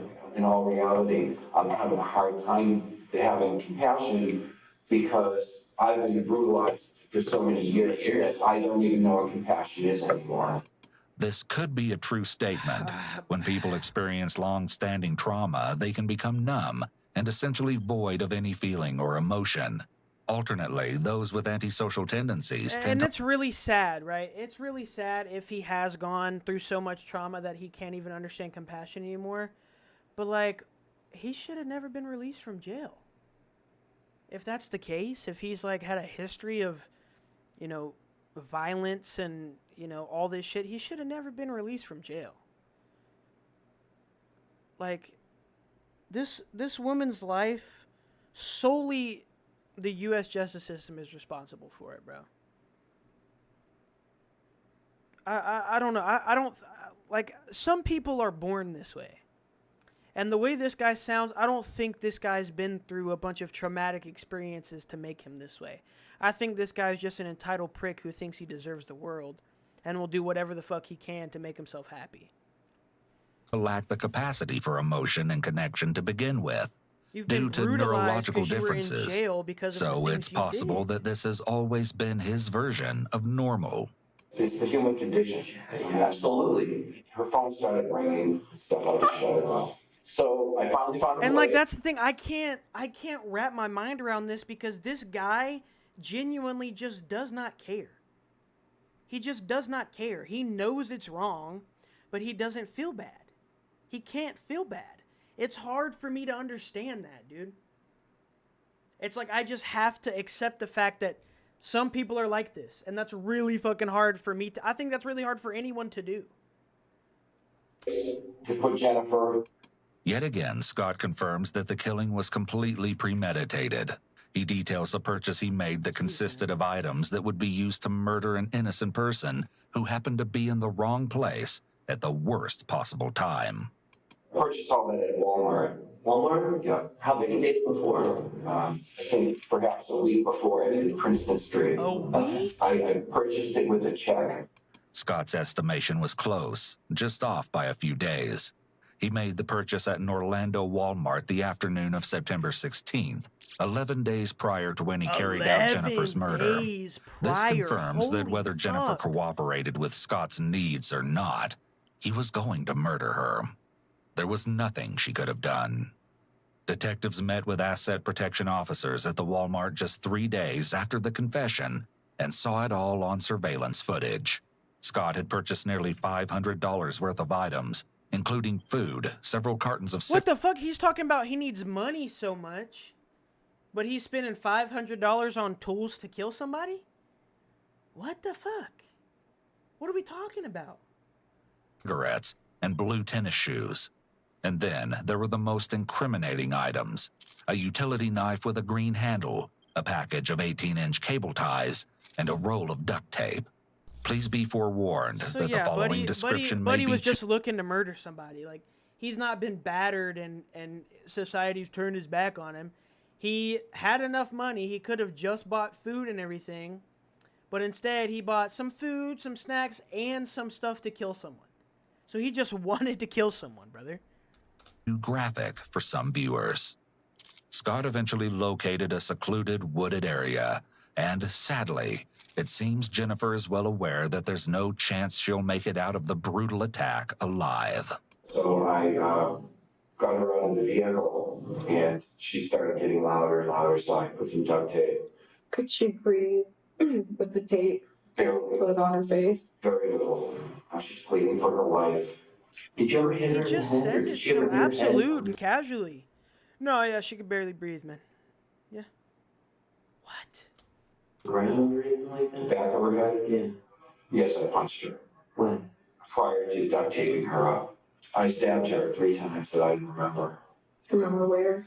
Yeah, once in the back, another time in the back, and then the third time I was walking away, and I thought to myself, you know what? I'm not going to let this testify against me, because they're going to give me the same amount of time. So I killed her. I put one through her heart. She put me away for the rest of my life anyway. So I mean, and I'm, so I killed her, and she let out a gasp, and that was it. And she died. Calling her a name is Scott's way of depersonalizing her. It's a distancing technique so that he doesn't have to see her as a person, even though she hasn't done anything to him but try to comply and survive. I just can't believe it. I just can't. Like, I know it, but I can't believe it. I can't give credence to that. Scott cleaned the blood off of himself and These are changed aliens, clothing bro. in the men's restroom. It was then that he replaced his t-shirt with the Winter Park one, shown in the photos from his second visit to the ATM, which occurred that day. However, he wasn't able to mask the wounds he'd sustained on his hands as a result of the heavy brush he'd trudged through in the wooded area. And I dropped the vehicle off, and I went back to the park to get my belongings. And then I sat there and I thought about what I've done, everything, and I was hungry. Yeah. Aside from the fact that this shows his complete I lack thought of about moral the murder I conscience and just committed, empathy, and golly, I Scott got a being rumble into hungry my after the stomach, murder baby boy. indicates yet Needed again me a Costco that his chicken only bake. objective in life is to fulfill his own needs. People with severe antisocial personality disorder are not emotionally pained or otherwise affected by inflicting harm on others. Their threshold for feeling emotional pain for another person is very high, and in some cases, such as Scott's, non-existent. Scott ventured to a nearby 7-Eleven and, of all things, he purchased a pizza. Well, I called it the blood pizza. Okay. Because the reason why I called it that is because I ordered the pizza and I bought a beer with the highest level of grace that I could muster. I was actually proud of what I did, because of that, after all the years that I've been kicked in the face by the Federal Bureau of Prisons and all the years... Because you committed crimes. Not attaching my colostomy, and all the years of getting beat up and tormented and everything, I finally had a certain level of self-respect. I finally made someone pay for all the that I've been. Yo, Joe, listen, don't shit on 7-Eleven pizza, okay? 7-Eleven pizza is unironically goated. It's Hunt Brothers pizza, right? God, it's so fucking good, man. I love a good gas station So pizza. I took my blood pizza because somebody died for me to get this pizza. So I walk down and I'm holding the beer and I'm walking and I'm dressed immaculately because I've washed myself and everything in Publix. And I'm walking down the street while all these rich people are walking around buying jewelry and they're having their good life and all this stuff and wouldn't give a crap about me. And so I'm carrying my pizza. Little do these bastards know what I had to do for this friggin' pizza. Yeah. And I walked back up to that gazebo and I ate that pizza, every bite of it, and I enjoyed every damn bite of it. And I really did. And I hope, my only regret is that I hadn't killed 30 more sons of bitches like her. It's almost like Scott felt he was one of them for a short time, like he was living a piece of the good life for once. He felt vindicated because, unlike the rest of the Winter Park community, he believed he really earned that beer and pizza. It also seems like Scott was taking pleasure in knowing a secret that the community hadn't yet discovered, one that would frighten them and make them feel like their city wasn't as safe as they thought it was. He enjoys feeling like he took something from the citizens of Winter Park. He stole their peace of mind and burst the bubble they lived in. And he seems to like this because he likely feels as if others are sharing in his misery. An utterly chilling account. But clearly, it was all in vain. You know, this is the evil part of it all. With concern to after everything that's been gone on, here I am, I'm back in Winter Park, and nothing's changed. No. Okay, I'm having a couple $100 in my pocket. A girl is dead, and I'm still have complete contempt for Winter Park. Didn't it make you feel any better? No, it didn't make me feel any better, but I just don't understand how things are the way they are. A truly senseless death, and his motive behind it all was even more shocking. After Scott's gut-wrenching version of the nightmarish day concluded, one of the detectives asked why it was that Scott reached out with his letter and came forward.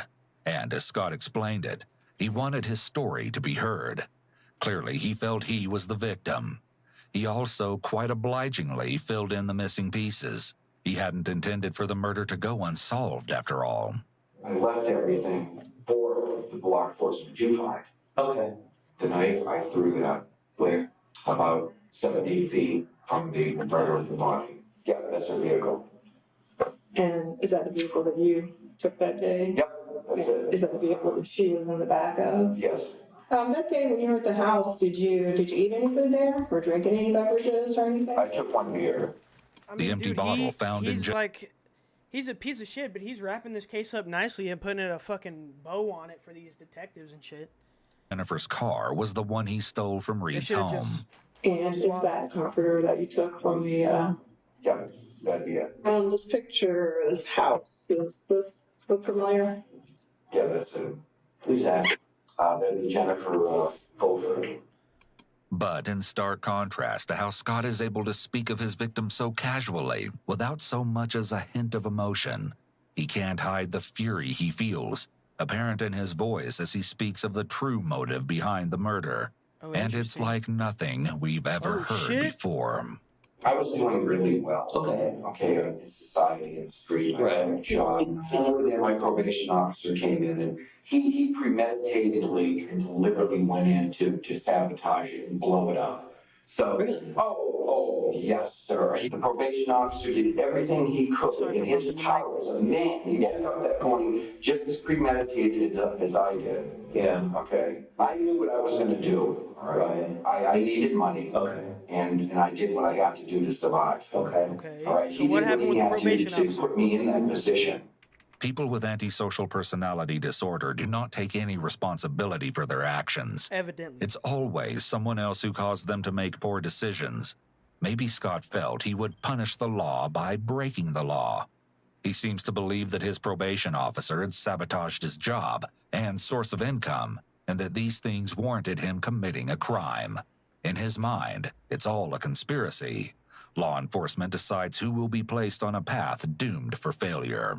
They really had a notion in their head that they wanted to destroy this guy and send him back to prison. I mean, that's what they do. I mean, they have certain individuals. This guy really is just a bitch, man. And things started adding up. It's everybody's fault I had but all I him. could take, and it's just something happened to me that I just couldn't take it anymore. I'm hungry. I'm a felon. I'm homeless. Your fault. I tried everything I could to abide by the law. Yeah.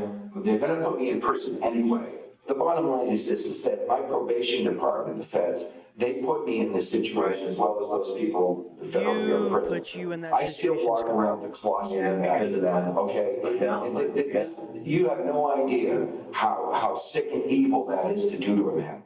However, Scott's assertion that various government agencies were what drove him to murder wouldn't get him very far. He'd said it himself. There was enough forensic evidence to tie him to the murder.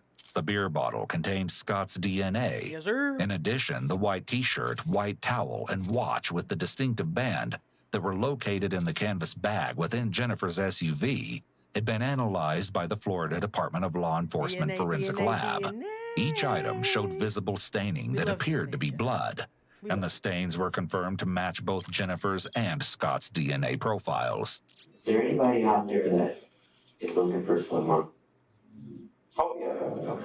And those are the people that I really want to try to help. Right, I understand. Despite Scott's claim that he understands, he declines to divulge any additional information, and the interview ends. Whether there's any truth in his assertion remains to be seen, but the idea, as terrifying as it is, could be all too real. We know exactly what Scott is capable of. Before his trial, Scott wrote to the judge and, true to his character, He made even more shockingly selfish statements. In the letter, Scott claimed that he had already admitted to unsolved armed bank robberies and that he promised to divulge information about 8 homicides he committed, ones he has never been caught for. Oh, what? Why would he suddenly give up that crucial information? Well, Scott claimed that since his arrest, he had lost 40 pounds of body weight because he doesn't get enough food in prison. He made his demands very clear, writing, "I'm starving to death, and I'm asking to be fed more food." Hold on, I want to read this.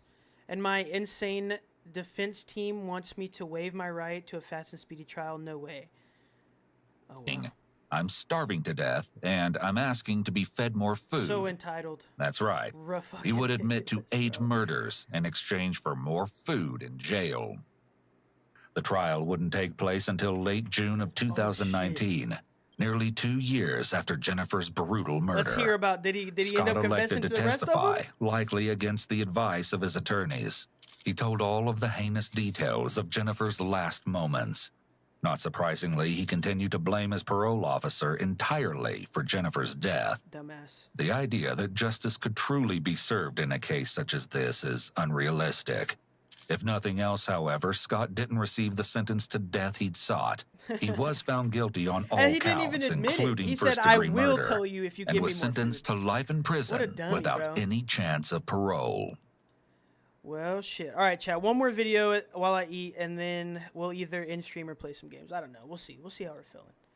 We'll see how we're feeling. Let me find something good. Yo, is that Mr. Anime? I think that's Mr. Anime. I've seen so much about that. What? The fuck happened with Davey 504?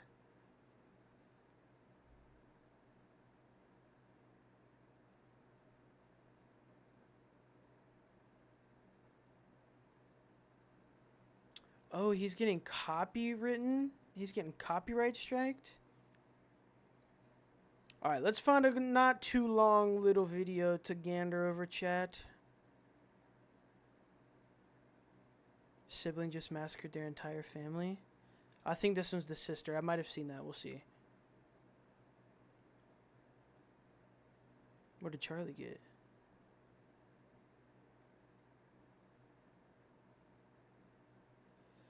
Oh, he tried everything from Culver's. I bet that's a banger.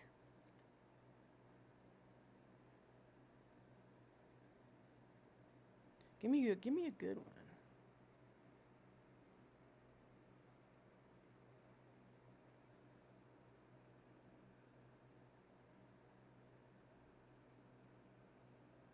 Oh, that's the lady who took cocaine. We saw that. Took cocaine. She was a substitute and took cocaine like her first fucking day at school. Her first day teaching. Crazy.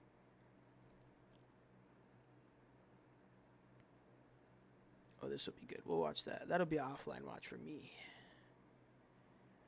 More Crown. That's going to be an offline watch.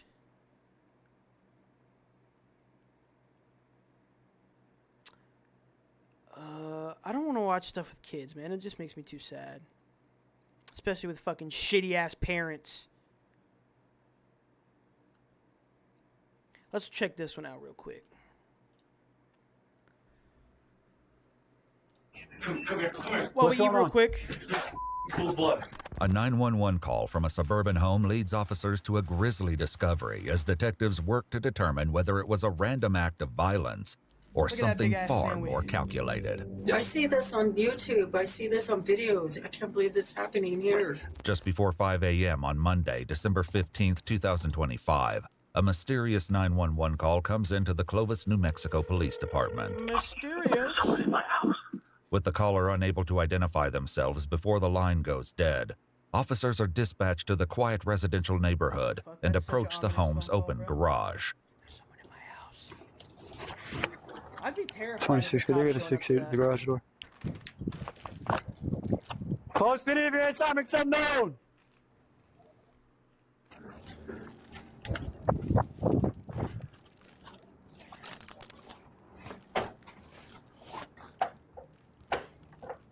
Close behavior, assignment unknown! They dumped a gallon of fucking mustard on this thing, bro. Oh my gosh. Close behavior, assignment unknown! the mustard sandwich. Holy Hello. fuck, man. What's going on here? Sorry? What's going on here? We just got a call that somebody's trying to burglarize the house, and I'm making announcements. Can hear somebody inside, but you're not responding to me. Just got up. You just woke up? Is your front door and garage door usually open? No.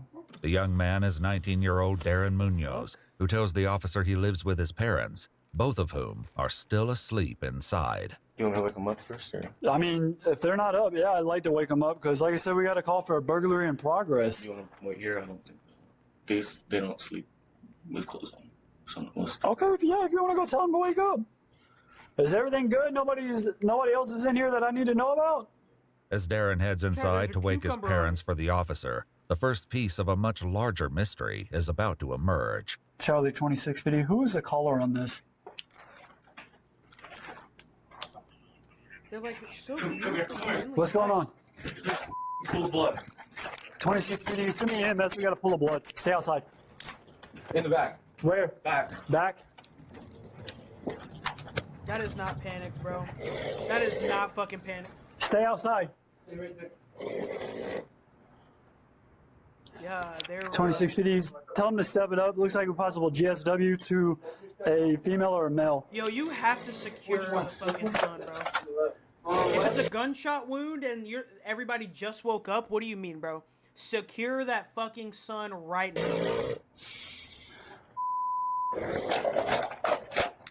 Clear the house. 26 other units, step it up, get back over here. We might have somebody still inside. Officers clear the house but find no one else inside. Yeah, it's the All son, right, bro. just stay outside for now. Put him in I don't need you going handcuffs. back in, okay?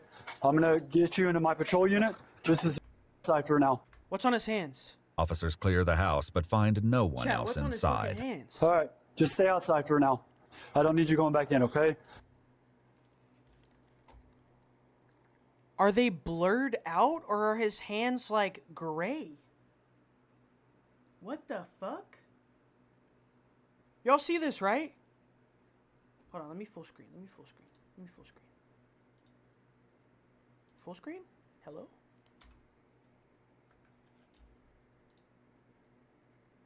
Do we see his hands? What the fuck? I'm gonna get you into my patrol unit. Just as security for now, okay? We'll figure out what's going on, okay? He's definitely got blood or something. He's got on a his pool of hands. blood coming from his head. She's got blood coming from her nose, possibly 10-7 already. She's got. It's definitely not gloves. It might be blur. Got a pool of blood. Yeah, she's covered. She's. Nope. They're so warm. I really don't know. They can say I'm not feeling a pulse. The victims are 71-year-old Dinah Munoz and her husband, no, bro, 59-year-old they're so Oscar fucking old, Munoz, too. who goes by Steve. Both appear to have suffered gunshot wounds to the head. While Dinah is already dead, Steve clings to life, but just barely. Paramedics rush Steve to the hospital, hoping they can save his life. As day breaks, detectives retrace the family's movements before the shooting, canvassing the neighborhood for leads. Yeah, we're assuming it happened around 4:45. We didn't hear anything, but my dog said I have a German Shepherd, and that German Shepherd was on patrol at 4:45. 4:45? Yeah. Okay. Detectives then speak with Steve's sister Angelina and her husband Henry, So who that live is their directly real across son. the street and are still unaware of the brutality that unfolded. All right. So I'm Detective Zach Farley with Clovis PD. We had an incident happen across the street with, I'm guessing, your sister. My brother. Your brother across the street. We can't really go into a whole lot of details at this moment because it's still an active investigation. What is CSU? Well, who are these people? That's our crime scene unit that's here for pictures and stuff like that of the scene. Are you serious? Yes, ma'am. I see this on YouTube. I see this on videos. I can't believe this happening here. Is it that bad? Yes, ma'am. Detectives ask Angelina and Henry whether their surveillance cameras captured anything, but the footage reveals they got only a cameras. figure running away from her brother's house around the time of the shooting. Detectives ask them to If it wasn't the son, how could it be anybody besides the son? Right? Like, somebody called and said, somebody's in my house. and the son did not know what was going on. So the dad had to have called, and that must have been the son running away, and then he had to have come back, because what the fuck? I'm so confused. Come to the station, where they're briefed further about the incident. The call was for a burglary in progress. And when we arrived there, we found 2 people that were shot. How did nobody right hear now, gunshots? Your brother is being flown to Lubbock for medical care. He's not dead. He's still fighting. Where was he shot? He was shot in the head.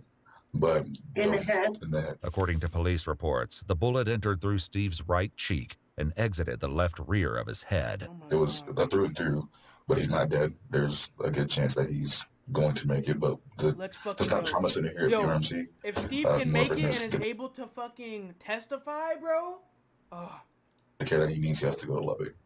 What about Dinah? She was deceased on scene. And that's why we're currently investigating what's going on and trying to figure out everything that's going on right now. Where's Darren? I'm so sorry, guys. Darren is in a separate interview room. I feel bad because I'm eating during this, but I'm sorry. Like, I have to eat. Holy fuck, bro. This is so insane. It had to have been the son, chat. No? Because if it wasn't the son, who called the police? It had to have been the dad calling the police and the son killed him. We can't see him. No, not right now. When asked about Darren, his aunt and uncle describe him as quiet, helpful, and respectful, saying they never noticed any problems between him and his parents. They explained that Steve and Dinah had spent the last few days in San Antonio celebrating their anniversary, leaving Darren home alone until they returned the day before the shooting. While Steve fights for his life in Lubbock, detectives search for answers from the only witness they can still question. With blood from the crime scene still drying on his hands, Darren is brought into an interview room. Darren, I'm an investigator, and what we're trying to do is trying to figure out what's going on and what's happened, okay? And unfortunately, you're the only one that we can get information from right now. Would that be okay? Don't tell him. He's at the hospital right now. I don't know that yet, okay? This is pretty bad in the sense that it looks like they were possibly shot while they were sleeping, okay? Who would want to see them dead? Who would break in the middle of the night? My dad is not liked by a lot of people. Me and Dinah would joke about, she was joking about my wife, not sure why she married. Oh, fuck, chat. Chat, here's my theory, chat. Hold on.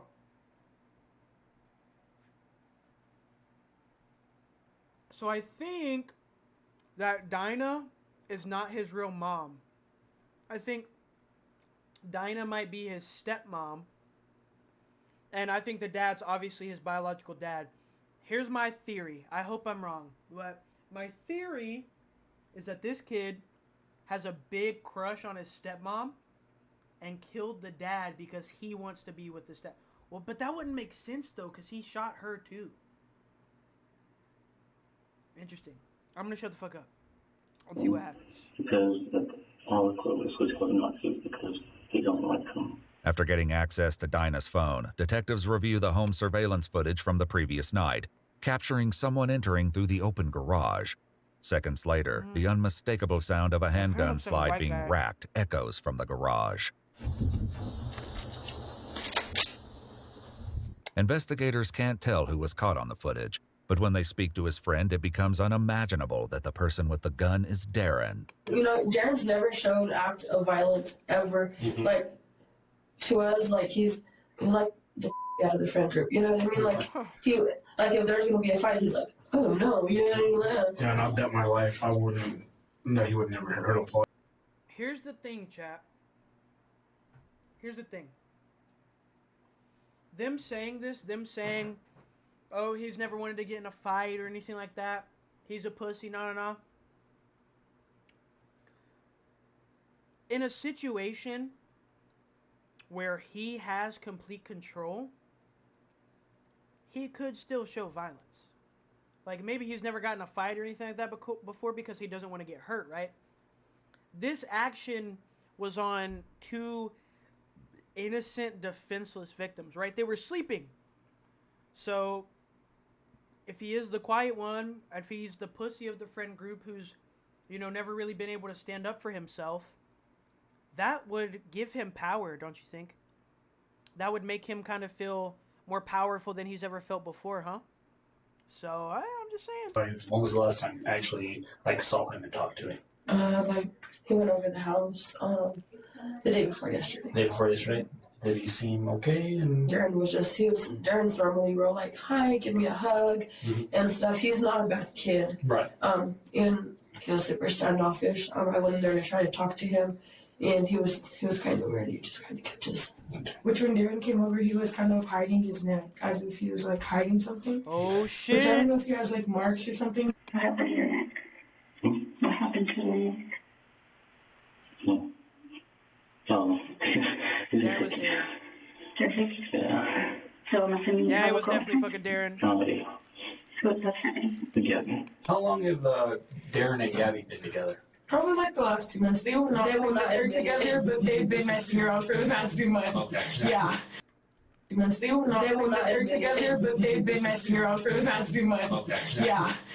So when did it become official, I guess? Like last week, literally, last week. Officers bring Darren's 17-year-old girlfriend in for questioning, where she admits she spent the weekend with him while his parents were away, something neither of their parents knew about. But the hoodie she's wearing bears a striking resemblance to what they saw on camera, leading to a confrontation. What if I told you that there's a camera? Like I showed you.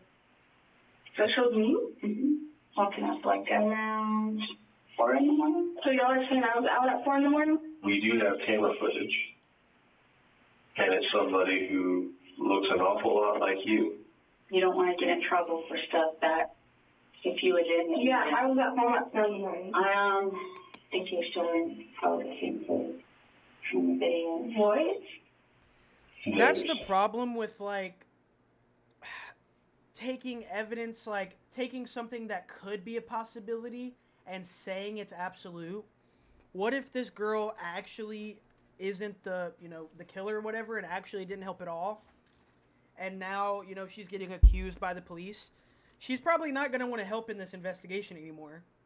You know what I mean? And I mean, it's you, right? I mean, I'm going to call my mom because I was at home at 4 in the morning. While Darren's girlfriend waits for her mother to arrive before answering any more questions, detectives turn their attention back to Darren, searching for any reason he may... Wait, was she a minor? If she's a minor, the detectives, like, should not be interrogating her without an adult. Am I wrong? Don't minors need an adult present to be interrogated? have wanted to harm his parents. And you have a good relationship with your dad, you said? What about with your stepmom? Yeah, I have a close relationship with her. She raised me since I was about 1 years old. So she's pretty much been your mom? Okay. His girlfriend's mother shows up a short time later, and the girl lets her know immediately what she thinks of the detectives accusing her of being the one in the surveillance footage. Gabriella. Hey, no, you keep your mouth shut and you do not talk to her like that. Okay, you were out at 4 in the morning. I know you weren't out at 4 in the morning because I talked to you before I left. But you have to be honest because you can go and get in a lot of trouble for this if you get something. And then they said that you spent the night at Darren's house the weekend when you told me you were at his house. I mean, the truth will set anybody free. Darren's girlfriend claims she left his house before his parents ever returned from their vacation and was in bed when the shooting took place. You don't want to get caught. I was home. She was home. I swear that on the Bible, on Diosito, she was home. I wouldn't lie for nobody. I wouldn't get myself in trouble. According to police reports, phone records corroborated the timeline of their call. What wakes you up? Hanging around in the garage. Nothing woke you up. It wasn't until the officer was in the garage. That's fucking weird. The idea that Darren could have slept through multiple gunshots just down the hall seems difficult for detectives to believe, though they can't completely rule it out. But there's one detail they find impossible to ignore. I listened to the 911 call, and in talking to you, I can tell that that's your voice. Clovis 911, what's the location of your emergency? Someone in my house. You gotta own it, man. Why? Why would you lie about that? Do you lie all the time? No. Is that something you make a habit of? So anything that you're telling us, we're gonna, try to find out if that's the truth or not. If it's not, I will come ask you about it, okay? After the detectives leave the room, Darren invokes his right to an attorney, bringing the interview to an abrupt end. Their best lead remains the unidentified person seen entering the house before the shooting. So they return to Darren's girlfriend and confront her with the surveillance footage. Go again? Wait, pause it on the... Go back. Okay, pause it right there. Those are your shoes? They look like my shoes, but I wasn't there last night. Those look like your shoes, but you weren't there last night.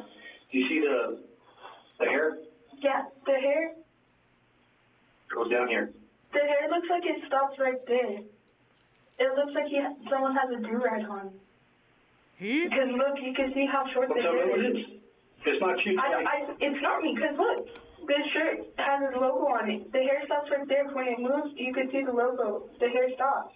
Okay, so tell me who would that be? Sounds like a minister. I mean, she pays Tell me attention who to it shit. was. I have no idea who that was.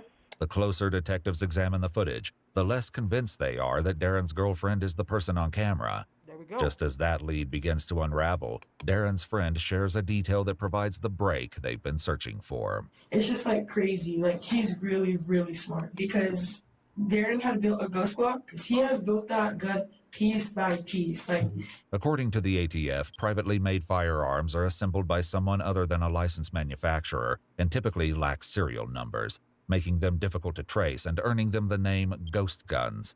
After learning Darren may have constructed one of his own, the detective asks his girlfriend about it. Who had the Glock last?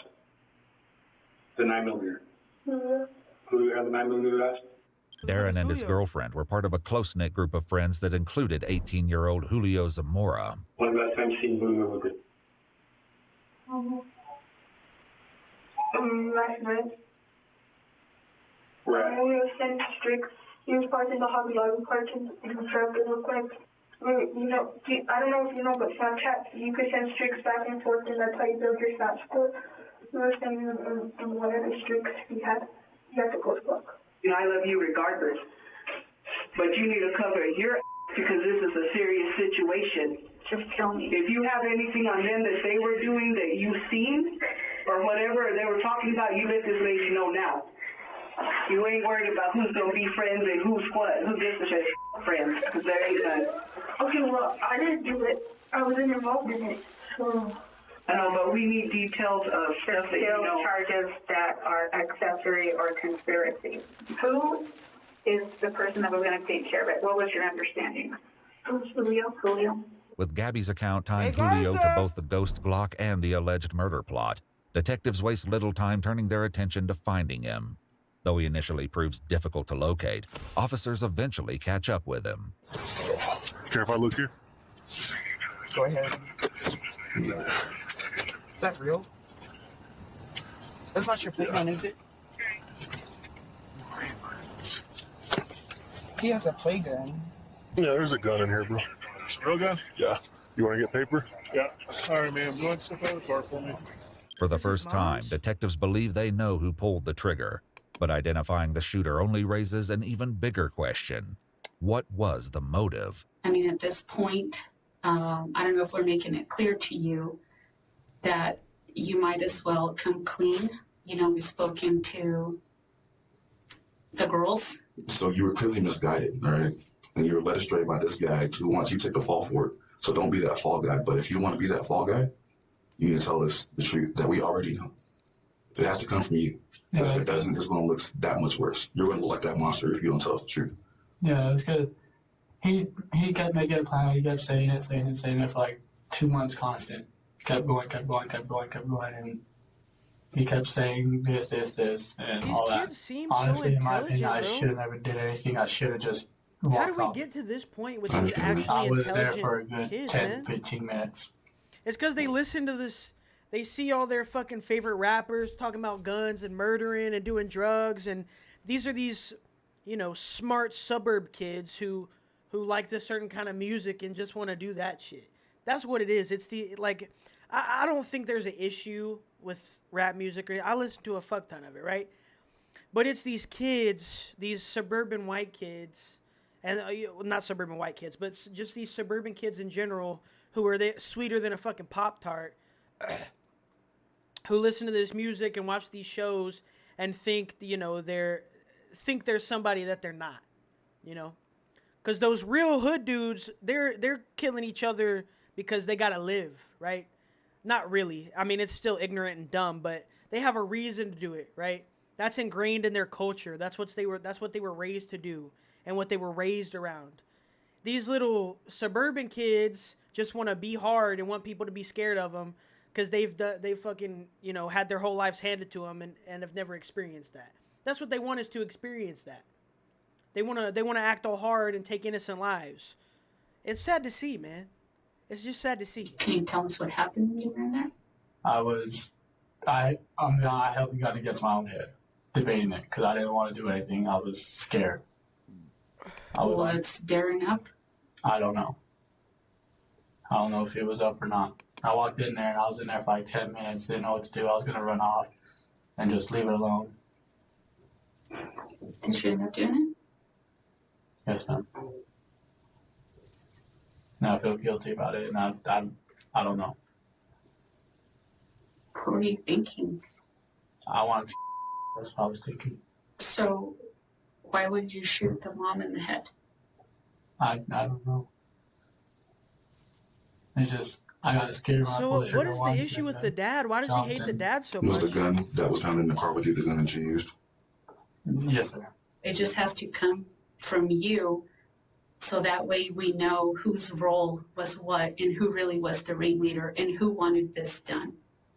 Darren wanted it done. I told you that Darren wanted his dad dead, and he said that he's been in his house. Julio said that he'll do it. Why though? What the fuck did the dad do? How much did Darren think he was going to get? Chat, I'm telling you, I genuinely think that Darren has a crush on his stepmom and wanted the dad dead. And it makes sense why Dina got killed. It's because Darren wasn't the one who killed him. Julio was. Darren is smart, man. He found a friend of lesser intelligence that he knew he could manipulate into doing this and made him do it. I don't know. A lot of it. According to police reports, Darren told his friends his father owned a chain of local convenience stores, leading them to believe he would inherit the businesses. In reality, however, Steve did not own the convenience stores. According to his LinkedIn profile, he was a district supervisor. Oscar Steve Munoz later died at the hospital from his injuries. All right, man. Is there anything else you think that we need to know about this? Anything you want to tell us? Darren, there is another thing, because Darren, he also said that he would kill me if I didn't do anything. Oh. So you were scared? Yes, that's really what it was too. Their life is over and your guys' life is over. That's true. According to court documents, 19-year-old Darren Munoz was charged with 2 counts of first-degree murder, conspiracy to commit murder, and criminal solicitation to commit murder. 18-year-old Julio Zamora was charged with 2 counts of first-degree murder and 1 count of conspiracy to commit murder. Prosecutors are seeking a life sentence for Julio. Both have entered a plea of not guilty, and the cases remain ongoing. What? No one else has been charged in connection with the case. Watch our full videos as they were originally made, with no randomly muted words or details cut. We've also... I don't believe he did it for money, bro. I think he had some weird shit going on. All right, chat, we're at 4 hours, dude. Hey, you guys wanted a full body cam stream? That was basically it. But no, once we hit 100 followers, we still got that 24-hour stream coming. I will see you guys next time, either on Wednesday or Thursday. We'll be playing something. We'll do some games, though. We'll have some games going. Joe, I appreciate you being here. Garrus, Mills, appreciate you guys for stopping by. I'll see y'all next time, dudes. Peace.